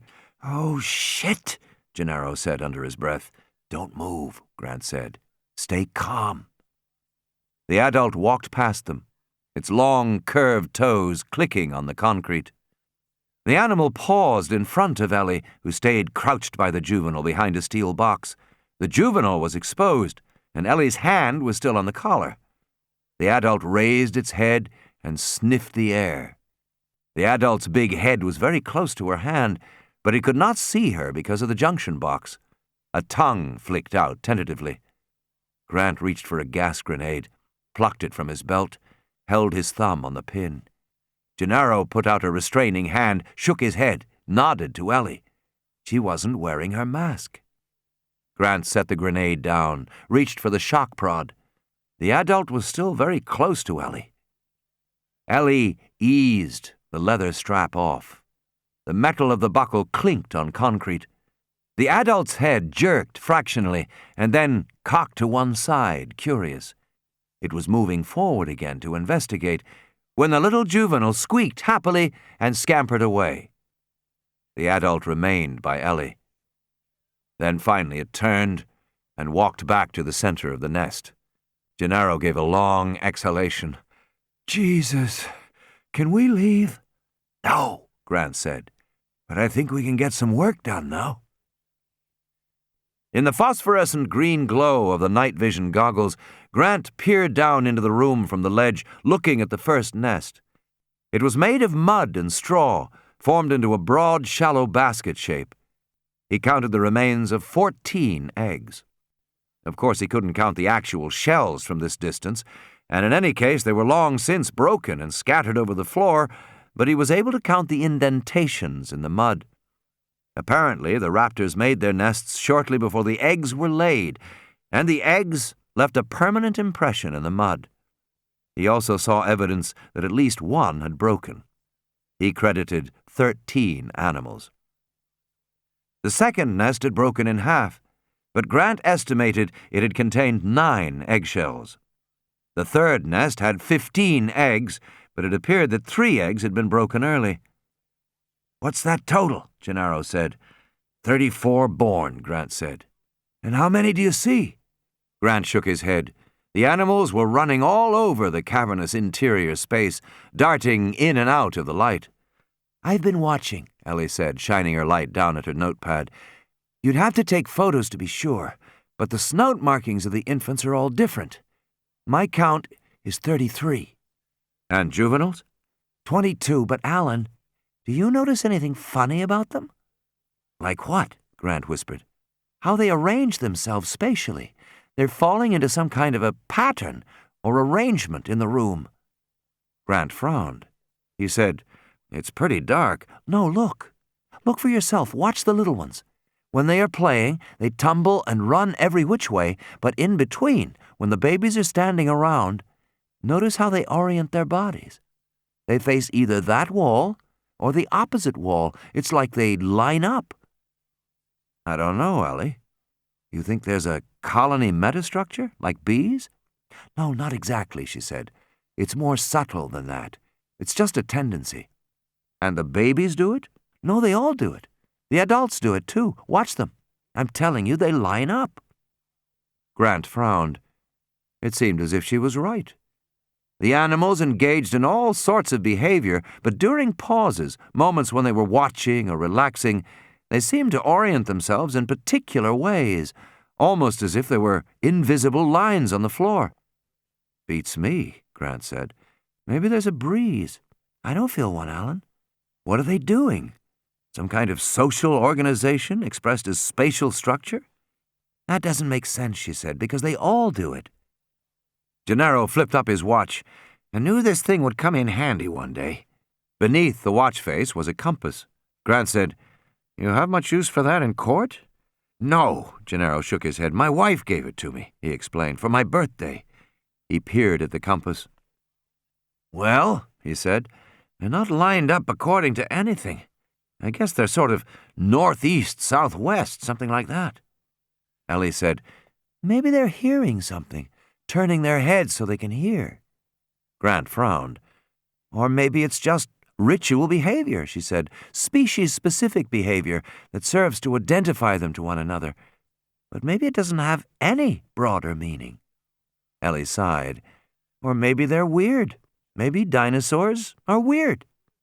Or maybe it's a kind of communication." Grant was thinking the same thing. Bees could communicate spatially by doing a kind of dance. Perhaps dinosaurs could do the same thing. Gennaro watched them and said, "Why don't they go outside? They're nocturnal."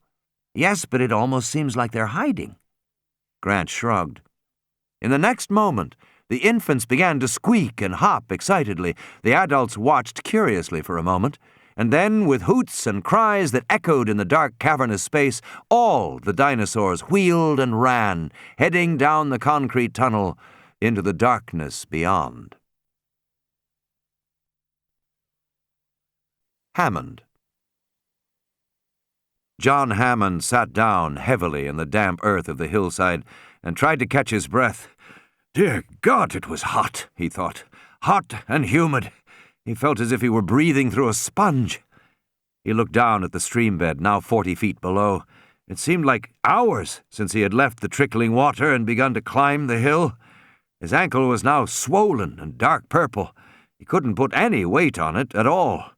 He was forced to hop up the hill on his other leg, which now burned with pain from the exertion. And he was thirsty. Before leaving the stream behind, he had drunk from it, even though he knew this was unwise. Now he felt dizzy, and the world sometimes swirled around him. He was having trouble with his balance, but he knew he had to climb the hill and get back to the path above. Hammond thought he had heard footsteps on the path several times during the previous hour, and each time he had shouted for help, but somehow his voice hadn't carried far enough. He hadn't been rescued. And so, as the afternoon wore on, he began to realize that he would have to climb the hillside, injured leg or not. And that was what he was doing now. Those damn kids! Hammond shook his head, trying to clear it. He had been climbing for more than an hour, and he had gone only a third of the distance up the hill. And he was tired, panting like an old dog. His leg throbbed. He was dizzy. Of course, he knew perfectly well that he was in no danger. He was almost within sight of his bungalow, for God's sake. But he had to admit he was tired. Sitting on the hillside, he found he didn't really want to move any more. And why shouldn't he be tired, he thought. He was 76 years old. That was no age to be climbing around hillsides. Even though Hammond was in peak condition for a man his age, personally he expected to live to be 100. It was just a matter of taking care of yourself, of taking care of things as they came up. Certainly he had plenty of reasons to live, other parks to build, other wonders to create. He heard a squeaking, then a chittering sound, some kind of small birds hopping in the undergrowth. He'd been hearing small animals all afternoon. There were all kinds of things out here, rats, possums, snakes. The squeaking got louder, and small bits of earth rolled down the hillside past him. Something was coming. Then he saw a dark green animal hopping down the hill toward him, and another, and another. Compies, he thought with a chill. Scavengers! The compies didn't look dangerous. They were about as big as chickens, and they moved up and down with little nervous jerks like chickens. But he knew they were poisonous. Their bites had a slow-acting poison that they used to kill crippled animals. Crippled animals, he thought, frowning. The first of the compies perched on the hillside, staring at him. It stayed about 5 feet away beyond his reach, and just watched him. Others came down soon after, and they stood in a row, watching. They hopped up and down and chittered and waved their little clawed hands. "Shoo! Get out!" he said, and threw a rock. The compies backed away, but only a foot or two. They weren't afraid.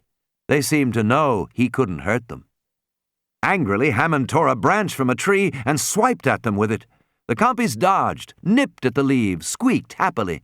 They seemed to think he was playing a game. He thought again about the poison. He remembered that one of the animal handlers had been bitten by a compy in a cage. The handler had said the poison was like a narcotic.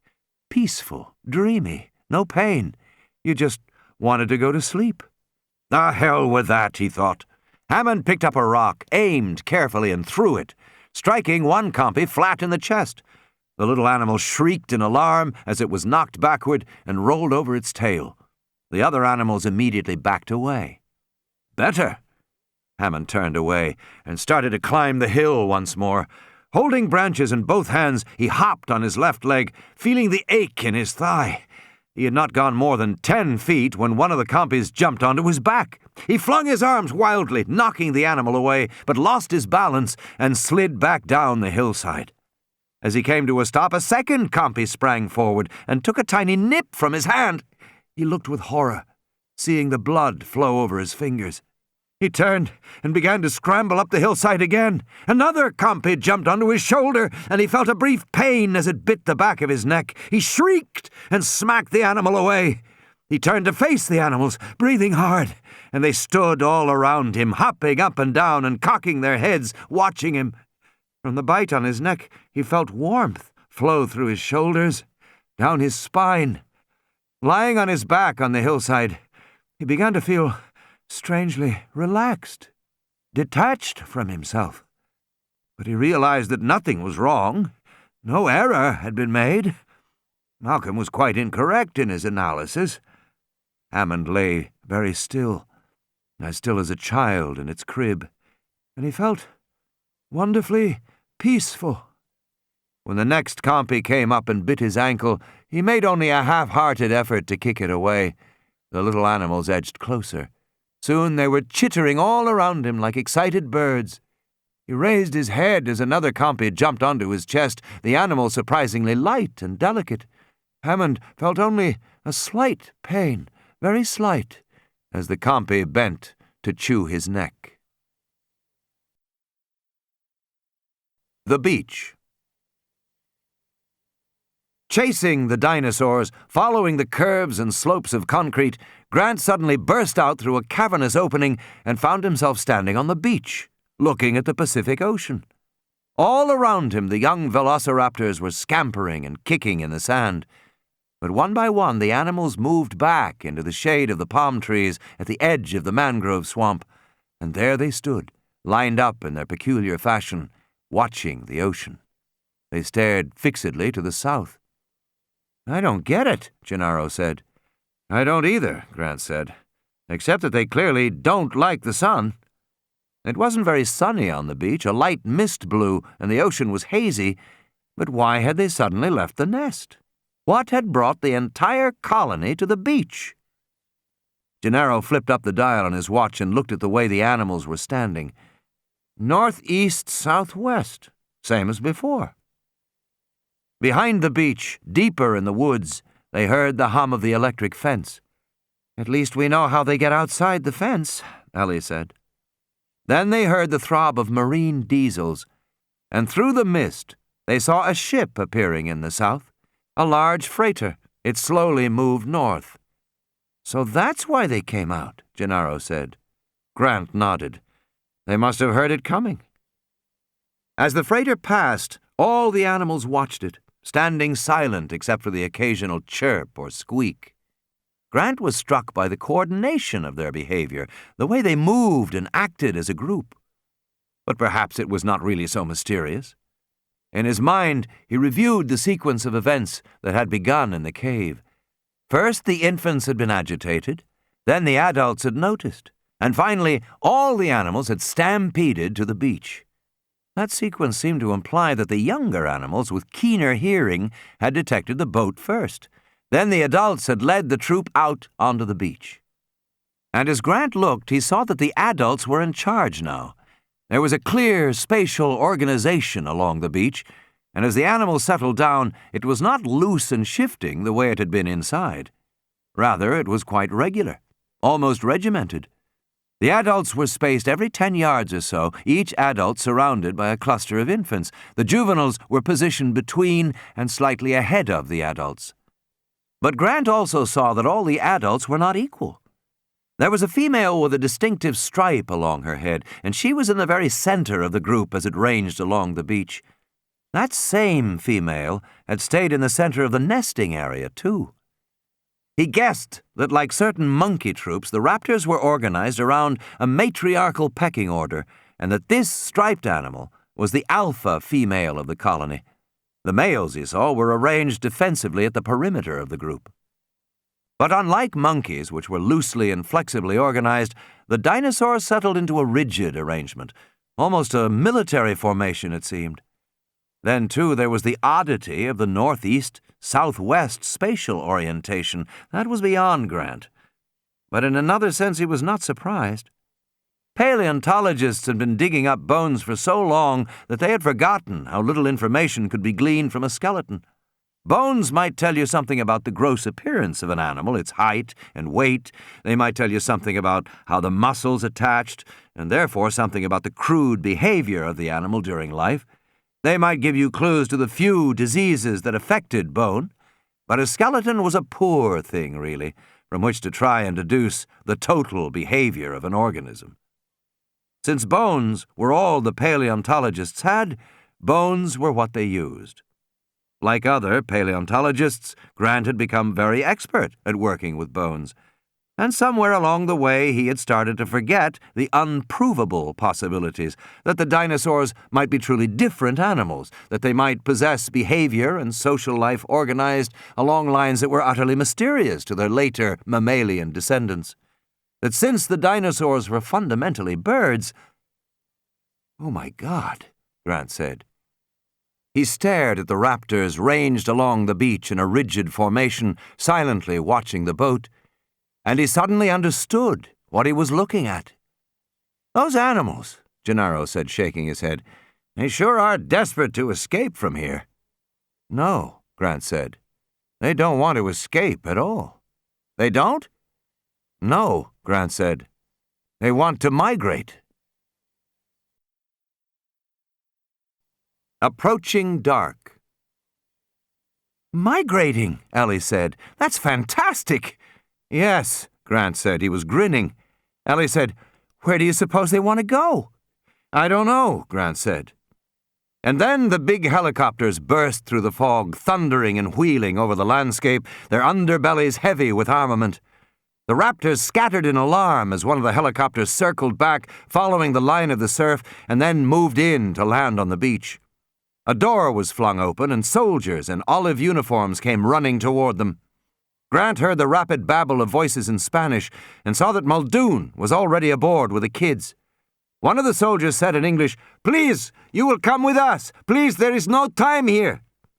Grant looked back at the beach where the raptors had been, but they were gone. All the animals had vanished. It was as if they had never existed. The soldiers were tugging at him, and he allowed himself to be led beneath the thumping blades and climbed up through the big door. Muldoon leaned over and shouted in Grant's ear, "They want us out of here, now! They're going to do it now!" The soldiers pushed Grant and Ellie and Gennaro into seats and helped them clip on the harnesses.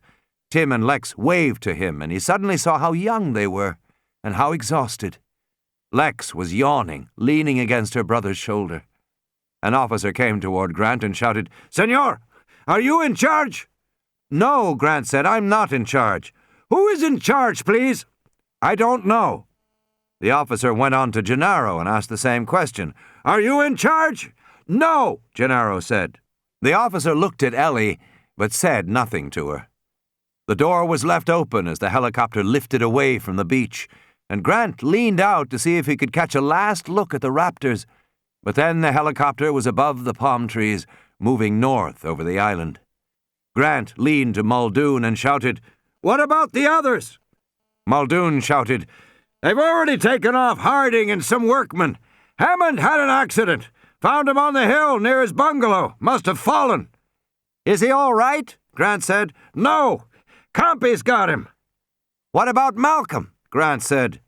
Muldoon shook his head. Grant was too tired to feel much of anything. He turned away and looked back out the door. It was getting dark now, and in the fading light he could barely see the little Rex with bloody jaws crouched over a hadrosaur by the edge of the lagoon and looking up at the helicopter and roaring as it passed by. Somewhere behind them they heard explosions, and then ahead they saw another helicopter wheeling through the mist over the visitor center, and a moment later the building burst in a bright orange fireball, and Lex began to cry, and Ellie put her arm around her and tried to get her not to look. Grant was staring down at the ground, and he had a last glimpse of the hypsilophodonts leaping gracefully as gazelles moments before another explosion flared bright beneath them. Their helicopter gained altitude and then moved east, out over the ocean. Grant sat back in his seat. He thought of the dinosaurs standing on the beach, and he wondered where they would migrate if they could, and he realized he would never know, and he felt sad and relieved in the same moment. The officer came forward again, bending close to his face. "Are you in charge?" "No," Grant said. "Please, senor, who is in charge?" "Nobody," Grant said. The helicopter gained speed as it headed toward the mainland. It was cold now, and the soldiers muscled the door closed.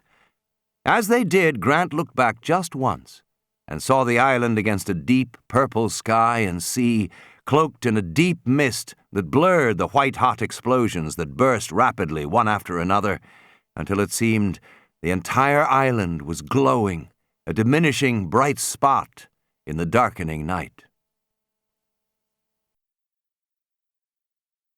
Epilogue. San Jose. Days went by. The government was polite and put them up in a nice hotel in San Jose, They were free to come and go, and to call whomever they wished, but they were not permitted to leave the country. Each day a young man from the American embassy came to visit them, to ask if they needed anything, and to explain that Washington was doing everything it could to hasten their departure. But the plain fact was that many people had died in a territorial possession of Costa Rica. The plain fact was that an ecological disaster had been narrowly averted. The government of Costa Rica felt it had been misled and deceived by John Hammond and his plans for the island. Under the circumstances, the government was not disposed to release survivors in a hurry. They did not even permit the burial of Hammond or Ian Malcolm. They simply waited. Each day, it seemed to Grant, he was taken to another government office where he was questioned by another courteous, intelligent government officer. They made him go over his story again and again. How Grant had met John Hammond, what Grant knew of the project, how Grant had received the facts from New York, why Grant had gone to the island, what had happened at the island. The same details again and again, day after day, the same story. For a long time, Grant thought they must believe he was lying to them, and that there was something they wanted him to tell, although he could not imagine what it was. Yet in some odd way they seemed to be waiting. Finally, he was sitting around the swimming pool of the hotel one afternoon watching Tim and Lex splash when an American in khakis walked up. "We've never met," the American said. "My name is Marty Gutierrez. I'm a researcher here at the Carrara station." Grant said, "You were the one who found the original specimen of the Procompsognathus." "That's right, yes." Gutierrez sat next to him. "You must be eager to go home." "Yes," Grant said. "I have only a few days left to dig before the winter sets in. In Montana, you know, the first snow usually comes in August." Gutierrez said, "Is that why the Hammond Foundation supported northern digs? Because intact genetic material from dinosaurs was more likely to be recovered from cold climates?" "That's what I presume, yes." Gutierrez nodded. "He was a clever man, Mr. Hammond." Grant said nothing. Gutierrez sat back in the pool chair. "The authorities won't tell you," Gutierrez said finally, "because they are afraid, and perhaps also resentful of you for what you have done. But something very peculiar is happening in the rural regions." "Biting the babies?" "No, thankfully that has stopped. But something else. This spring in the Ismaloya section, which is to the north, some unknown animals ate the crops in a very peculiar manner. They moved each day in a straight line, almost as straight as an arrow, from the coast into the mountains, into the jungle." Grant sat upright. "Like a migration," Gutierrez said. "Wouldn't you say?"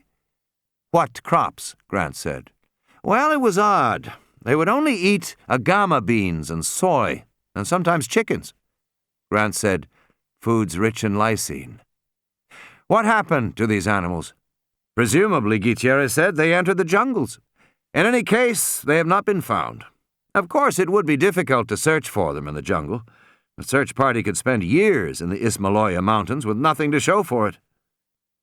"And we are being kept here because—" Gutierrez shrugged. "The government is worried. Perhaps there are more animals, more trouble. They are feeling cautious."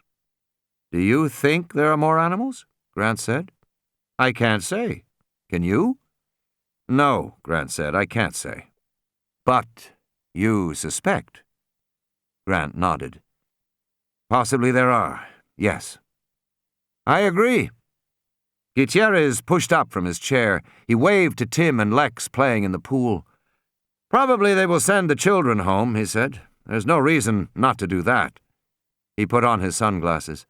"Enjoy your stay with us, Dr. Grant. It is a lovely country here." Grant said, "You're telling me we're not going anywhere?" "None of us is going anywhere, Dr. Grant," Gutierrez said, smiling. And then he turned and walked back toward the entrance of the hotel.